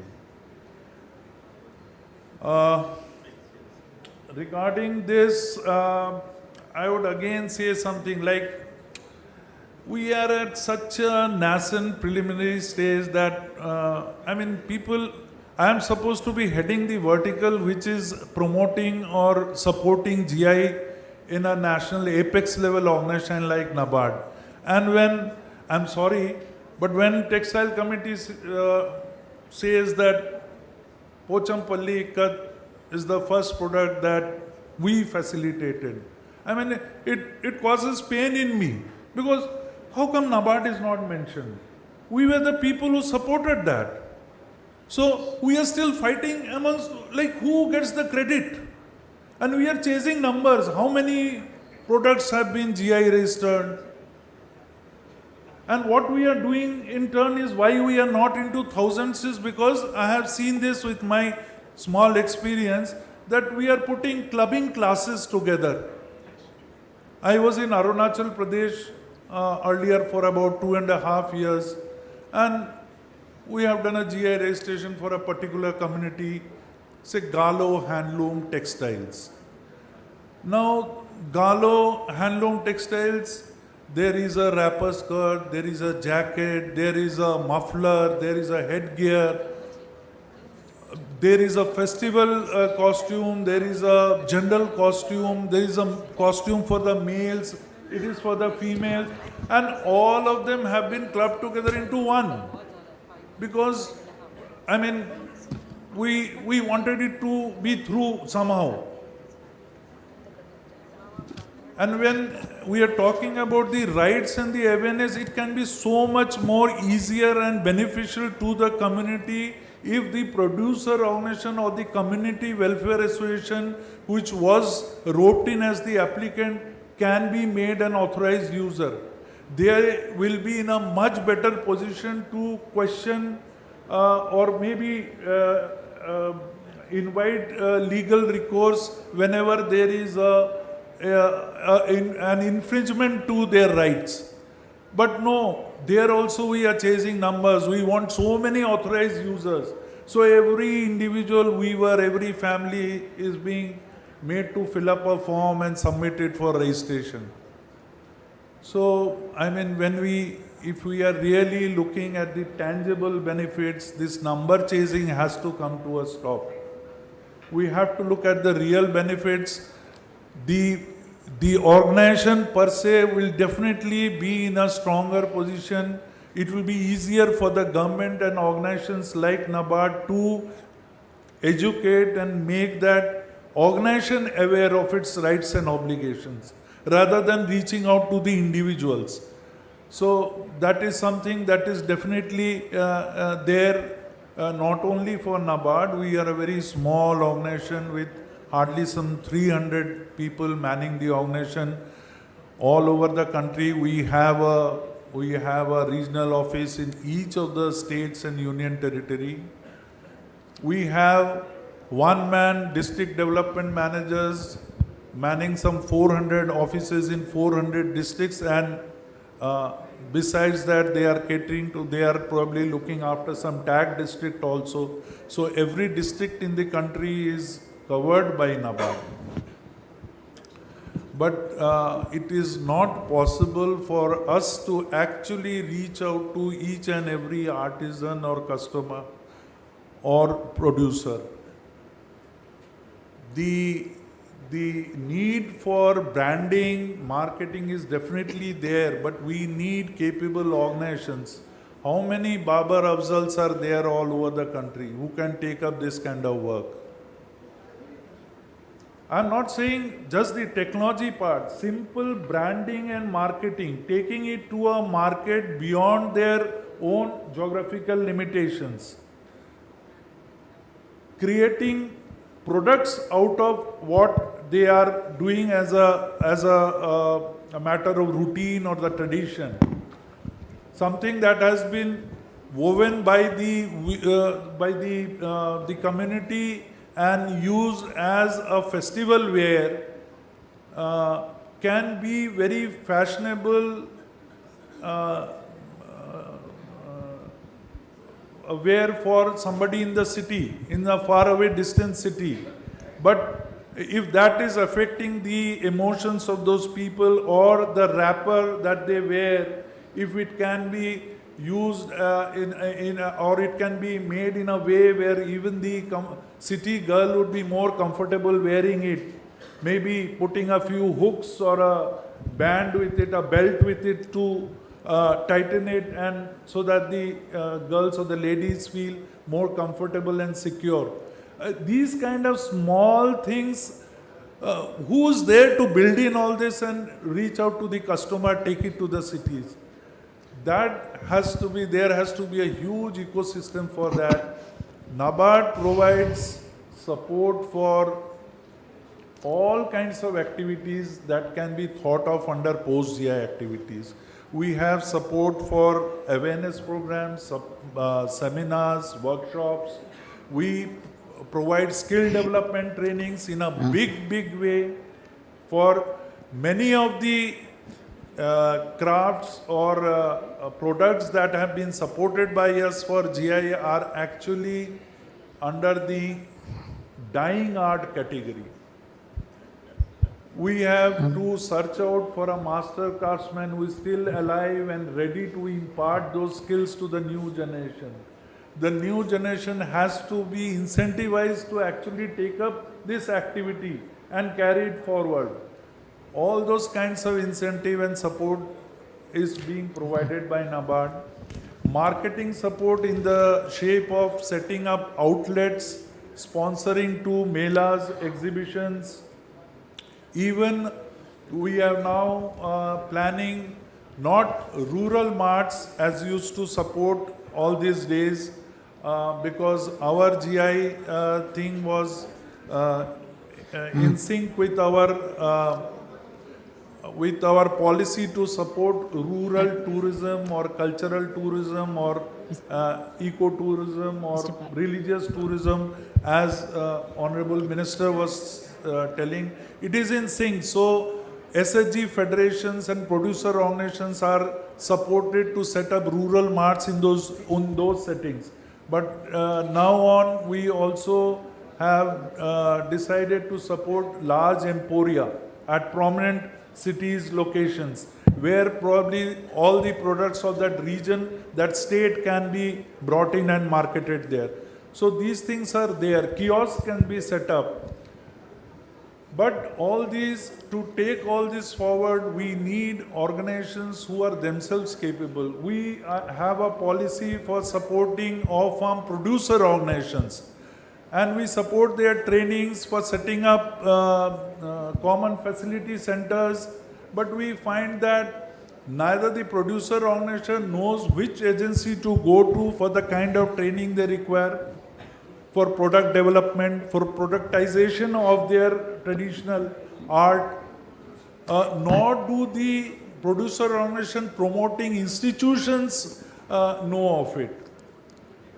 Earlier, Madam Amama was talking about NIFT and EDI and National Institute of Design. Can we cut it down? I would also, Can we close? Yeah, just, we closing. can have some of the discussion as Closing, part. Just closing.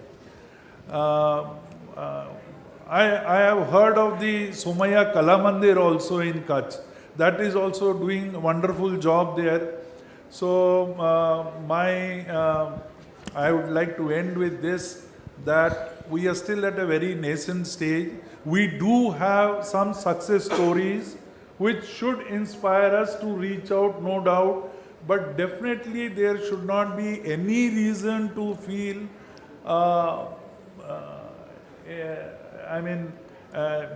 feel discouraged or feel low about not having the kind of technology or facilities that we have been talking of quite frequently since the morning. There is way to go, no doubt. We are still starting. Maybe we still have to fight. We have to play with numbers, but we'll catch up soon. And looking forward to that day. And soliciting all your support and encouragement in our journey forward. Thank you. Thank you, Subrato. May I now request Rupa Ganguly, the founder and CEO of Inclusive Trade, an e-commerce platform. Now that is where we have all been looking at how e-commerce can enable, and only just to underline, I'm sure we needed this conference to know that Babar is there, because though quite a few of us work on LinkedIn, I got connected to him today. So I thank being here. So thank you for this fora. Rupa, I'm sure your own work, your own speech would tell where you are. She's an amazingly dynamic person. I'm sure we can leverage her platforms for taking this whole initiative forward. Rupa, and sorry, if I can keep it as 5 to 6 minutes max. Absolutely, no worries. I first of all know it's post-lunch, pre-coffee, pre-tea, so this is probably worse than a graveyard round. Anyway, my name's Rupa Ganguly, and actually, it's quite heartening. Mr. Partha, thanks for your sort of slightly non-optimistic view. But I would like to say that I'm actually heartened to hear that, because A, I'm a product of NIFT, B, I'm a product of India. C, I started my first business when I was 17 in India, sold it, went abroad, got a scholarship, studied abroad, worked at the UN, worked at the WTO, went around the world supporting textiles. I'm back in India trying to support textiles. So I don't think we're in a bad place. I think, again, like Babar, I would say entrepreneurship is what is going to get us forward. Entrepreneurship with some support. And since all of you over here, literally everybody, is here to support us, I think we can all succeed. But we have to collaborate. We have to co-create, we have to collaborate. And can I just make a point here? It's not just collaborate, it is co-create. Someone needs to translate that properly in Hindi for me. I can speak Hindi fluently, but co-create, I'm not sure. That word needs to go into documents. And everybody, Hindi and every other language in this country, needs to know that word co-create. Because I think that is what we all lack, and that is where our problem lies. And with co-creation comes communication. If we do not communicate with each other, we're never going to get anywhere. And I think that's something I've learned both the hard way and the soft way. What I'm going to do, because we're really running short of time, is in a nutshell, I've given you my kind of round the world tour. I have created what I'd like to correct you. It's not e-commerce, it's eco-commerce. And it is absolutely technology-based, and it is a platform that supports artisans, small businesses, largely women-led businesses, to not just sell on the marketplace, but also evidence their impact. Now, why am I here talking about it at a GI conference? Because you and I, all of us in the room, I bet you didn't go and buy your product, you didn't buy your clothes because it had GI. You bought it, you bought your sari, you had bought all your shirts and everything because you liked it. You have to like a product to buy it. All of us here wearing saris. I love wearing saris and I'm very proud of wearing them. I buy each sari because I love it. I actually love the design and you know what goes behind it, the story that goes behind it. Now, if I don't know that well enough, I'm not going to buy it. You can put all the tags in the world, but if it does not appeal to me, I'm not going to buy it.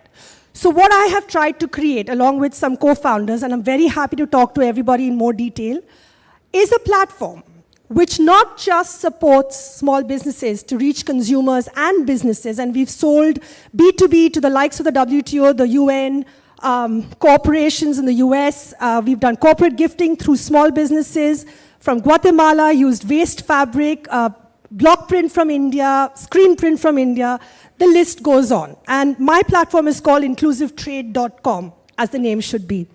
What I'm going to do, instead of talk to you about it, is actually show you a little video, if that's all right. And that is actually just to show you what the platform does and what it has done for several people who've actually either sold on it or bought from it. And I'm cheating a little bit here because I'm showing you a video I've made before for the WTO, and we actually had a standing ovation there, and we eventually got orders from them as well. But I thought instead of me actually showing you my PowerPoint presentation, given that we're running short of time, let me show you this video, which kind of probably speaks, I would say, louder than my own words. So hopefully this works. Yes?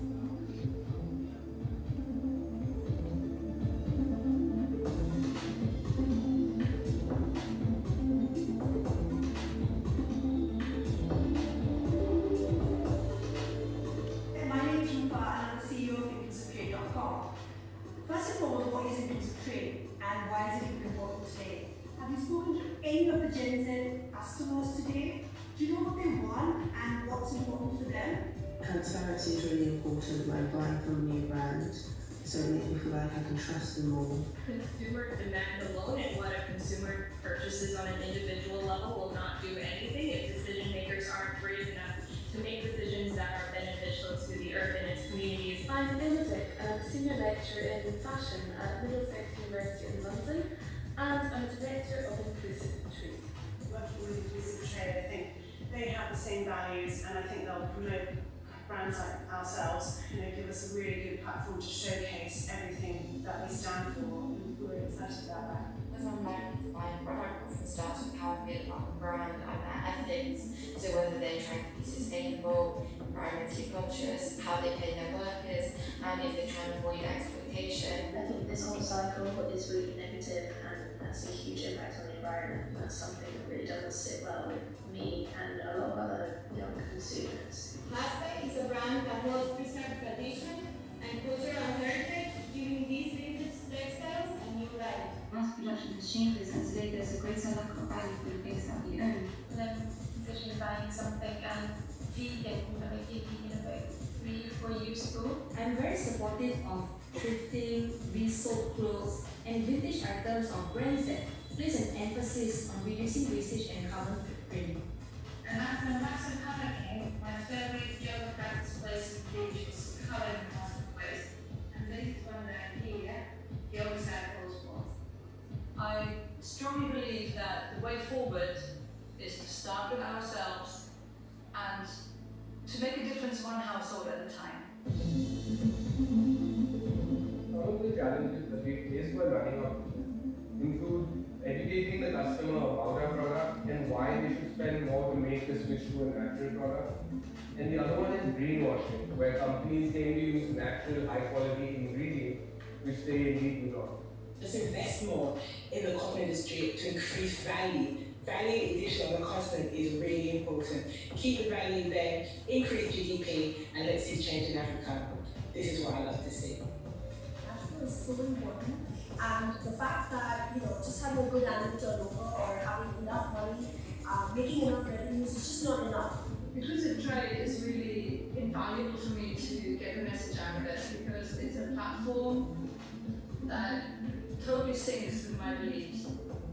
If you are hearing this video, keep in mind what we are thinking about, what the climate change strikes are all about, what is the actual issues driving us and our generation is facing. I think that's very important to have a listen and think deeply as to whether or not the products we are creating is actually aggravating the problem or solving the problem. So that was just the thing, and I'm going to end over here, but I would be very happy to have more in-depth conversations with both, I would say, policymakers, GI makers, writers, as well as any supporters, because what you need is actually getting your story told, but in an affordable way, in an impactful way, and reach the right consumers. I could go on, but I'm going to stop right now. Thank you very much for your time. Thank you, Rupa. Now we have somebody, I think, who is known as a GI, maybe a father figure for GI. Dr. Rajnikant is a social worker and Padma Shri Awardee from Varanasi. He is known for his work in promoting handicrafts and bringing about geographical indication revolution in industry. आपको बहुत सारे awards मिले हैं, and National Intellectual Property Award, समय उद्यमी Award, as the best social entrepreneur, लोकमत सम्मान. Doctor Rajinikanth बहुत बहुत जगह हमारे देश के हैंडीक्राफ्ट्स को लेके गए हैं, Indonesia, Singapore, Germany, Israel, Abu Dhabi, Turkey.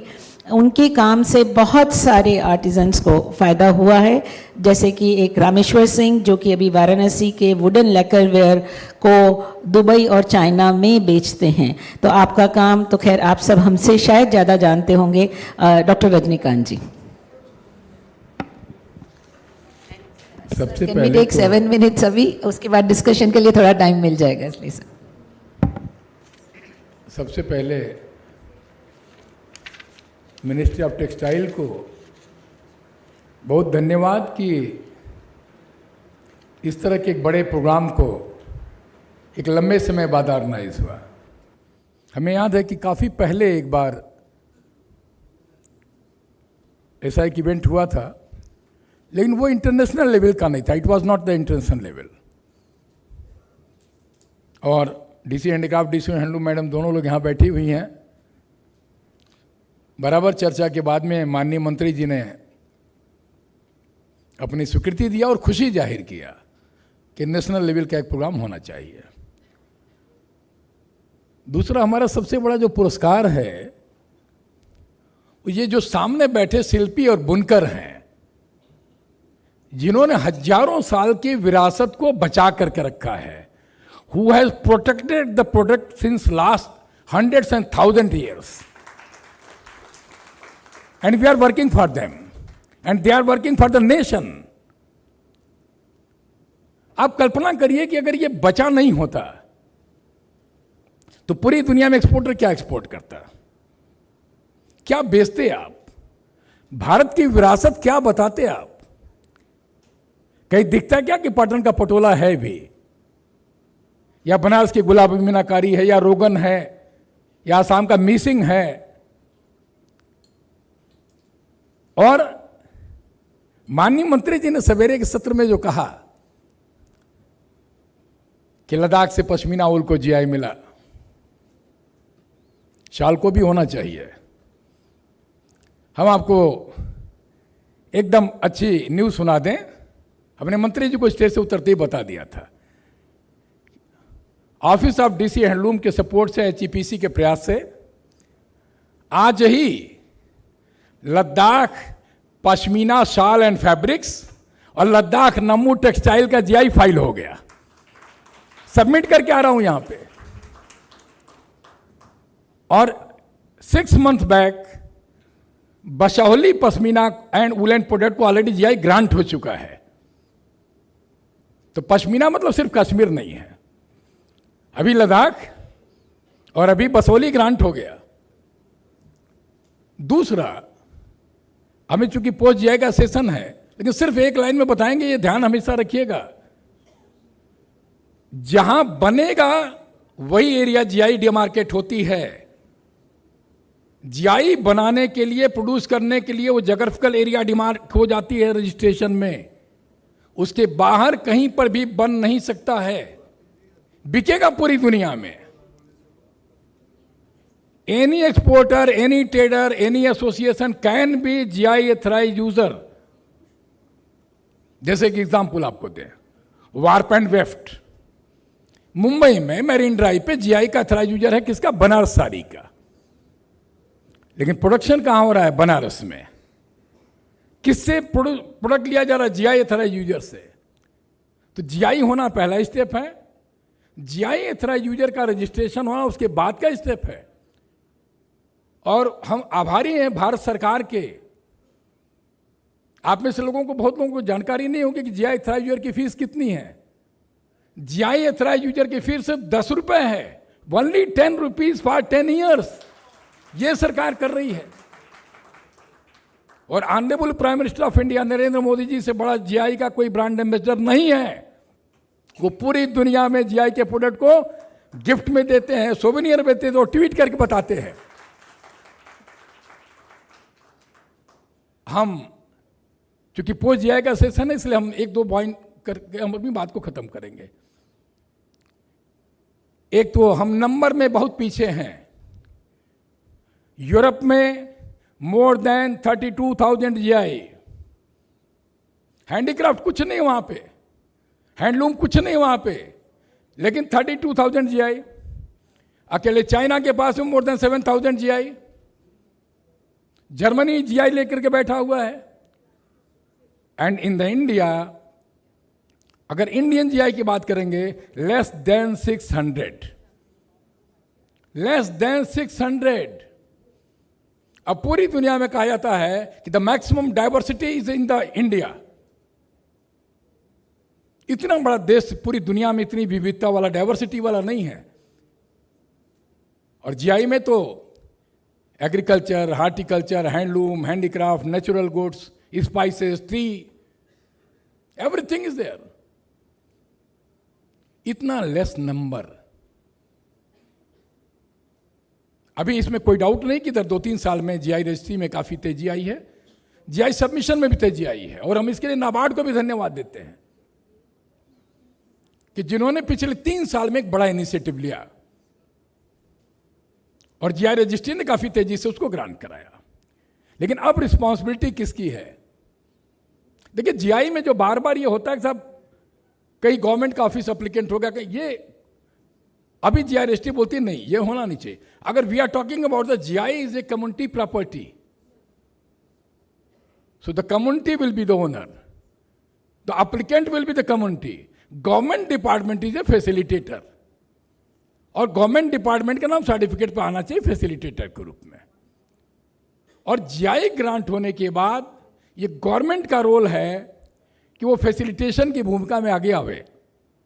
GI के क्लास में क्लियर कट मेंशन है inspection body in each and every GI. Without inspection body GI grant नहीं हो सकती है। और उस इंस्पेक्शन बॉडी में कौन है? रिप्रेजेंटेटिव ऑफ डिस्ट्रिक्ट एडमिनिस्ट्रेशन मतलब collector, representative of handloom department, state handloom department, representative of, अगर नाबार्ड ने सपोर्ट किया, ये इंस्पेक्शन बॉडी में it has clearly mention department of industries, agriculture तो डिपार्टमेंट ऑफ एग्रीकल्चर। लेकिन अनफॉर्चुनेटली जीआई ग्रांट होने के बाद ये इंस्पेक्शन बॉडी कहीं फाइनली कॉन्स्टिट्यूट नहीं हुई। इसीलिए दिक्कत होती है अथराइज यूजर को जब हम जाते हैं कराने के लिए। हम चूंकि 2 डीसी यहां पे हैं, हम आप दोनों लोगों से पर्सनल रिक्वेस्ट कर रहे हैं कि आप अपने प्रोडक्ट में, हैंडलूम हैंडीक्राफ्ट के प्रोडक्ट में डिस्ट्रिक्ट लेवल पे इंस्पेक्शन बॉडी को कॉन्स्टिट्यूट कराइए। आपका ऑफिसर है वहां पे, उसमें लिखा हुआ है कि जो एप्लीकेंट ऑर्गेनाइजेशन होगा, जो मैन्युफैक्चरर एसोसिएशन है, जो एक्सपोर्ट एसोसिएशन है, नाबार्ड है तो नाबार्ड का डीडीएम, आपके ऑफिसर तो सभी में रहेंगे। आप एक ऑर्डर जारी करिए, एक ऑफिशियल ऑर्डर जारी करिए कि सभी प्रोडक्ट में जो हैंडलूम हैंडीक्राफ्ट के हैं, आपके डिपार्टमेंट के नोडल ऑफिसर के साथ में वहां पे इंस्पेक्शन कमेटी, और वो कलेक्टर के पास में जाए, डिस्ट्रिक्ट कलेक्टर के पास जाए, वो रिक्वेस्ट करें कि हमें कहने में प्राउड है, उत्तर प्रदेश भारत का एकमात्र ऐसा राज्य है जहां पे ऑल 75 डिस्ट्रिक्ट्स में जीआई कमेटी कॉन्स्टिट्यूट हो चुकी है, and district collectors are the chairperson of this. UP के सभी में हो गया एक यू ऑर्डर चीफ सेक्रेटरी का। भाई, डिस्ट्रिक्ट कलेक्टर से बड़ा पावरफुल कौन है? किसकी हिम्मत है जो एनओसी नहीं देगा अथराइज यूजर को? किसकी हिम्मत है? रिव्यू करना पड़ेगा, काम तो करना पड़ेगा। और सारी स्कीम्स को जहां जहां पे है, आप लोग तो इतनी इंपॉर्टेंट जगह पे हैं, हमारा रिक्वेस्ट है कि अब common facility centre, raw material depot, छोटे छोटे क्लस्टर्स उन जगहों पे दीजिए जो जगहें जीआई हैं लेकिन पॉपुलर नहीं है। अरुणाचल प्रदेश में, त्रिपुरा, मेघालय, मिजोरम, नागालैंड। आप बनारस में सीएफसी मत दीजिए। We don't need any CFC in Banaras. We don't need any CFC in the Kashmir. We don't need any CFC in Chennapatnam. The product has already established. लेकिन कच्छ में तो देना पड़ेगा। और रोगन को 5 लोगों के बीच में से निकाल के 500 तक लेके आना पड़ेगा। चेरियाल पेंटिंग को 3 फैमिली से निकाल करके लाना पड़ेगा। ये बहुत इंपॉर्टेंट है। दूसरा, मार्केटिंग में, प्रमोशन में, ब्रांडिंग में, क्यूआर कोड डेवलप करने में हम वीवर से या एप्लीकेंट से उम्मीद नहीं कर सकते हैं। गवर्नमेंट की स्कीम है, you have a lot of the money, you have a lot of the fund, वो आपको डेवलप करके एक बार उसको हैंड होल्डिंग करना पड़ेगा, तभी वो आगे आएगा। जैसे अभी शुरू हो गया, भारत सरकार कर रही है। नहीं तो सोच कोई सकता था क्या कि बर्मिंघम पैलेस के अंदर में एकदम 7 यंग जीआई के आर्टिजन बैठेंगे, जर्मनी के बर्लिन के फेयर में 7 जीआई यंग आर्टिजन बैठेंगे, और 7 more is going to the Italy. ये सब जीआई वाले जा रहे हैं। पाटन पटोला में टाई भी बना करके, जैकेट बना करके, कोट बना करके, श्याम सोनी जैसा एक यंग आर्टिजन एथराइज यूजर बर्लिन में जाकर के डिस्प्ले ही नहीं किया, सेल भी करके आया। ये करना पड़ेगा।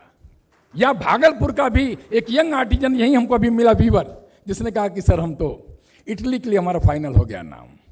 इतना मन खुश हुआ। एक्सपोर्टर जाएं, अब उनका काम है, बाकी लोग जाएं, उनका काम है, लेकिन हमें जीआई के लोगों को निकाल करके और ऑनलाइन मार्केटिंग में विदाउट एथराइज यूजर कोई भी ऑनलाइन प्लेटफॉर्म वो जीआई के नाम को यूज नहीं कर सके। इस पर स्ट्रिक्ट होना पड़ेगा गवर्नमेंट को। कोई भी ऑनलाइन कंपनी है, उसने जो लिखा बनारस साड़ी, आप तुरंत नोटिस भेजिए, गवर्नमेंट डिपार्टमेंट नोटिस भेजे एथराइज यूजर का, where is the authorise user number, how you can mention Banaras sari, आप उसको मेंशन करिए। हमें वासमस जैसी कंपनी चाहिए जो ई मार्केटिंग में इसी दिवाली में इन्होंने 150 एथराइज यूजर के प्रोडक्ट को विथ जीआई एथराइज यूजर नंबर के साथ में पूरी दुनिया में कारपोरेट गिफ्ट में दिवाली में भेजा है। So we are looking this type of the support from the government department, NABARD and various the like-minded people who are working in this sector for promoting। और नंबर तो बढ़ाना पड़ेगा। हम ये नहीं बोल सकते कि हमें नंबर पे नहीं करना है। We have the clear focus. हमें कहने में गर्व है 309 GIs we have facilitated in the 21 states। 21 states। और 2019 में जब ऑनरेबल प्राइम मिनिस्टर ने हमसे कहा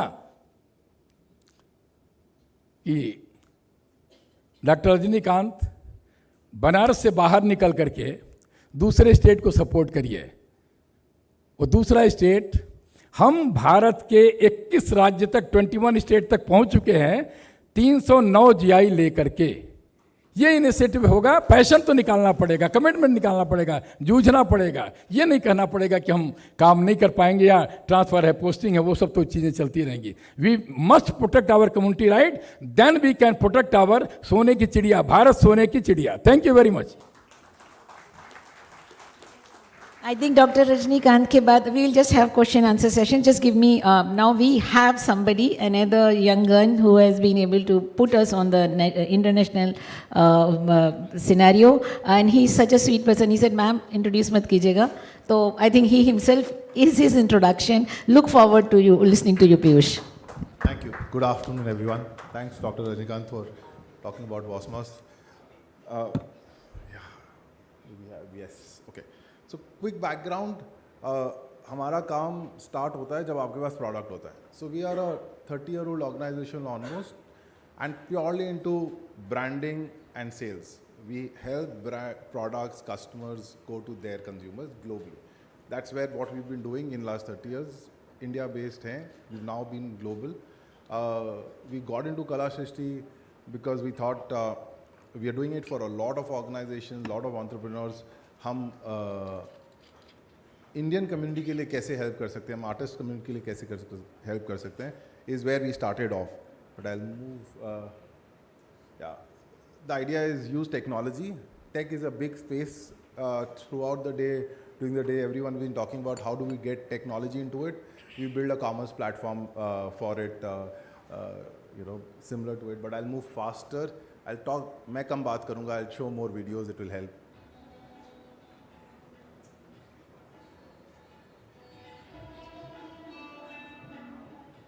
Did you know there are millions of skilled artisans across the country keeping these age-old practices alive?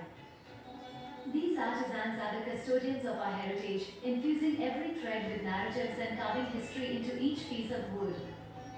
Yet, despite their exceptional talent, they face challenges like geographical limitations, limited exposure, and high operational costs.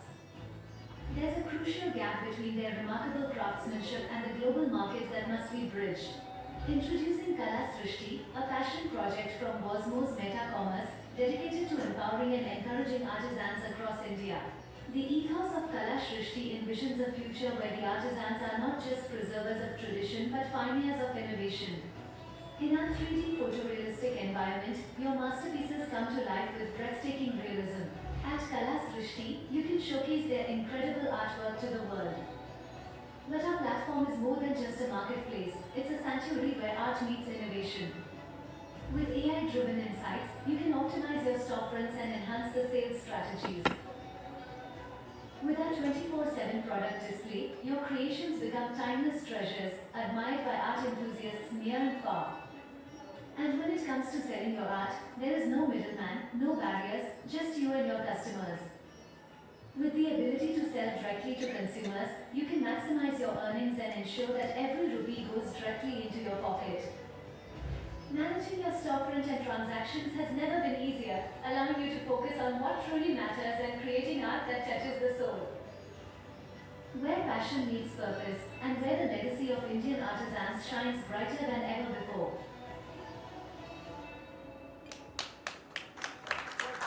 Thank you.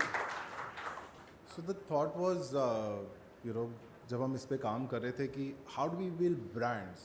Artisans के लिए brand कैसे build कर सकते हैं? Products के ऊपर conversation तो we keep talking about it कि ये प्रोडक्ट है वो प्रोडक्ट है, but and during the day we spoken about duplicacy, authenticity and all that. So कोशिश ये है कि can we build brand for each one of you, right? That is the idea. In today's time if I say go and open up a retail store, it's is an expensive proposition, right? Plus वो एक area के लिए limited है. If you have to go beyond, so what you're doing is we build stores online. We believe that e-commerce is changing and experiential commerce is what we feel that will move. So what this does is you have your own store.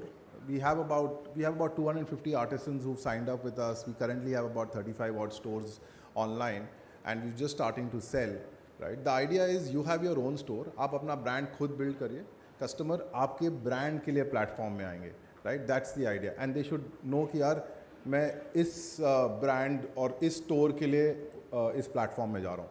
That's the idea. Very simple platform, mobile पे access बहुत clearly हो सकता है इसमें. And we have a team which supports the artisans out here. We are going doing the shoot. It's a very strange thing. जब हमने शुरू किया था तो we thought it be very easy. आज के ज़माने में to take photographs and put it online should be very easy. Honestly it's not been. Right? Cataloging. Products are not cataloged. Product doesn't have a description. So we're getting into that space where we're, working with artisans. Can we build that so that it's in a space where anyone globally can look at it? They also have a reason to talk to you. So generally e-commerce में you don't have an option to directly have a chat with the seller. Here, if you want, आप अपना phone number दे सकते हो, आपसे वो directly बात कर सकता है, हमारी ज़रूरत नहीं है, right? The other thing, because it is a GI tag thing we're talking about, it is all GI tagged artisans. There is no one without GI tagged on this platform. That's one. The second thing is your GI tag QR code is there. So if someone wants to track where you are, they'll scan it. They know that this is what your location is, right? So it's right there up front. So the genuinity comes in through the platform. So that's something we've been closely figuring out. It's a new journey. So we are hoping that in 1 year's time frame, if we do a platform like this, right, we'll show a lot more numbers on lot more artisans, lot more GI tagged artisans on the platform, and not just sales from India but globally. That's the idea. Just a glimpse of some of the arts that are already there on the platform, right? So this is what we are now starting to talk about it globally. That if you want to any of these art you want, the product of this is available on our platform and people can buy it. So कोशिश ये है कि we talk about you, talk about artisans, talk about the art, उसकी history. Every store has your story. Every store the artisan का video लिया जाता है, वो अपने स्टोरी बताते हैं कि कहाँ से शुरू हुआ था, क्यों कर रहे हैं, बैकग्राउंड क्या है, all of it, so that people know the history. It's about building the brand, right? Only sales will not happen. One of the artisans whom we've working with, मेरा नाम जरूर कुमार सिंह है और मैं वाराणसी से हूँ. श्री नरेंद्र मोदी जी 2018 में फ्रांस के प्राइम मिनिस्टर के साथ आए थे मडालापुर में विजिट करने के लिए. तो वहाँ पे मैंने डेमो लगाया हुआ था अपना. उस समय मैंने अपने झुमके भी लगाए थे अपने हाथ के बनाए हुए. तो वह झुमके उन्हें काफ़ी पसंद आए. जी, हमारा सामान यदि वर्चुअल स्टोर में अगर लगाया जाता है तो हमें पूरी उम्मीद है कि ज़्यादा से ज़्यादा लोगों तक इसकी पहुँच होगी. ज़्यादा से ज़्यादा कस्टमर इसको देखेंगे, खरीदेंगे और हम कारीगरों को उसका पूरा फायदा मिलेगा. another store there's another store which is live right now. These are some of the stores जो already platform में है. Some of the we've created these brands. We are helping them create the brand, showcase it in a way so that you can go and buy directly from that store. That's the idea. There are multiple of that, all available online. You can log in and check. Piyush, what is your business model in this? What is our From where do you? Okay, yeah, that's important. I'm a business guy eventually. Right? I know. So while it is a passion project, there is a way to get money. But I think there is a better way to get money than to get money from the artisans who are trying to anyway, keep the culture, intact. So Dr. Rajnikant mentioned that we did a corporate stuff. So this was the first time जब हमारे पास एक certain number of artisans were there in our platform. So we said, this Diwali, can we try doing something different? Though this was built, this was an accumulation of products from different parts. कुछ गुवाहाटी से था, कुछ वाराणसी से था, and this went to quite a few hundreds of corporates, and we told them the story that this is what the artisans in the country are doing. Some gifts are more than just presents. They carry All these are GI tag products. culture and tradition. At Kala Srishti, every handcrafted piece is a celebration of India's rich heritage, crafted with love by skilled artisans. Whether for clients, colleagues, or loved ones, a gift from Kala Srishti isn't just thoughtful, it's timeless. So this time, gift with purpose and gift with Kala Srishti.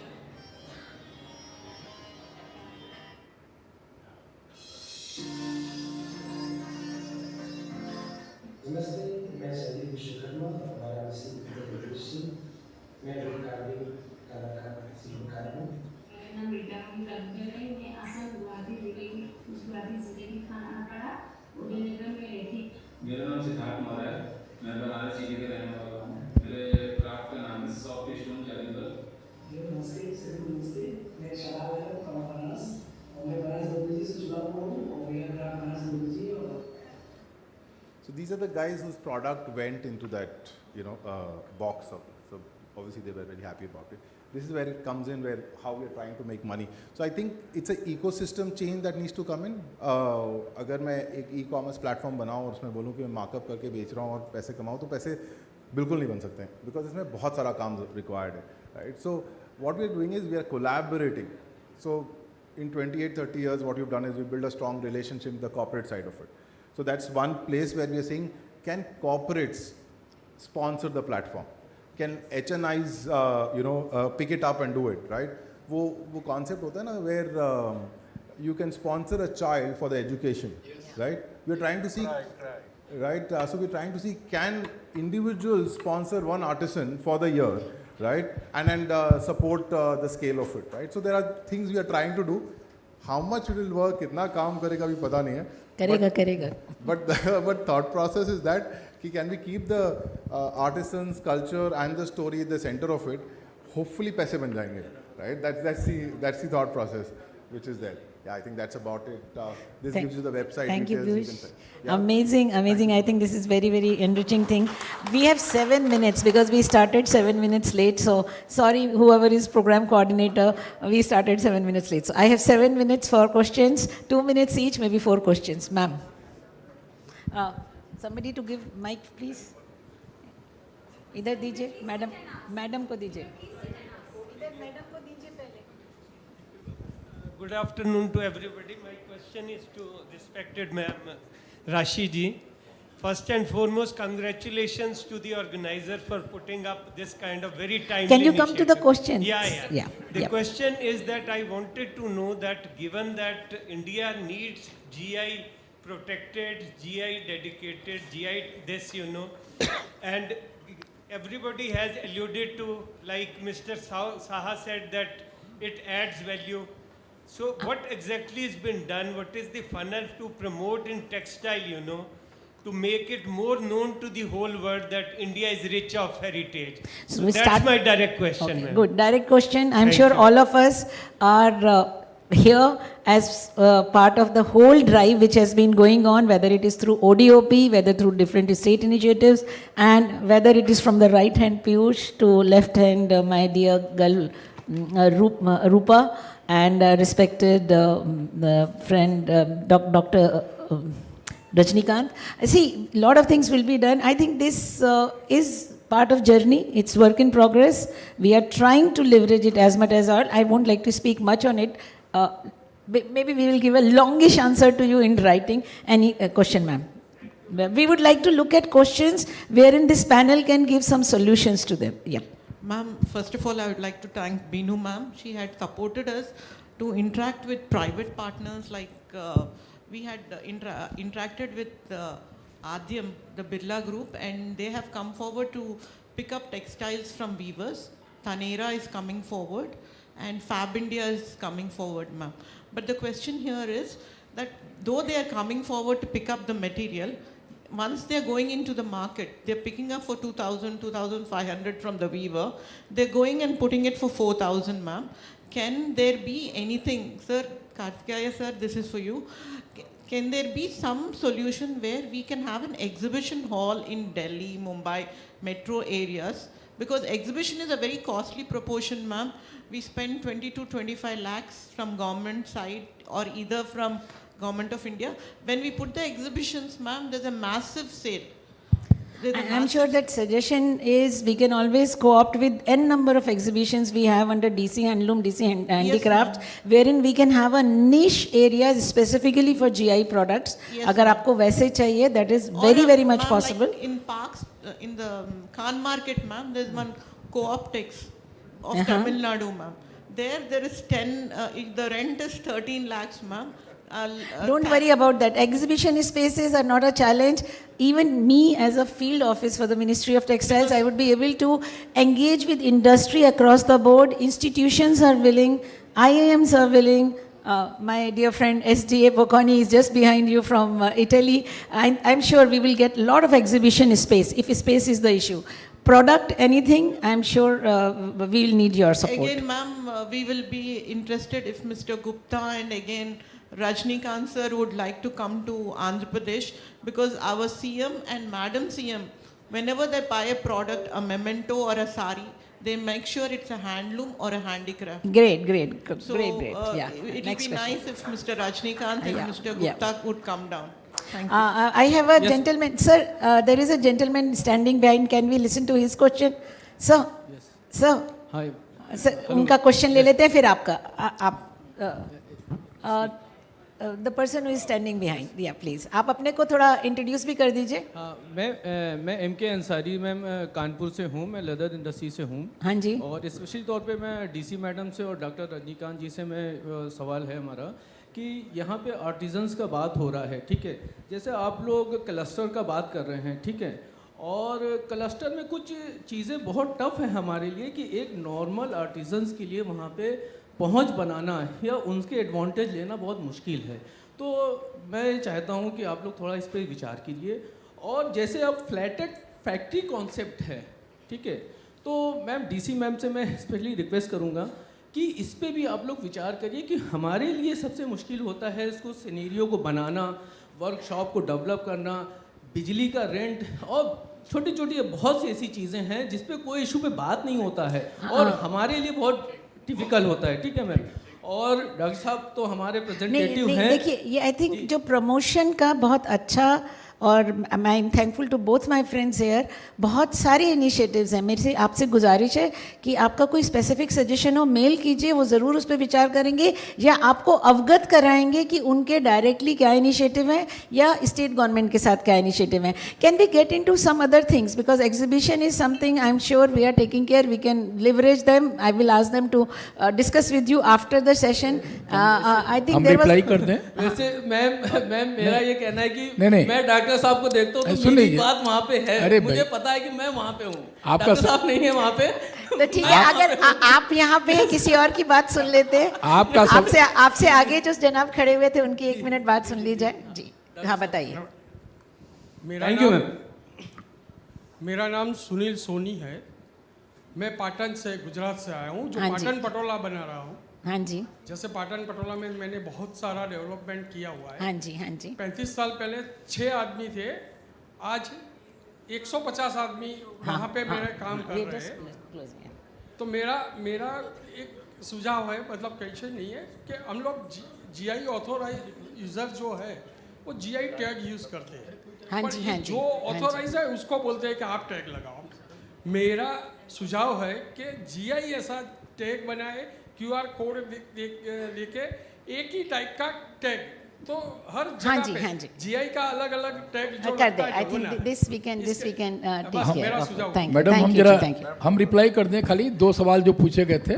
एक तो यह है कि Kanpur leather goods को अभी GI file किया गया है, वहाँ से लेदर सेटलरी जीआई मिल चुका है और उसमें करीब 100 से अधिक जो एक्सपोर्टर हैं वो जीआई थ्रेजर बन चुके हैं।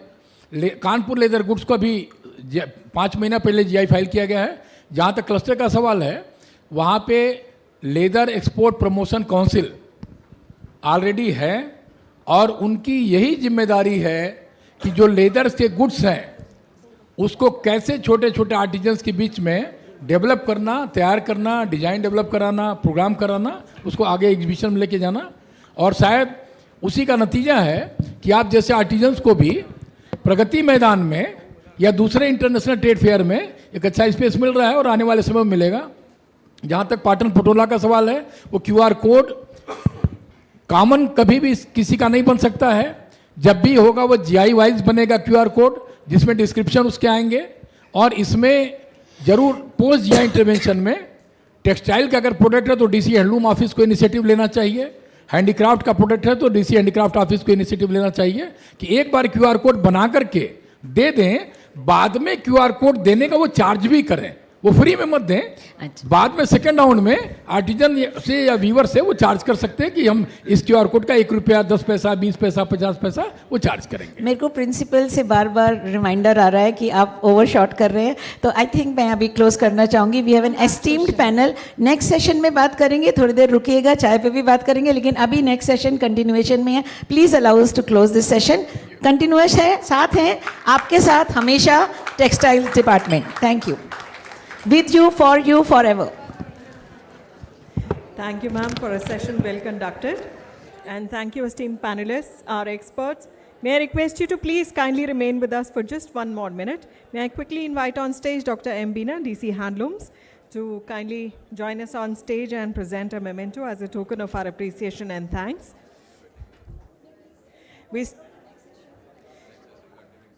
Before we go on to the presentation of mementos, please, may I have your kind attention, please. We are not having a break. So there is no point in going outside because you will not get any tea or coffee. So please, might as well remain seated. चाय coffee कुछ नहीं है बाहर, तो कुछ नहीं मिलेगा। जी, we start by thanking the esteemed chair. Thank you, ma'am, for chairing this session. We are thankful to Srimati Roop Rashi, Textile Commissioner and Vice Chairperson Textiles. We also thank Shri Mahesh Gulati. Thank you, sir, for being a part of this discussion. Our thanks to Shri Partho Saha.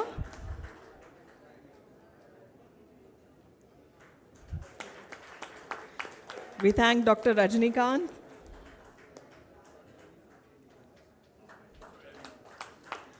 Our thanks to Dr. Rupa Ganguly.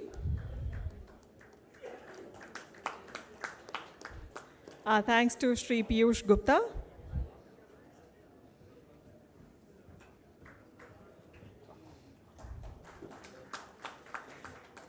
And of course, our big thanks to Shri Kartikeya Dhanda and Dr. Raut for being a part of this session. Thank you, Dr. Beena, for joining us to present the mementos.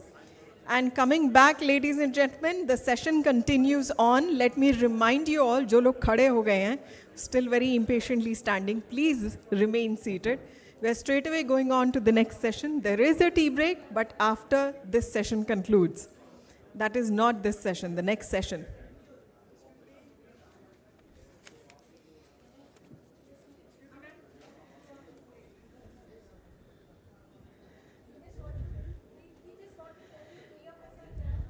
So quickly moving on to our next session, which is linking GI tag products to export market. I promise you a very, very lively discussion, so please do have some patience Stay back for this session. You will really enjoy it, I promise. And chairing this session is none other than Srimati Amrit Raj, Development Commissioner, Handicrafts, Ministry of Textiles, Government of India. She's already joined us on the days. A very warm welcome to our esteemed panelists. If you could have a little patience for a bit more, I know it's very tough to sit silent for so long. लेकिन कभी-कभी दूसरों की सुनना भी अच्छा होता है.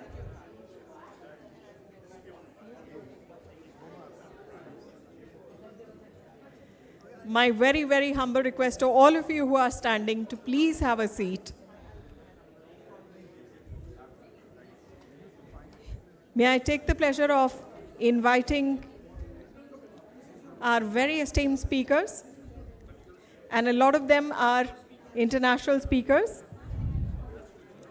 So please join me in welcoming Mr. Peter J. Clark, proprietor and designer, Comte Pierre Mosaic, France. Ms. Fiona Cameron, founder, director of Story, France. Mr. Alessandro Giuliani, president, Indo-Italian Chamber of Commerce. Ms. Vaishali Escouture, fashion designer, Italy.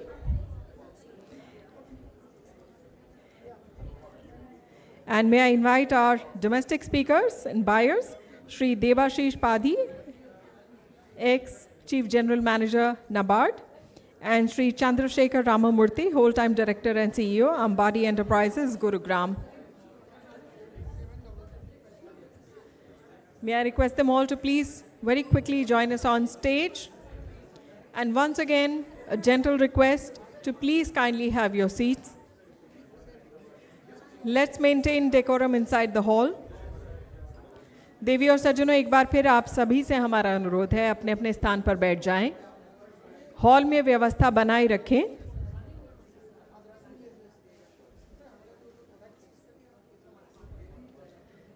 हम चर्चा की शुरुआत करने जा रहे हैं. आप सभी से हमारा एक बार फिर अनुरोध है कि अपने अपने स्थान पर बैठ जाएं. And as I promised, it's a very, very lively discussion, and you will enjoy it tremendously. So once again, may I request you to please kindly go back to your seats. Let's listen to these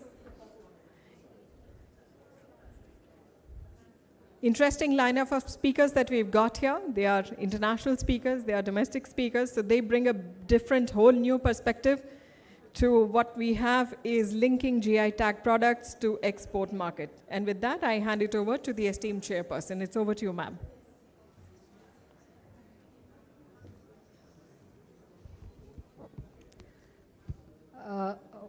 A little late, good afternoon to all of you. This is the most important, I think, part of the culmination of the discussions. There are two markets which are important, for any producer. One is the domestic market and one is the international market.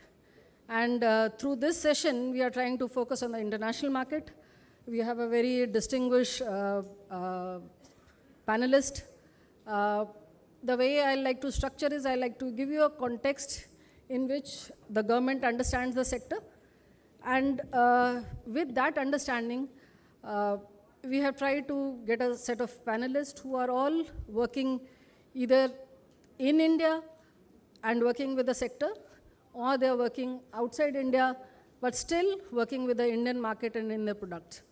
So the idea is to hear from them directly as to what is it that we are missing and what is that we should leverage through our GI registrations to leverage exports, because they are all representative of the consumers we are trying to target. And they do have an appreciation of the Indian systems, Indian space. So we would want to hear it from them. But just setting the context, in India, we are exporting almost 60,000 crores of handicraft, carpet and jute products annually. It's a big number, but what we are doing is that we are, most of our exporters are not brands. They are suppliers to very big chains internationally. there are very few handicraft, handloom exporters who are brand in themselves. So the question is that when you are, the international export is sourcing a particular chain of stores, then it is up to the chain how do they market that product in that country. And in that context, the relevance of GI, whether they are trying to sell those products as Indian origin products or they are just part of their collection, which how relevant is GI if the export segment is not really Indian brand oriented? That is number one. Number two is that there are two very good examples we had in the previous session. One is of Rupa and Babar, where he was trying to say that the product in itself should speak for themselves, and maybe what they are trying to do is create a brand, which we don't have right now. So this topic of linking GI tag products to export market, it is a big challenge, and we want to understand from you as to how do you see this topic and how do you sort of improvise your own experience to this sector.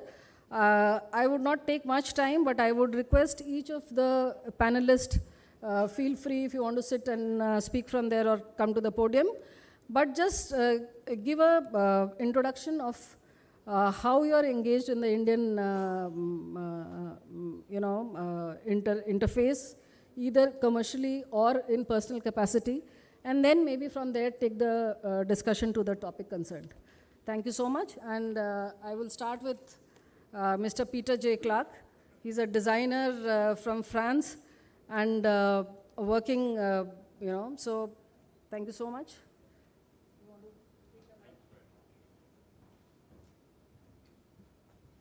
Good afternoon, everybody, and thank you for HEPC and all involved for inviting myself and my friends from Europe.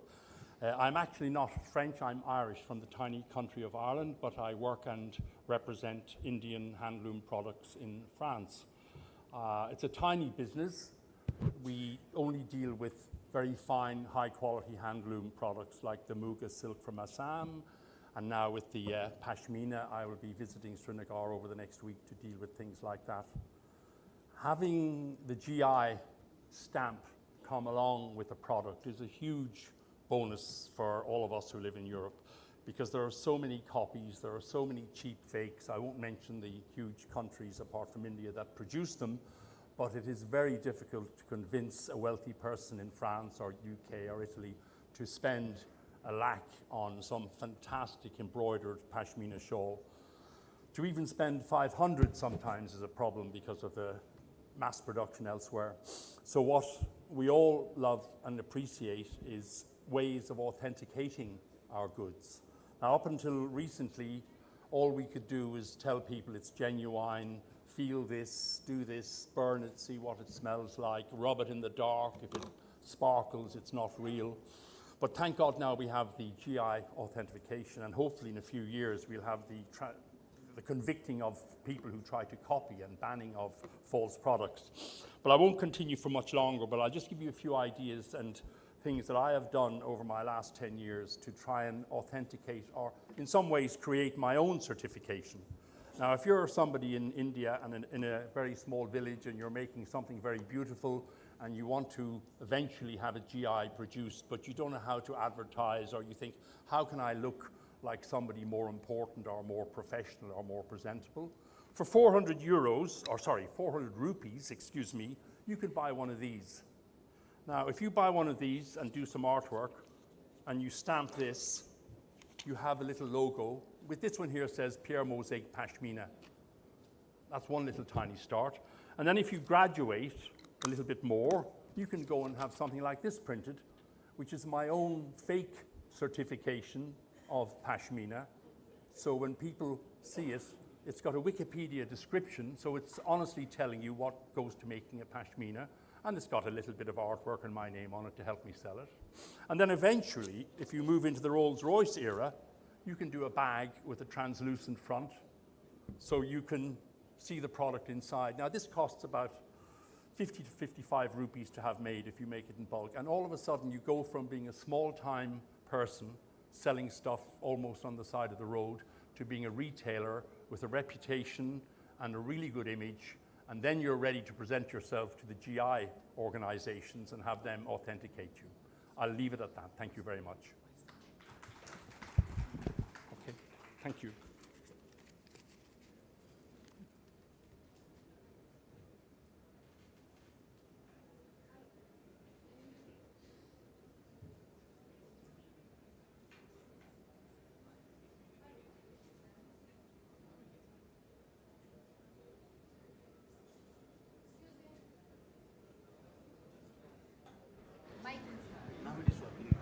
Hello. Yeah.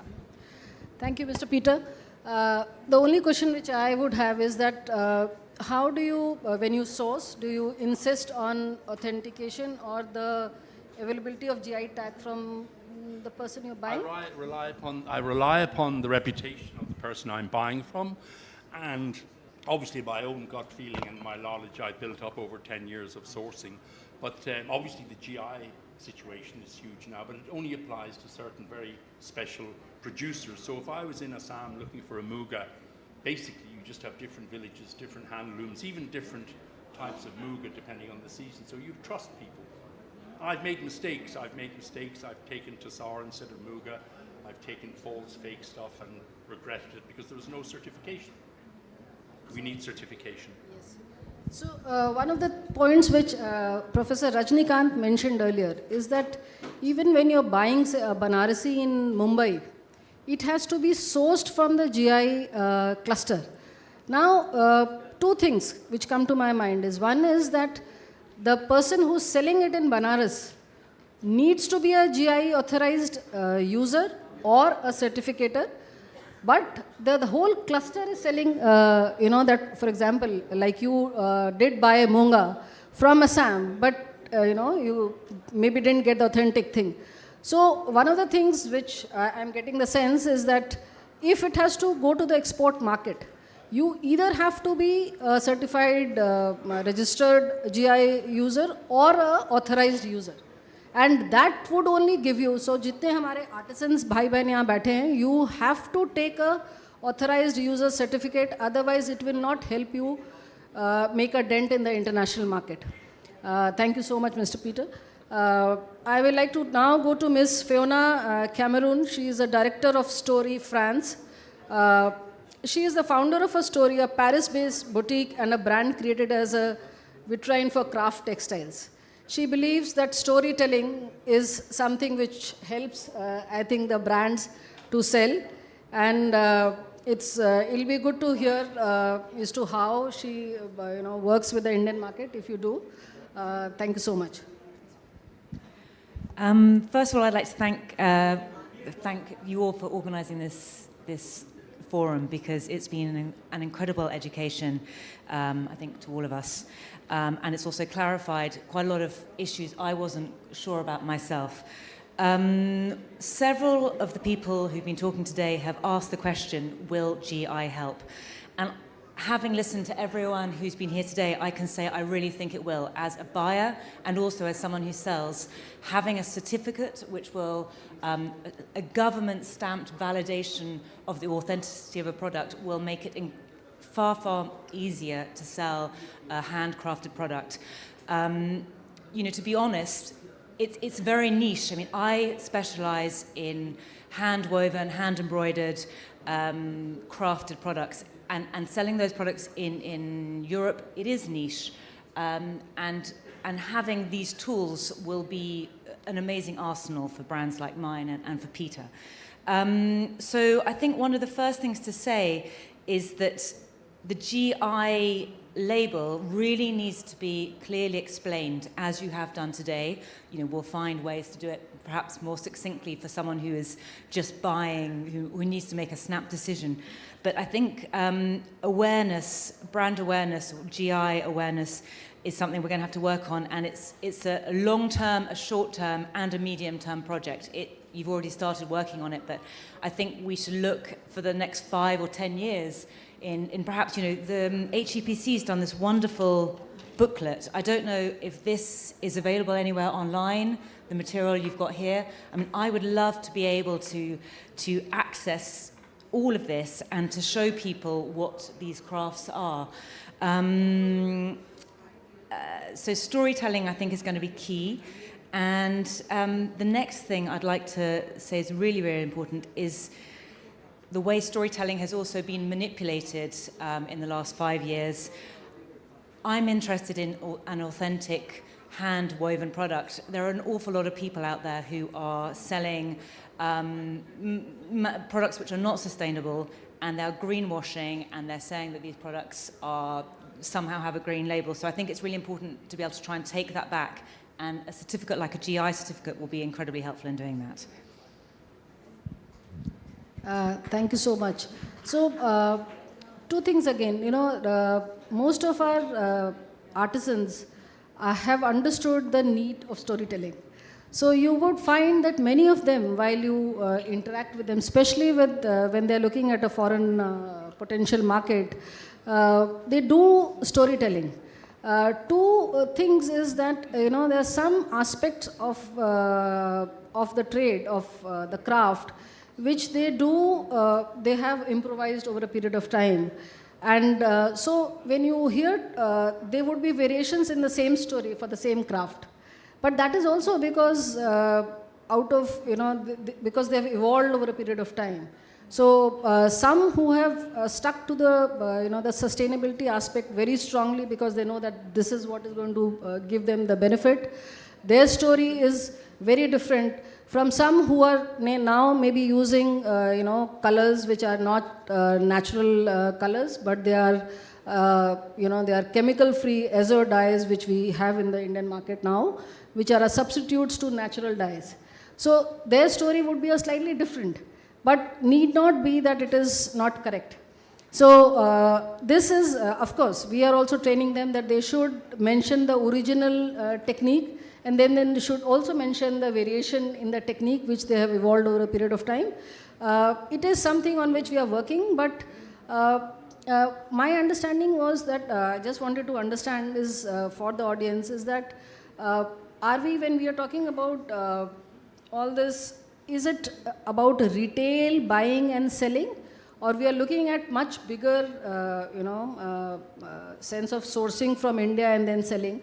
There, do you source from individuals or you source from, from buying agents or from agencies? There, do you insist on a GI stamping, or is it that you go with the credibility of what the buying agent is sort of offering you? I mean, to be honest, the majority of the people I source from, I've actually found thanks to organizations like the HEPC.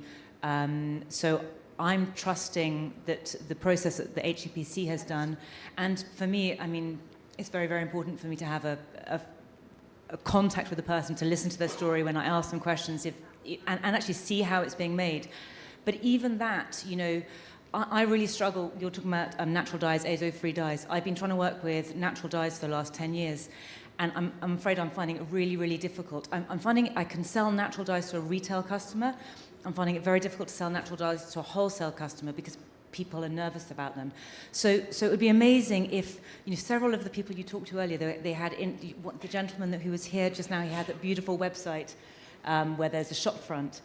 That's great. But people, if people are able to have all the information there, what dyes it's made from, azo-free dyes, natural dyes, how's it woven, and that information really needs to be accurate and it needs to be transparent, because if one thing is not correct, suddenly the whole thing is put into question. And do you sort of use the GI stamping in your sale when you are sort of tagging your products with some storyline in your retail stores? I haven't done up until now, but I will do, and it will be amazing because so something else that would be really, really interesting is I work with a lot of incredible artisans, but they don't necessarily have any official certification. And people who have also worked with the HPC, and I was talking to a couple of your colleagues here today who said that the process is incredibly easy. You've talked about how cheap it is. So I don't know if everyone is aware of that, because there might be incredibly talented artists and artisans working in a rural setting who probably even, they might not be aware, but they might not even have the time.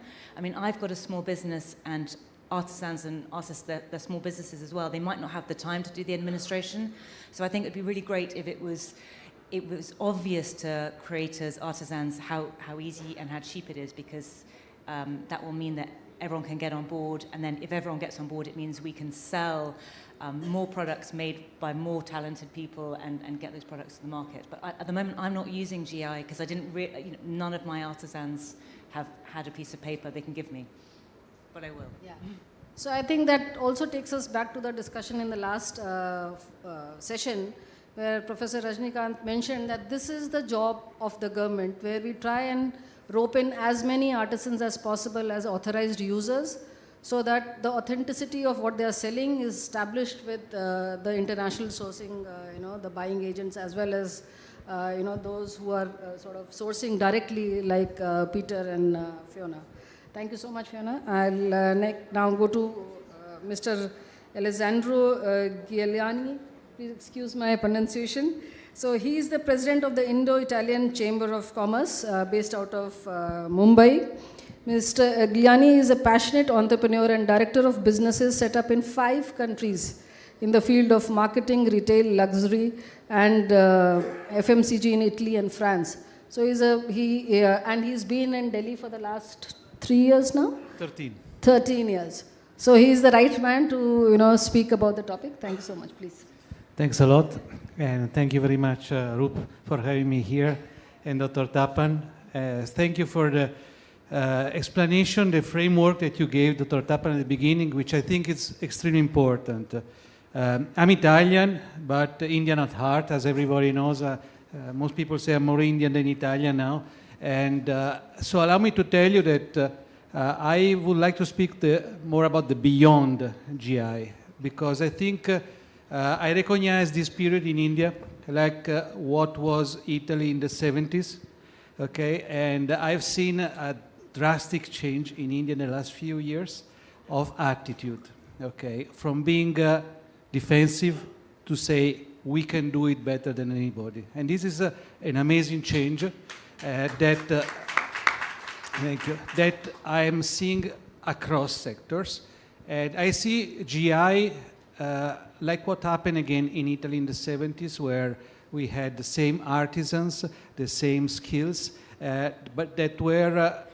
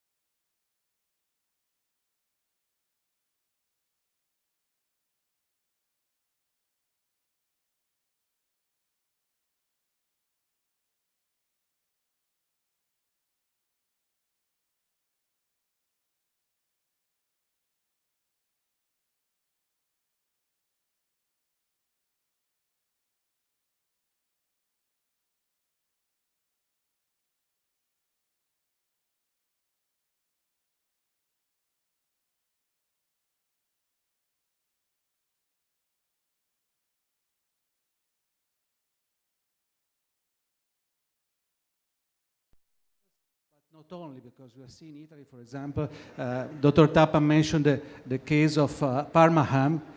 Parma is the city in Italy, okay? There was Canada selling Parma ham and exporting to Europe, and that was a disaster. And finally, thanks to GI, we won the case, and Canada cannot make that anymore. So that, but with the quality that is backed. Yeah, thank you so much. And this is exactly the concern which I was trying to raise in my introductory, is that we do have the wherewithal, but we don't have the brands. So India giving the entire embroidery which you see on Zara, the Zari work. I have seen units in Agra which only supply to Zara. And their entire 70% of their sourcing is from India. But the fact is that that unit in itself, by its own name, is not there anywhere internationally. So, and that applies to most of our exporters. Most of our big exporters also, they are supplying to the biggest chains, but they are not a brand. Now, that question we answered, we have, as a policy maker, it is our job to find out why we are not be able to do that. But marketing a product on its own brand is a very costly proposition in the rest of the developed world. So it is something which is challenging for them financially, because I think for every country you need to register. There is some bulk, for example, if they want to sell in Italy, they have to register in Italy as a brand. If they have to, so there is a combined EU branding proposition where they get a discount or something for sort of being able to establish as a brand. So that is a challenge. But here we are talking about, if we are looking at products which are artisan specific, then for them to sort of establish that linkage internationally, it sort of fails me to address that how we can be there. We have a speaker with us who's made some inroads. We will come to her. But that is a question which, and what you're saying is that India, with all the resource in IT sector and with the change in attitude, we should definitely, sort of be more aggressive. As government, we have a big role to play in terms of establishing the infrastructure, and then maybe the artisans take over from there. Thank you so much. I will now move to Debashish Padiji. He is ex-CGM NABARD, the man behind starting the initiative of GI registration in NABARD. He was the man who started it all, and NABARD was extremely, extremely aggressive. They have been consistent in their effort to take GI registration to every established cluster. They've done a great job, and we'd like to listen from him directly. Yeah, please.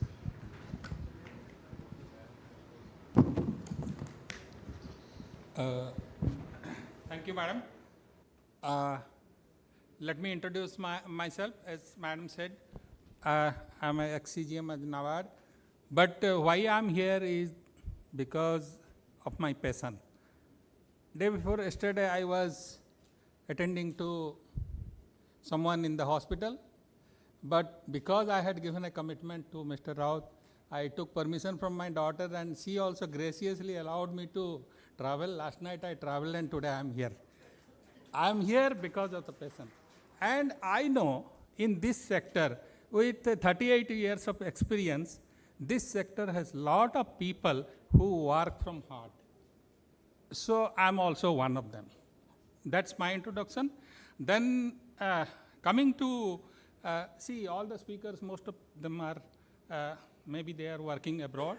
I will say the Indian perspective of what are the problems the artisans or the handloom people are facing. The first one, and I also understand that this seminar is intended to provide policy inputs to the policy makers who are sitting here, or to the government, to the minister or the government.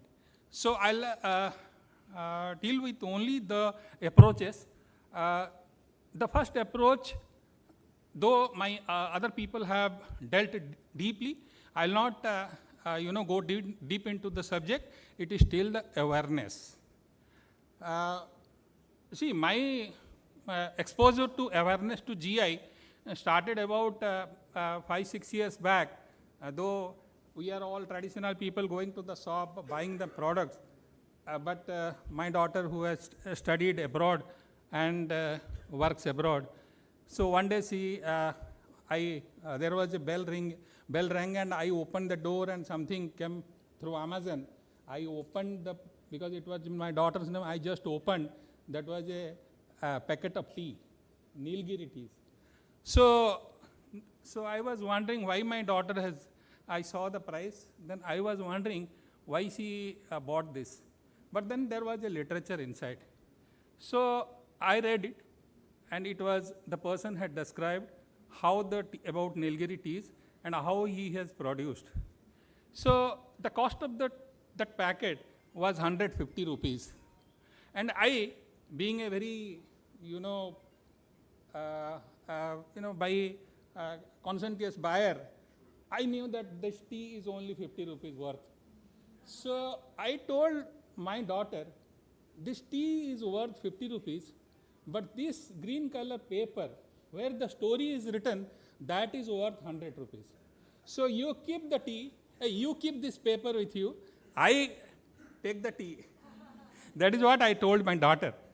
But then I took that paper to my workplace, and when I headed the department, I realized unless I developed a story behind each and every GI product, we are not going to able to sell the product in international market. So the issue is, we have a product which is a differentiated product. It has evolved over a period of time. It is very, very labor intensive. Many products are sustainable, and some of them are environmental friendly, most of them. So when we are dealing with such a product, definitely it has to be costly. So, but the issue is, the poor producer, he is trying to compete with the roadside shop or a commercially producer.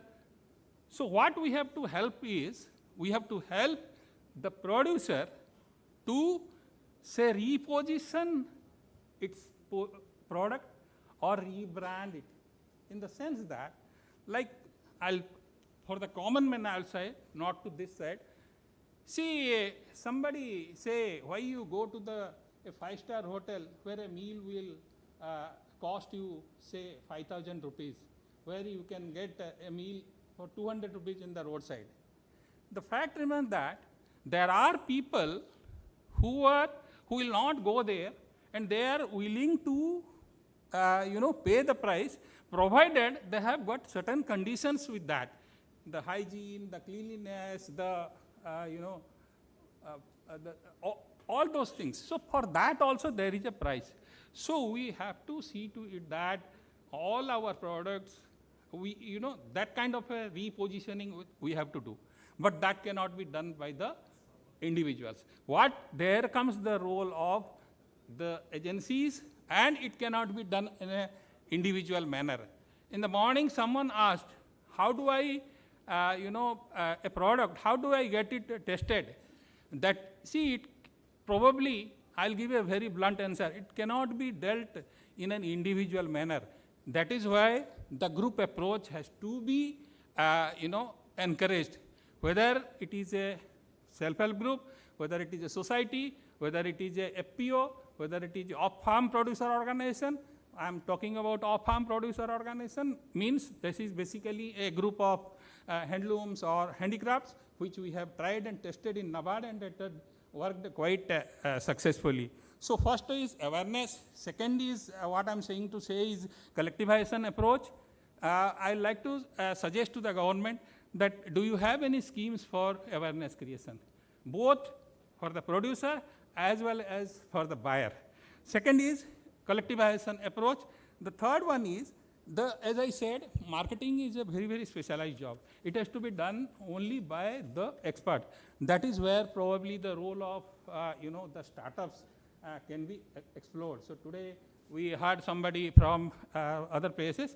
I'm also mentoring some of the one startup, Creative Craft in Bhubaneswar. But what basically we are trying to, finding when we try to go and sell the product in, say, Amazon or Flipkart, the rate charged by the company is probably 30%, 33%, 35%, 40%. The artisan or the handloom weaver is not having that kind of a margin in the existing circumstances to sell his produce in the on Flipkart or Amazon. So we have to find a solution how it can be done. We know that there is a ONDC concept which has been introduced by the government, and you'll be happy to know that the ONDC, NABARD was one of the first institutions who funded the ONDC initiative of the government, and at that time I was at the helm of affairs, and I hope we will try to find a solution to this problem. Then the last thing I would like to say that there is a need to collaborate among the various circles. There are, whether you say collaborate or coordinate, there are so many institutions working in this field in the government or in this sector, whether it is social service organization, whether it is the startups, where there is a policy makers or the GI registry. There is no single forum where we get what is happening in the field. Can the government take a lead from this? Can you introduce a structured format in which, whether both at the state level, at the central level, at least meet once in a quarter a representative from the different sectors to discuss what are the issues plaguing the sector and how we can take it forward. I am fully convinced that as India tries to be the second and maybe the third largest economy over a period of time, in a quick time, GI is one of the ways where we can, this is a means through which we can do it, and I think we will be able to achieve it. Thank you. Mr. Padi, it is, I think, your experience of long years in government that you're able to, sort of so convincingly give us inputs for policy space. Thank you so much. We'll keep it in mind while we do our work. The next speaker is Ms. Vaishali S. She's a very young person who's a fashion designer in Italy, and now very recently she's also opened a space in Paris. So we would like to hear from her as to how she is focusing on handloom in a big way. We would like to know from her is that how does she, she sort of sell. Is the GI relevant? Because handloom in itself is a definition for a foreign retail buyer, or do you need to sort of break it down to further to geographical locations, because we have over 160 different type of weaves. Is a buyer that discerning? Would he be interested in to go into details, or just the handloom story of India sells? Thank you so much. I would start differently with my story, because I think I've started exploring handloom in 2001, and I think it's important to talk about little bit of my background. I come from very, very small town, Vidisha, and I ran away from home when I was 17 years old without money. And I'm really happy to say handloom has changed my life. I did my engineering thinking I will finish my engineering and I'll get wonderful job and I will settle in my life. But that was not my job, and eventually I stumbled upon weavers, and I saw them how they tie 10,000 threads on the loom and how they prepare the loom. Just the preparation is, 16 days. that was so inspiring for me, and I felt like this wonderful thing, world should see, and there I got my purpose, and it became my mission to take this beautiful weaves to the world. And the second thought was like, if one village has one fabric, then how many villages we have and how many weaves we have.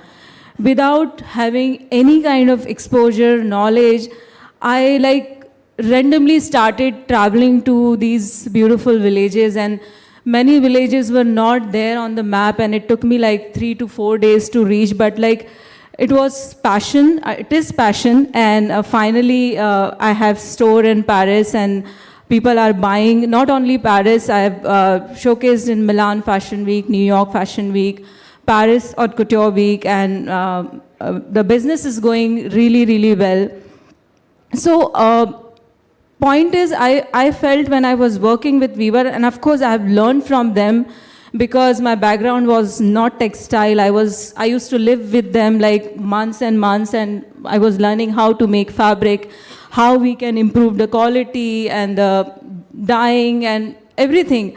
So I felt like to present our beautiful weaves to the global market, I think one thing is very important, the quality, putting design into the weaves, and the innovation, if we really want to see our beautiful fabrics on a global map. I love sari. I wear sari always in a different ways. But, putting these fabrics on a luxury level, I think we need to go, little extra to achieve that, and try to give global language to our fabric if we want to see, world is wearing these weaves. Another thing, when I visited New York in 2016, of course the mission was selling these beautiful weaves and garment to the international market. But soon I've realized everything is made in India. We are always behind the scene. And I felt it's a good thing a lot of international brands are coming and giving us a lot of job in embroidery, buying our fabrics, but why we are not there? We have skills, we have textile, we have design. If you see our costume history, I think we are the most fashionable country in the world. From top to bottom, if you see costume history, from pin to touring, we have design. So why can't we present ourselves with our fabric, our skills, our craft, our design?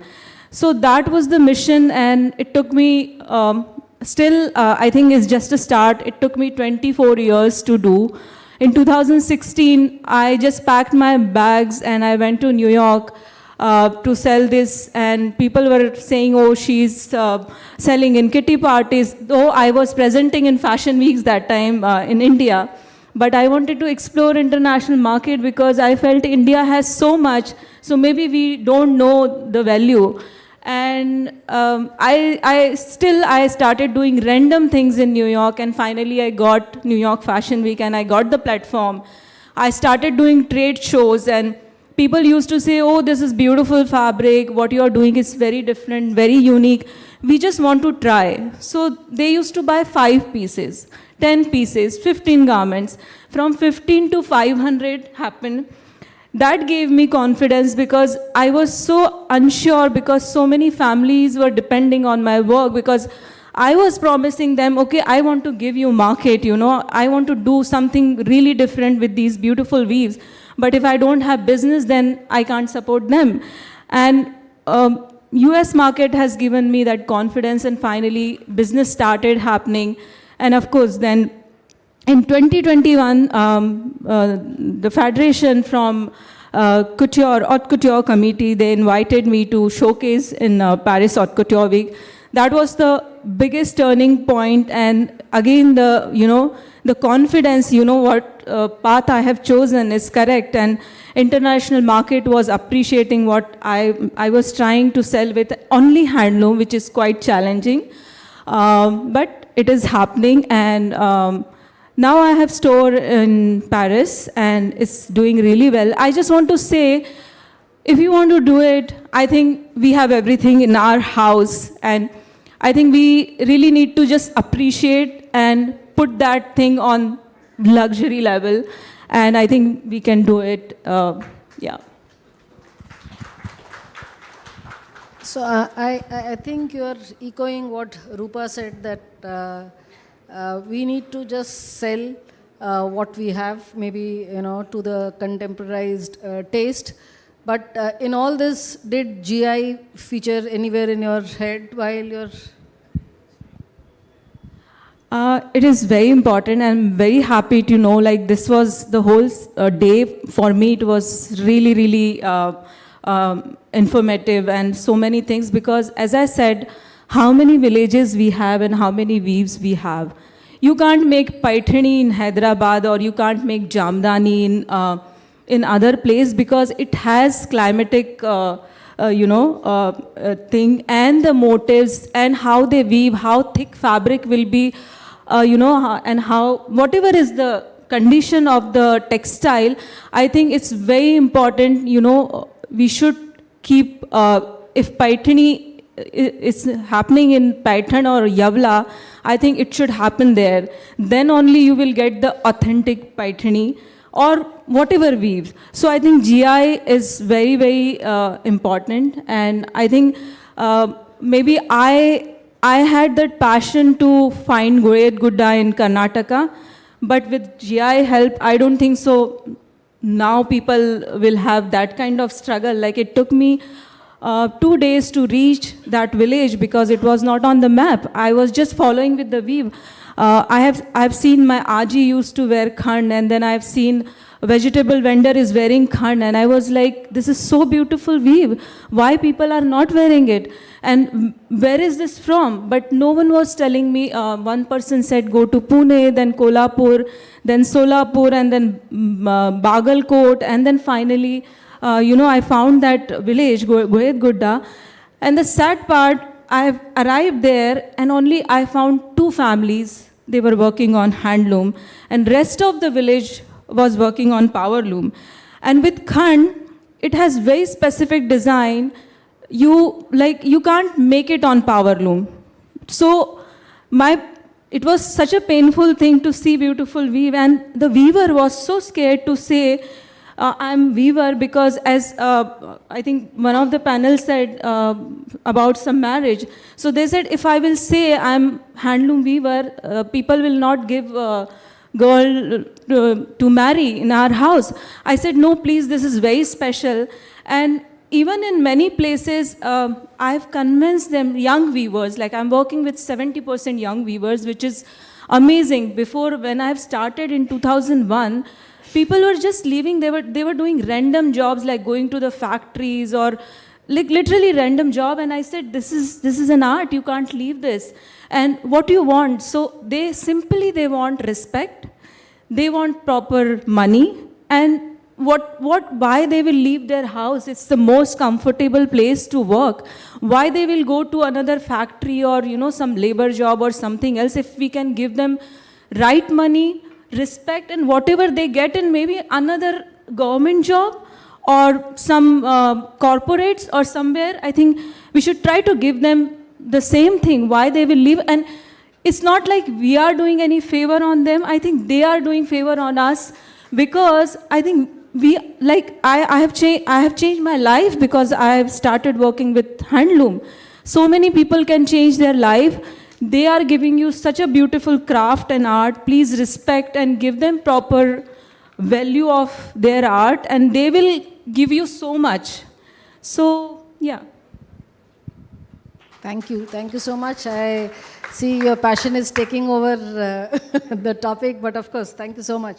It's so nice to see so much of, love for what you're doing. Yeah. So now going to the next speaker, I am requesting Mr. Chandrashekh Ramamurthy, who's Director and CEO of Ambadi Enterprises, Gurugram. Yeah. We are running a little late on schedule. Yes. The challenge of speaking last, so I'll try to keep it as short and sweet as possible. Good evening, everybody. I represent Ambadi Enterprises.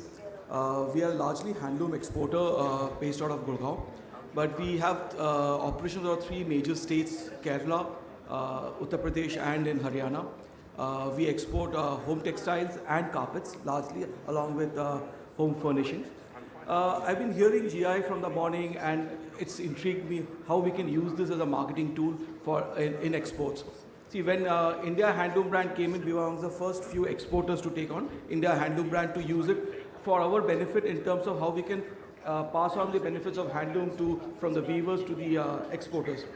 And Ambadi Enterprises has been promoting handlooms for the fact that for the last 14 years, HEPC, they have given awards for handloom exporters. Out of the 14 years, I think so 8 years we've been rated the top exporter from India. So that gives us the courage to do what we are doing. I've been hearing a lot of challenges from the morning. Dr. Raut and Sri Kartikeya mentioned about it. Enrollment challenges, IPR understanding for the smaller weavers, traceability, lack of awareness, enforcement, communication mechanism, how to go about it. I'm just summing it up a little bit so that I can tell you what we want as exporters. And it's a quality parameters. What is quality?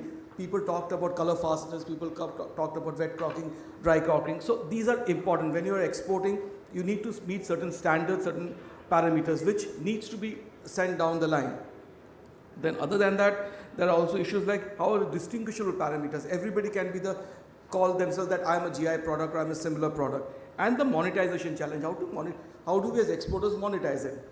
So I'll keep it short. I think there are 5 points which I think will be important for if exports and GI have to be brought in together.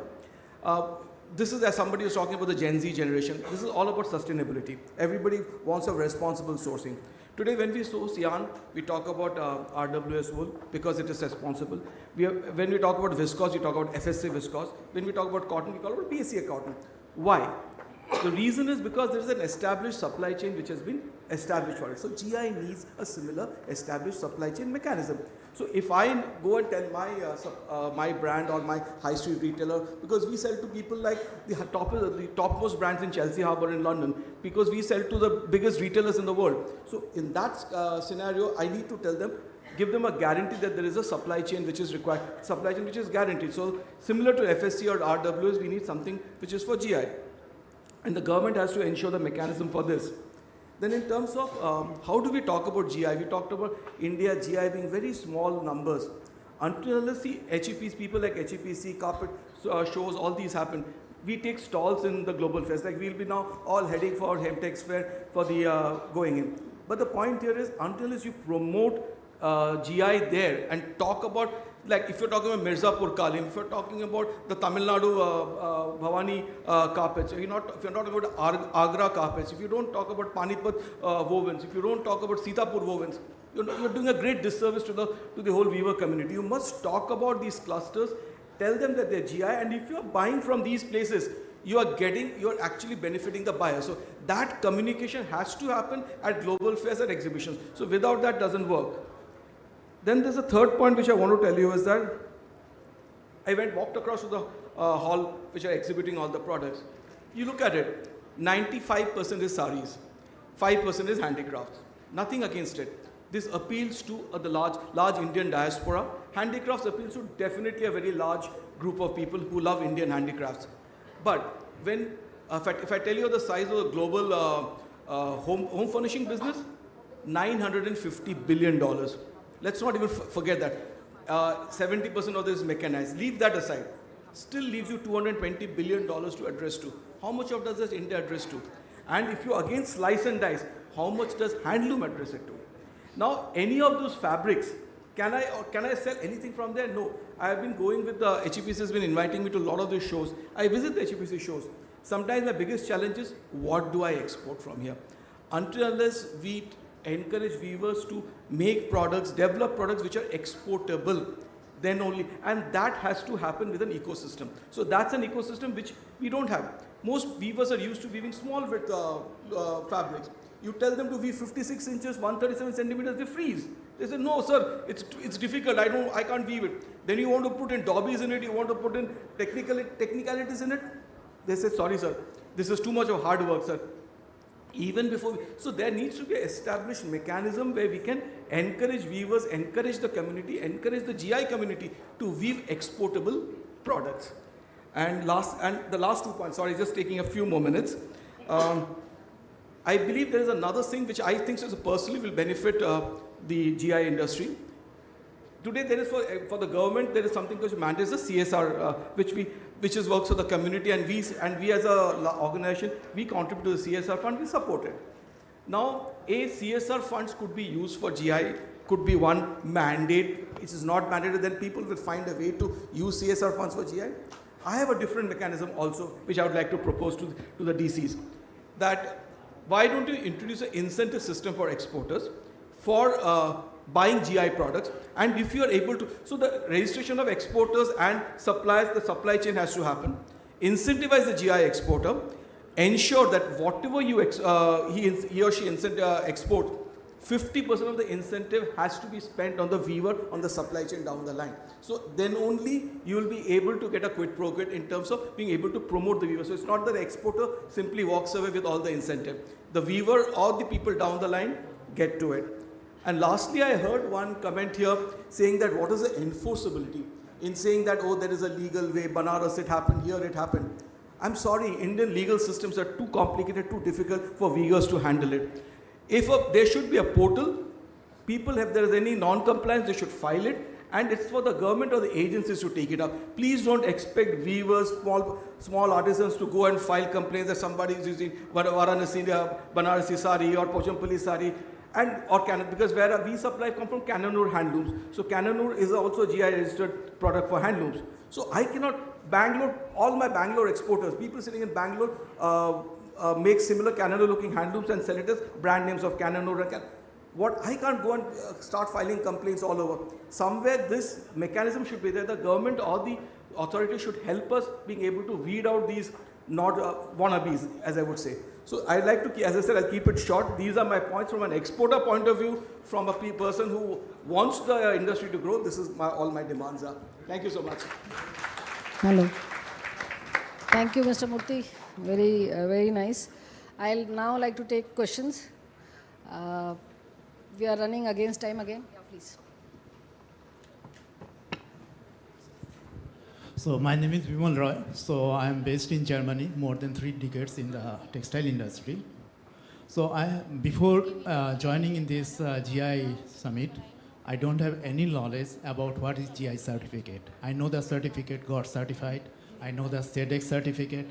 I know the Fair Trade certificate. I know BSCI certificate. Those are certificates we need in Europe. But GI certificate, we don't have any knowledge. So my request this one, so maybe we do those publicity or broadcasting in the European market also. So my question this one, GI certificate, is it for the finished product or the raw materials? That's my question. So it depends on what is registered. But most of the time it is a product which is registered and not the raw material. So, but just to answer you that now I have the questions this one. Because I go often to the Italy, in the Florence, that is the Pretty Uomo, I think you know also. Because the city where all the designers are sitting there, and they import the fabrics, like as our, say, Banarosi or the Chanderi or whatever it is. They store the fabrics there, and they do the designing there, and they sell in the market. It's a high volume. So shall we give this certificate who are producing the garments in the outside of the India, or we are giving the certificate only the fabrics when they are taking this one? And when they sell this one and they are producing in outside of the India, are they able to take this GI certificate? So that's a question which one of you who's sourcing from India has to answer. Yeah. And I have also another question. Yeah. The first thing is you mentioned about the raw material and the fabric. I'm giving the example. Banaras sari made by the silk. The silk is coming from the Bangalore, from any part of not only in the India, abroad also. The weaving technique is there. GI is for the final product. First, the final product, the technique is that no design is GI. GI is for the final product. 100 type of the design, 1000 type of design made in the Banaras geographical region with the raw material like silk or the cotton. You can mix also, but not for the nylon. Not for the because the GI is giving the guarantee of the quality also. So, and the second part, if you go for the raw material, like the one name is Munga silk. In the Munga silk case, the raw material is GI also, the Munga silk, and the fabric is also GI. In the case of the Ladakh Pashmina wool as the raw material is the GI, not the Pashmina shawl. Now it has filed for the GI. So what you are mentioning in your GI application, that is the important thing. If you are mentioning for the only for the yarn, like the Surat Zari, this is our third example. In the Surat Zari, only the raw material is GI. No Surat, the design or the product GI. Now they are trying to submit a separate GI application for the Surat Zari textile and product like this one. So this is the things. Yeah. If we give the certificate for the garments, we don't give the certificate, garments made should be in India. So it will be affected for the fabrics export also, because the Florence will say, okay, we want to sell these kinds of the fabrics. So if we could not give the certificate, and how we could import the fabrics from India? This is the one question. Second question is also, like is the technology. Technology, that means tie and dye technology, because I go too often to Turkey, because I import also goods from Turkey. And that is say not only Istanbul, Denizli, several places. I go also too often to Portugal also, that is Gomerais, where is that? And also go to the... Question, let's come down to several questions. And now questions, this one, say the technology of this one, tie and dye. Tie and dye technology. So is it the technology we could give the certificate for this technology? Because it could be cloud also, this one, to other countries also, this technology. Because Europe, there are biggest exporters from Turkey. Because we get the goods within Got your question. Yes. See, the technique of, which is a handicraft technique, you know. So for example, the same tie and dye, but when it is done in Japan, it is called shiburu. So maybe they have a GI in Japan for shiburu, which is a different technique. Ours is a different technique. So we have a tie and dye technique in Rajasthan for which we can apply, because it is being practiced in India for a very long time. So if it fulfills the conditions, we can apply for techniques, because these are specific handicraft techniques which are being used in that geographical indicator for a very long time. Next, yeah, please. Hi, I'm Sagrika Rai. I represent the brand Walkenweft that's happened to mention in his Please mention who the question is meant for. And right. So the question, carrying forward to his conversation on techniques, I would like to make a suggestion to the ministry. There should be a special HSN code for handloom and similar handcrafted categories. I even mentioned to Sir earlier, we have an HSN code for hand woven and other woven fabrics, but there is nothing that distinguishes handloom to woven. So I think that would be an answer to laying out the technique. It could be an added advantage. The GI is coming in, taking force. And if we have a special dedicated code in HSN, that is always needed for any exports. Thank you, Sagrika, but I think the questions to be for the topic we have discussed, but that's a good suggestion. We are working, there is a lot of discussion on the HSN codes between, it does back and forth between us and commerce, but take a note, I think, by Beena. Yes. Any other question? Yeah, please, ma'am. Good afternoon, everyone. No, I think the lady in the white scarf. Yeah, please.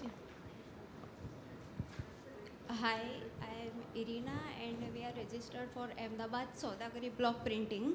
So my suggestion was that if government help us to collaborate with already established designer and artisans, so it would give us an exposure to a larger audience. Yeah, so there are schemes of the ministry. You can go to the website and check. There are ways by which we engage the designers to the clusters. So you can, yeah.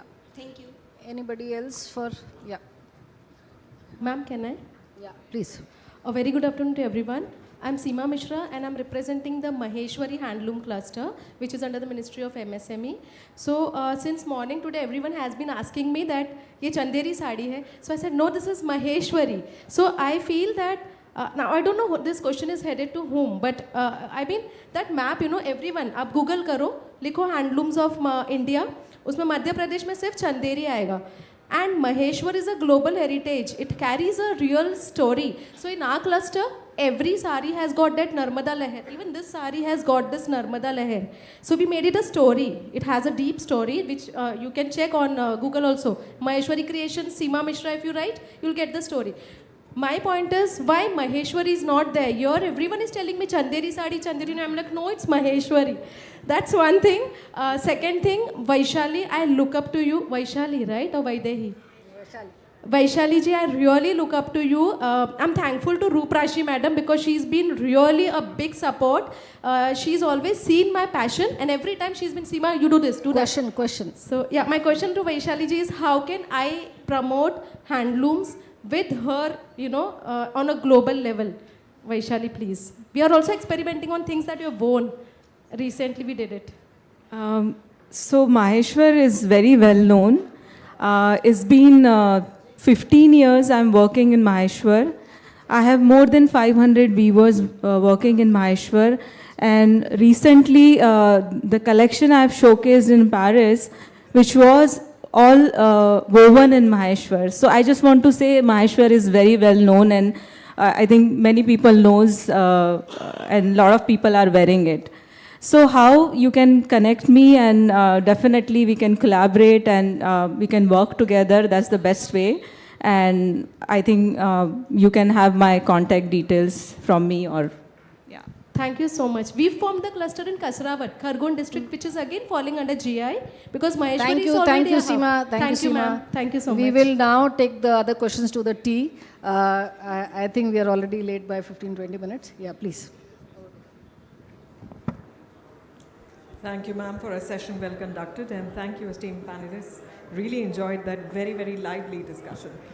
And to do the honors of presenting memento as a token of our appreciation and thanks, may I invite on stage Ms. Roop Rashi, Textile Commissioner, Government of India.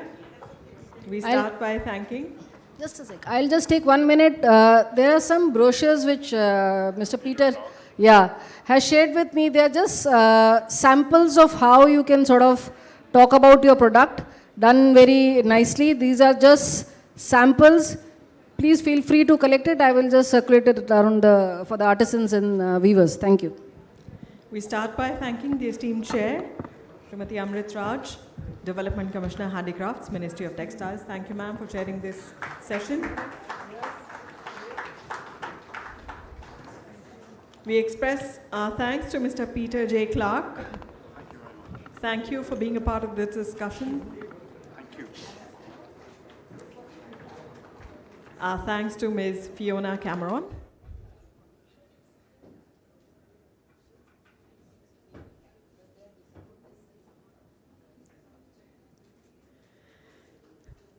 Our heartfelt thanks to Mr. Alessandro Giuliani.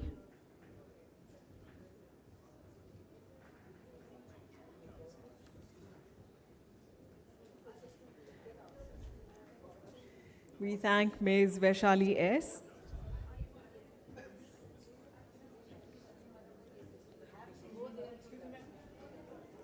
And let me remind you all again, this memento is a special GI product as well, Metal Craft from Muradabad, Uttar Pradesh.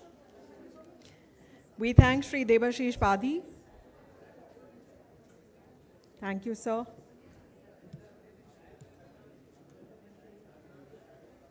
And our sincere thanks to Sri Chandrasekhar Ramamurthy.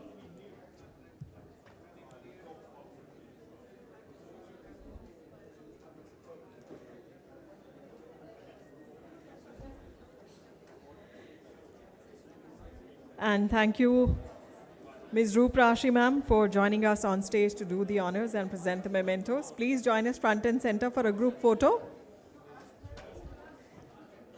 Valedictory session. She has okay. Well, it's like clockwork. The moment a session ends, people just stand. Let me remind you again, there is still no tea or coffee outside unless the valedictory address happens. So might as well please remain seated for another maybe 5 or 10 minutes. And to answer your question, you're talking about Maheshwar saris. Make no mistake, a real genuine Indian woman will never mistake a Maheshwari for anything else. Well, that gives me immense pleasure to request Dr. M. Beena, Development Commissioner, Handlooms, Ministry of Textiles, to kindly share her valedictory address. And may I once again request you all, it's a very humble request, please remain seated. Please have that much bit of patience more. Thank you. It is very challenging to give the valedictory address when everybody is halfway on their way to tea. But let me try my level best. It has been a very important day for all of us involved. GI is not a single stakeholder concept. So while actually the concept belongs to some other ministry, the beneficiaries are largely here under the Ministry of Textiles.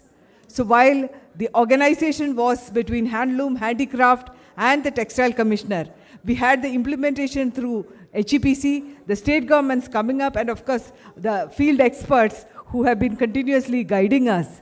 And of course entities like banks, NGOs, individual entrepreneurs. So it has been a great learning day for all of us. Because I am sure no single agency in this hall today knew everything or knew all the stakeholders who were presented before you. In fact, that is the beauty of such kind of coming together, because this is a multi-stakeholder initiative and there is so much to learn, so much more to do. In fact, the challenge before me is that while for you this event has closed, for me and DC Handicraft and Textile Commissioner, the work has just begun. Because now we know that what is the expectation, what is it that is required. So I thank all the panelists. It has been a wonderful day. The panelists have been just, I'll say awesome, because the kind of perspective they brought in, the kind of experiences they brought in, the kind of, viewpoints and the expectations from the government, and, mixing between Hindi and English, they reached out to everybody in this hall. We even had a foreign buyers who communicated so well to this audience. So we have got the national perspective, the international perspective, the requirements from the government, requirements from the officers in the field, requirements from the agencies. So it has been a day of learning. It has also been a day of understanding what needs to be done. So let us all now brace ourselves for work to be done. Thank you all for coming over. It has been a pleasure having you all here, and let us all work together for a common vision, for a common goal. Thank you.